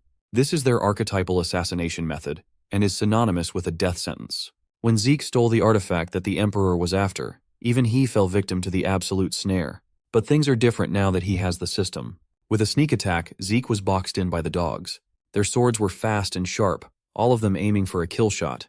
But Zeke didn't panic. Even with just a knife, he's confident that he can take them on. After waltzing his way out of a disadvantaged position, Zeke assessed his assailants. These guys are definitely on a different level from the noobs in the cave. He tried to keep some distance, but more and more dogs kept on coming out of the woodwork. Surrounded by dozens of the Empire's best and brightest, this simple excursion has turned into a real hassle. Based on these people's skill levels, Zeke can still escape, but that would mean tearing down his attempts to frame McCain. He still has one more trump card that he really didn't want to use, though. Zeke pulled out a tiny horn and put it in his mouth. He blew on it, and the thing produced a guttural sound that blanketed the entire forest. The dogs stopped their advance and observed the situation. Taking advantage of their confusion, Zeke threw some smoke bombs to limit their vision. They tried to close in on him, thinking that the sound was just a distraction, and failed. Still, while the absolute snare is in effect, not a single soul can outrun the dogs. The leader quickly adapted and ordered his men to start tracking for suspicious movements. Zeke seemed to be traceless, but it would only be a matter of time before these dogs picked his scent back up. While the leader was deep in thought, his men started dying off. Coming out of the woods were throngs of barbarians thirsty for blood, even though the dogs tried their best not to provoke these savages. While they can take a few of them, going up against an entire army is just asking to be wiped out. Some of the dogs tried to stand their ground, but their aura blades couldn't even tear through barbarian skin. In contrast, a single punch from a barbarian can crush a man's head. The leader of the dogs had never seen these savages so enraged. At this rate, they'll all die. So he pulled out a flare and shot the signal to withdraw, canceling the absolute snare. As they retreated with their tails tucked between their legs, the barbarians continued to chase. When the coast was finally clear, Zeke dug himself out of his hiding spot and breathed a sigh of relief. That horn was far more effective than he expected. A barbarian's horn is used for efficient communication during the chaos of battle. It's a tool of war. In his past life, Zeke developed a friendly relationship with the Mohawken tribe, and they taught him how to make and use the horn. The signal he sent the savages was a message about outsiders intruding upon their sacred land. Sure, barbarians are considered to be simplistic and uncivilized, but they have clear cultures and traditions and live under their own set of principles. The replica that Zeke crafted only held up for one use, but it was a massive help. With the dogs off his back, he can finally continue his quest. He arrived at the entrance of the ancient ruins rather quickly. Here, he encountered yet another obstacle to his plan. It's just one thing after another today. He had discovered a 9-headed fallen dragonborn corrupted by contaminated energy. Zeke doesn't even know what a fallen dragonborn is. According to the minimap, the door leading to the ruins is directly behind the best. First, he tried to open the door remotely using the system, and it worked. He successfully opened the home of the Hero King, Kaiser. However, this prompted the fallen dragonborn to go on an aggressive rampage. Zeke can't cheese the beast and walk past it now. Since he's being forced to fight, he immediately uses his dragon-slaying arts and closes the gap between him and the monstrosity. In order to dodge 9 attacks all at once, Zeke tapped into his Gale arts and used Shadowless Steps. His plan was to interfere with the monster's vision using Shadowless Steps and sneak into the entrance quickly. For a second, it looks like the bold plan is going to work. Just a bit further, and he would have pulled off the scam, but the fangs of the Dragonborn stopped him from doing so. Alas, he was forced to pull out the Stygian blade, Bahamut. He immediately used Dragonslaying Arts Chapter 7, Verse 1, Dragonhead Severance, to the fullest degree. Upon severing one of 9 heads, Zeke discovered that the fallen Dragonborn's blood had a corrosive property. Thankfully, his healing factor kicked in before his skin was peeled off. After the initial clash, Zeke finally remembered what this monster was. His master from his past life barely subjugated such a formidable beast. The 9-headed dragon Hydra. He felt his blood pumping with excitement, eager to test himself against such an opponent. The battle raged on, with Zeke using Bahamut as Hydra's toothpick. While he was dealing with one head, the other ones continued to wreak havoc. He's starting to doubt his clan's naming scheme for the so-called dragon-slaying arts at this point. In this age where dragons are extinct, dragonborn monsters are the closest lifeforms to them. Still, it seems like none of his attacks are working against the beast. No matter how much he cuts, the Hydra just heals back up. Taking such a monster down might be a bit too much for him currently. The monster is positioned about 30 meters away from the door. For now, Zeke wanted to try something, so he asked the system to close the entrance. His request has been confirmed, and the door has been shut. Zeke took his position with a determination to give it another go. He compounded applied dragon-slaying arts and the 5th form of Gale arts together. Charging forward, he unleashed the Wind Splitter. The burst of speed should give him enough velocity to get through the door. The Hydra eyed him and sent 3 heads coiling to block his path. Zeke made it closer to the entrance than he ever had. But the Hydra was quick enough to stifle his progress with a vicious bite on one of his arms to drag him away. He thought he could outsmart and trick the beast, but it's clearly hell-bent on fulfilling its guard duty. Since the beast wants his arm so badly, Zeke gladly ceded his limb. Using his blade, he cut his own arm to escape from the Dragonborn's clutches. A severed arm is not that big of a deal, considering Zeke's inhuman regeneration. Incensed by his reckless fighting style, the beast showed another new attack. It spewed out a poison fog that quickly enveloped him. The Hydra's poison quickly seeped into Zeke's body. He countered with a spiteful attack of his own. With soul manifestation, laceration tore through multiple heads at once. Now, most of the Hydra's head has been cut off, causing it to crash on the ground. The dragon and the Dragonslayer stared at each other, both of them on their last legs. The beast initiates the final clash as Zeke lifts his sword to deal with the only remaining head. Unconsciously, his draconian skill, Dragon's Dignity, kicked in. In the Hydra's eyes, Zeke had transformed into the specter of a real dragon. His threatening words to kill and crush the beast utterly intimidated the fallen Dragonborn. A fear that resonated deep, thrummed from within its genes, and stunned the monster. Its aggressive demeanor completely dissolved, becoming more like an obedient dog in front of Zeke. It slowly cowered away to tend to its wounds while sweating bullets. Zeke finally took a breather. His regenerated arm is still raw, and the poison is still coursing through his bloodstream. If he knew that the dragon's dignity worked against the Dragonborn, he would have used it a lot sooner. For the first time in a while, he felt tired when infinite stamina was supposed to be permanently active. Fiddling with his system, he was prompted with the option to activate Draconic Control to subjugate the Dragonborn target with his authority. Who would have thought that he could strike fear in the heart of a monster that nearly devoured him whole? Whatever the reason, this presents a pretty exciting possibility. He might be able to subjugate monsters. He wanted to give it a shot, but the system prompted that he lacked the required administrator level to subjugate the fallen Dragonborn. Zeke felt that this was fair. It would be weirder if such a broken ability didn't have restrictions. He slowly stood up and felt a painful throbbing inside his body. The Hydra's poison wrecking his body has surpassed dangerous levels. His passive healing was not working. Desperate for relief, he thought of Gluttony's other effect. He can consume bloodline abilities. Since Hydra has such a potent poison, it's safe to assume that it has a bloodline ability to resist such toxin. While he writhes in pain, Zeke's shadow extends as Gluttony descends. He devoured one of the Dragonborn's freshly severed heads, melting and pulling it into the void. Doing so upgraded his Gluttony skill from beginner to expert. He completely recovered his energy, and most importantly, he rolled the much-needed bloodline ability, an incomplete constitution for poison resistance. As his shadow retreated, Zeke forced himself to stand back up. His poison resistance constitution completely neutralized the painful throbbing coursing through his body. Before entering the ruins, he gave his status window a quick check. Everything seems to be in order, and the poison resistance constitution might unlock some new possibilities for him in the future. On top of that, gluttony, which has been stuck at the beginner level, had finally gone up. Overall, he got some hefty upgrades. Now Zeke can start moving without some pesky nine-headed worm holding him back. Hero King Kaiser was a legendary figure by every metric. He was born from a wise human sage's and the fairy monarch's love. Like any archetypical hero, Kaiser's life was wrought with difficulty from the day he was born. He was separated from his parents due to an evil mage's schemes and abandoned in a forest filled with beasts. In there, a sacred wolf took in the young, lone, and crying baby Kaiser and raised him like a cub. Thanks to that, the Hero King grew up safely and fiercely. He eventually saved the oppressed humans and created the Kingdom of Human Liberation in the central continent, Kronos. Every single person on the continent knows of Kaiser's legend. They've heard it in bedtime stories. However, solid proof substantiating the tall tales is non-existent. Right now, Zeke is standing in the ruins that would prove Kaiser and Kronos Kingdom's existence. The tower that housed the Hero King is right in front of him. It's far smaller in scale than what the storybooks depicted. Zeke didn't expect that the ruins he was trying to get into would be the Kronos Kingdom itself. Looking at the tower's gate, he could see the similarities between Kronos and the home of the Dragonslayer. The gate opened and Zeke promptly entered. In the middle of the room was a singular piece of blue glowing ore. If he's not mistaken, this thing should contain the Hero King's secret technique. Upon touching the ore, the quest linked to the secret technique has automatically begun.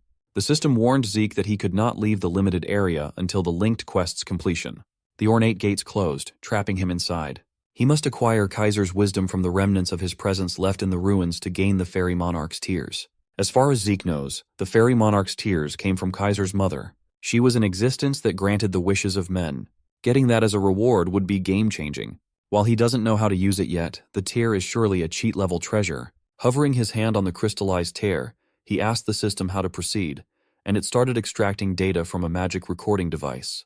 The system opened entry 546 of Hero King Kaiser's magic video records. In total, there are 12 entries that correspond to Zeke's question, and the first one was automatically played. The language, Ancient Kornosian, has been dead for a long time, so the system kindly activated an automatic translation of the common Central Continent tongue. Suddenly, a projection depicting a man with a blade lit up the room. He was giving a lecture about swords. This is the man, the myth, the legend, Hero King Kaiser himself. According to this guy, a sword is a sword, no matter what. At least, that's the kind of nonsense that those senile old men spout. Suddenly, the recording device shook, and Kaiser yelled at someone called Shelturn to keep it together. This Shelturn guy would be known as Kaiser's most loyal knight. Seeing this clear recording of a mythical man felt like a revelation for Zeke. Behind the camera, Shelturn asked the king how to wield a sword well. Kaiser pulled out his blade and cited the need for practice and vigor. With a smirk, he brought his sword down in a single motion, and Zeke felt as though he was being cut cleanly in half. For a few seconds, he felt his body separating lengthwise. When he snapped out of the nightmare, he was sweating bullets. It was just a recording of a practice swing, yet the overwhelming spirit felt so real. This is the wisdom of the Hero King that he must inherit. Thinking about wielding a blade at that level pumped him up. So, he asked the system to replay the video from the beginning. After replaying the recording over and over and trying to mimic that intensity, 4 days have passed in the blink of an eye. There are 3 doors that can be opened from this locked room. The first one is food storage, which contains enough supplies to last for months on end. The second door leads to a resting area with a bed and a bath to manage one's condition. The final room contains a variety of books and weapons of war. This place is the most optimal training room meant to hone Kaiser's successor. With all his needs provided, Zeke was able to focus purely on training and swinging his sword. He was able to come as close as possible to Kaiser's form, but something was missing. After another day of endless practice, he finally acquired the basic form of the Hero King's wisdom, the elemental sword. Surpassing the basic level opened up the applied level. This triggered the summoning of Kaiser's soul. With the monarch's tear as the catalyst, the spirit took form. The king of the ancient Kronos kingdom, Hero King Kaiser, stepped into the corporeal world once more. Zeke was hyped. The soul of the legendary king renowned throughout the continent is standing right before his eyes. He quickly snapped out of his reverie when Kaiser reached for his sword. Thankfully, he's become proficient enough to predict the incoming attack and block it in time.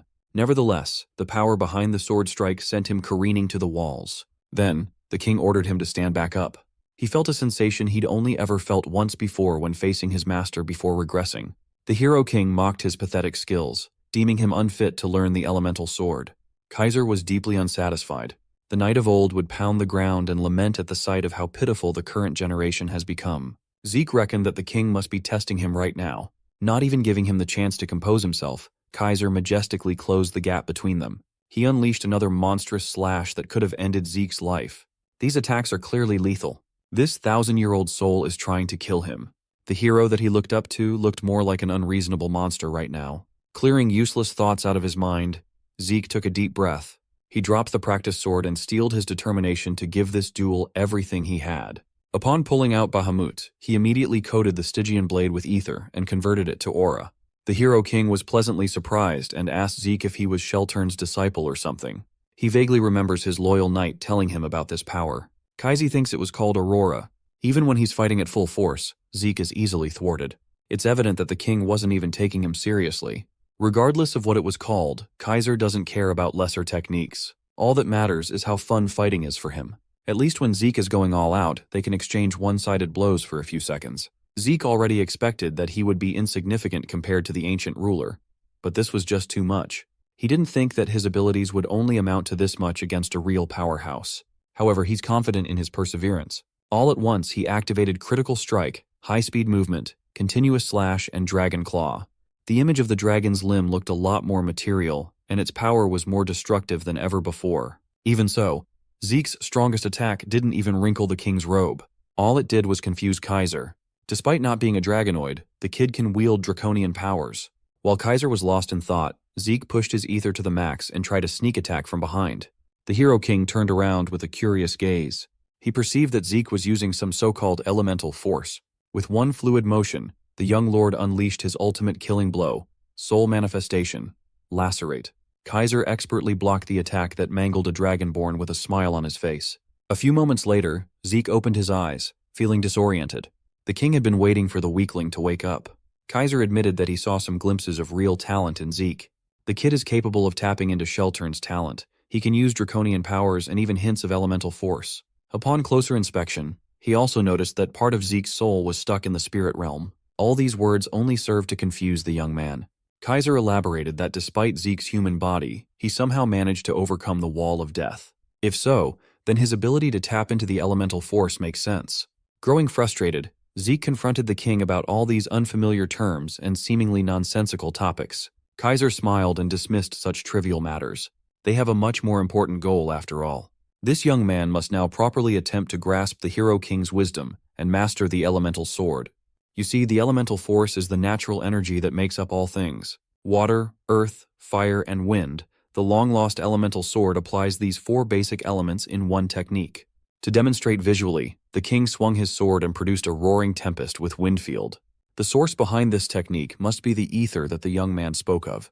The king's explanation, his raw power, and his application are a lot closer to magic rather than swordsmanship.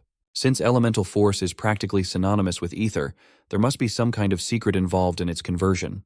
When he raises the question of conversion, the king just looks at Zeke like he is an idiot. He set his sword on fire and awkwardly claimed that he could just do it innately, so he can't really explain the method. So Zeke was forced to observe and form his own explanations. It's not that he can't feel ether from the king. It's that he simply could not. This man's ether usage is so perfectly fine-tuned that it would take all of Zeke's focus just to barely feel the ether's movement. After condensing what he learned thus far, he attempted to use the elemental sword. Kaiser definitely called his soul manifestation earlier some kind of elemental force. If so, he just needs to tweak soul manifestation a little bit to come to his own interpretation. When he tried to get a feel of the conversion, the king was a little bit surprised. After a few moments of forcing his soul manifestation to change form, he managed to form a Gale Sword. Instead of praise for getting the hang of it so fast, Kaiser smacked him in the head instead. The king insisted that he must use real elemental force, not some inferior knockoff incantation. According to Kaiser, incantations are an exclusive domain for dragons. Dragonoids might be able to use them, but humans are out of the question. Whenever Zeke relies on that power, he'll just end up pushing past his limits, and that won't end well at all. There is a marked difference between human and dragon souls. The young man might be able to imitate it for a bit, but he'll never be able to use incantations to their fullest potential. Kaiser is disgusted with whoever developed such a pathetic and reckless imitation. Come to think of it, Zeke had seen mentions of incantation before. When he absorbed Bahamut's heart, he acquired the draconian skill of incantation, but was not able to use it yet due to a lack of administrator experience. If that's the case, he can actually unlock its full potential when he grows stronger. He might be able to use soul manifestation without its drawbacks too. The king impatiently demanded that he practice properly before getting bashed in the head once more. Naturally, application training took much longer than basic physical training. Through the effects of the divine body, Kaiser's expert demonstrations, and regular spars, Zeke eventually came to an understanding of the fundamental principles of the elemental sword.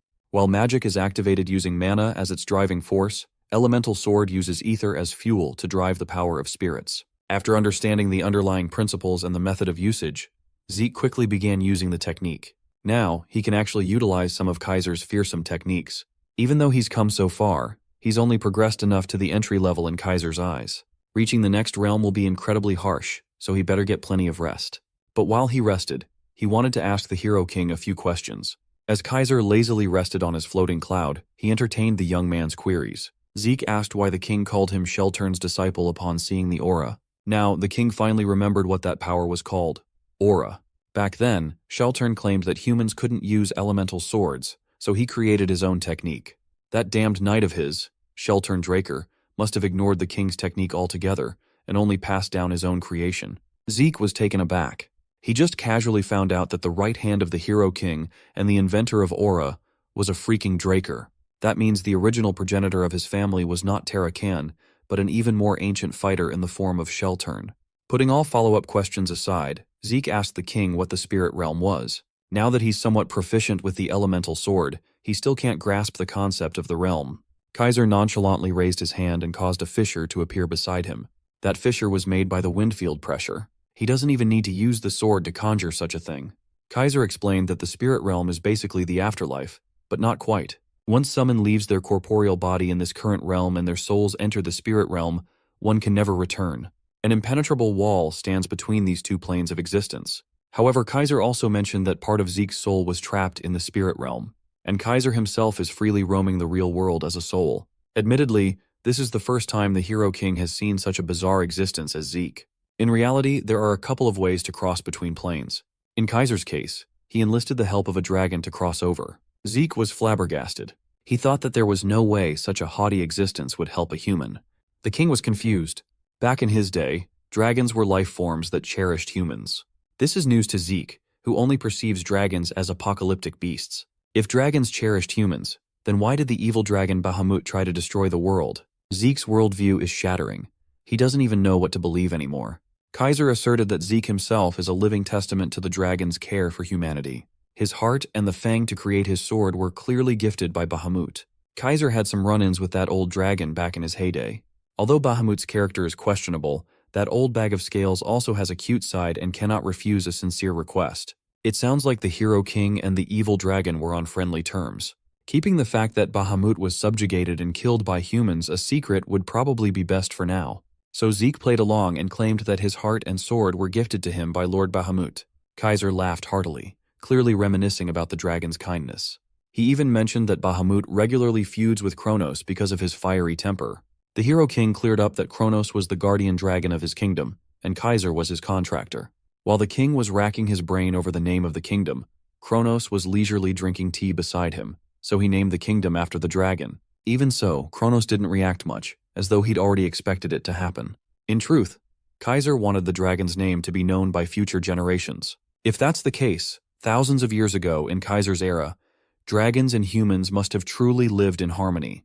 However, in the case that an incredibly powerful dragon helped a human without a contract, the balance of the world must have collapsed, endangering the realm as a whole. These human-loving dragons must have suppressed their strength, polymorphed into their human forms, and helped humanity through contracts. Kaiser is one of those dragon contractors. So, the reason why so many ancient figures were unfathomably powerful was because they were receiving help from contracts.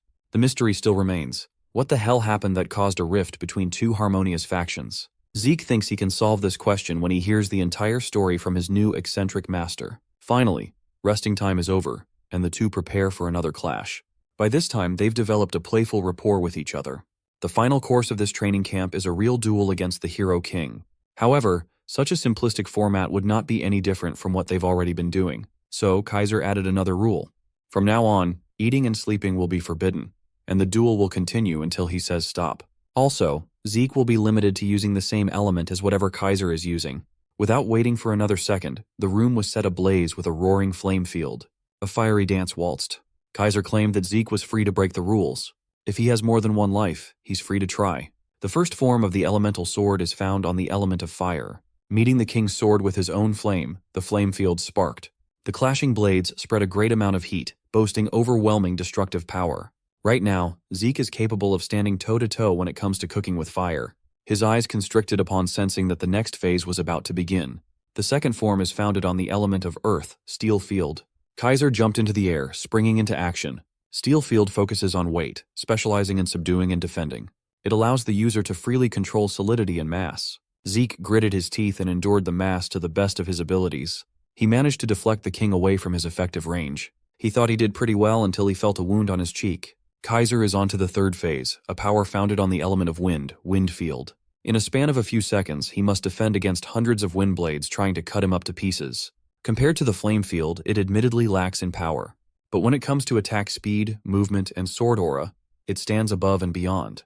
The last phase is a form founded on the element of water, the water field. Water flexes between both attack and defense. It also excels in suppression and support. Dealing with crushing waves is a supremely difficult thing to do. The form is as variable as water itself, possessing a versatile and well-balanced strength. Sandwiched in between two tsunamis, Zeke went on a free fall. He's bleeding from multiple painful wounds, unable to even threaten the king in return. Both his power, range, and even master should be greater than when he started, but Kaiser is just built differently. The skill gap between the master and the student seemed insurmountable. As soon as he got the chance to retaliate, Zeke swung big. He thought he finally got a clean hit in before feeling a gentle tap of the sword on his head. Kaiser criticized him for harnessing the power of a waterfall, not of pure water. He thought he was free to improv as long as he unleashed the right attribute. The king admitted that he could freestyle all he wanted with other fields, wielding the element with force. However, he must learn that the water field is all about fluidity. Fluidity is not just about raw power, and it will always trump brute strength. With that, their first bout ended in Zeke's loss via technicality. Honestly, he's starting to feel frustrated with Kaiser's standards. He sees strength as the thing that trumps all. In his previous life, he submitted to defeat because he lacked the strength to fight back. As a result, he lost what was precious to him. Without strength, he couldn't protect those that are most important to him. In order to survive and adhere to his convictions, he sought nothing but strength his entire life, in both of his lives for that matter. So, when Kaiser insists that fluidity will win over strength, the king is basically challenging the very core of his being. While he was nodding off and silently ranting in the middle of the duel, Kaiser mercilessly attacked. Zeke managed to raise his water sword in the nick of time, but he was knocked off balance. In reality, he stopped trying to keep track of the days after the 15th day of non-stop fighting.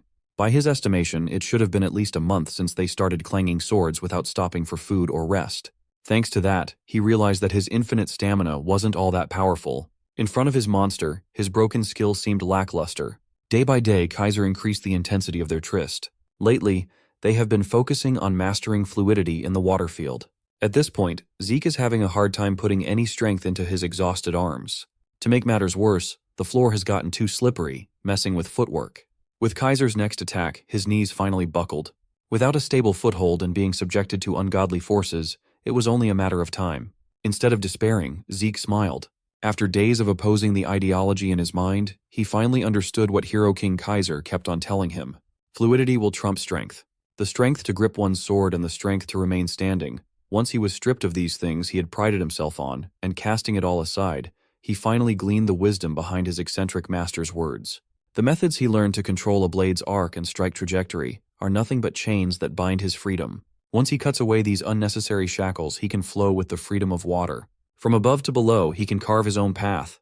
Regaining the passion in his eyes, Zeke initiated the next exchange instead of being stuck in defense. Thinking about it, Zeke actually felt this liberation in his past life. It's a state where the line between his sword and his body blurred. The sensation of being one with the world around him. Just like the waves at times, violent and at times refined. His ever-changing movement and aggression finally made the king smile. After what seemed like months of endless duel, The master and the student looked as though they were having the time of their life. The room's floor had long since flooded while torrential rain poured. Zeke assumed an unorthodox position, the Stygian blade Bahamut streaming with water. Kaiser raised his blade above his head, expertly manipulating the fourth element. At the exact same time, they let loose their unhinged elemental swords.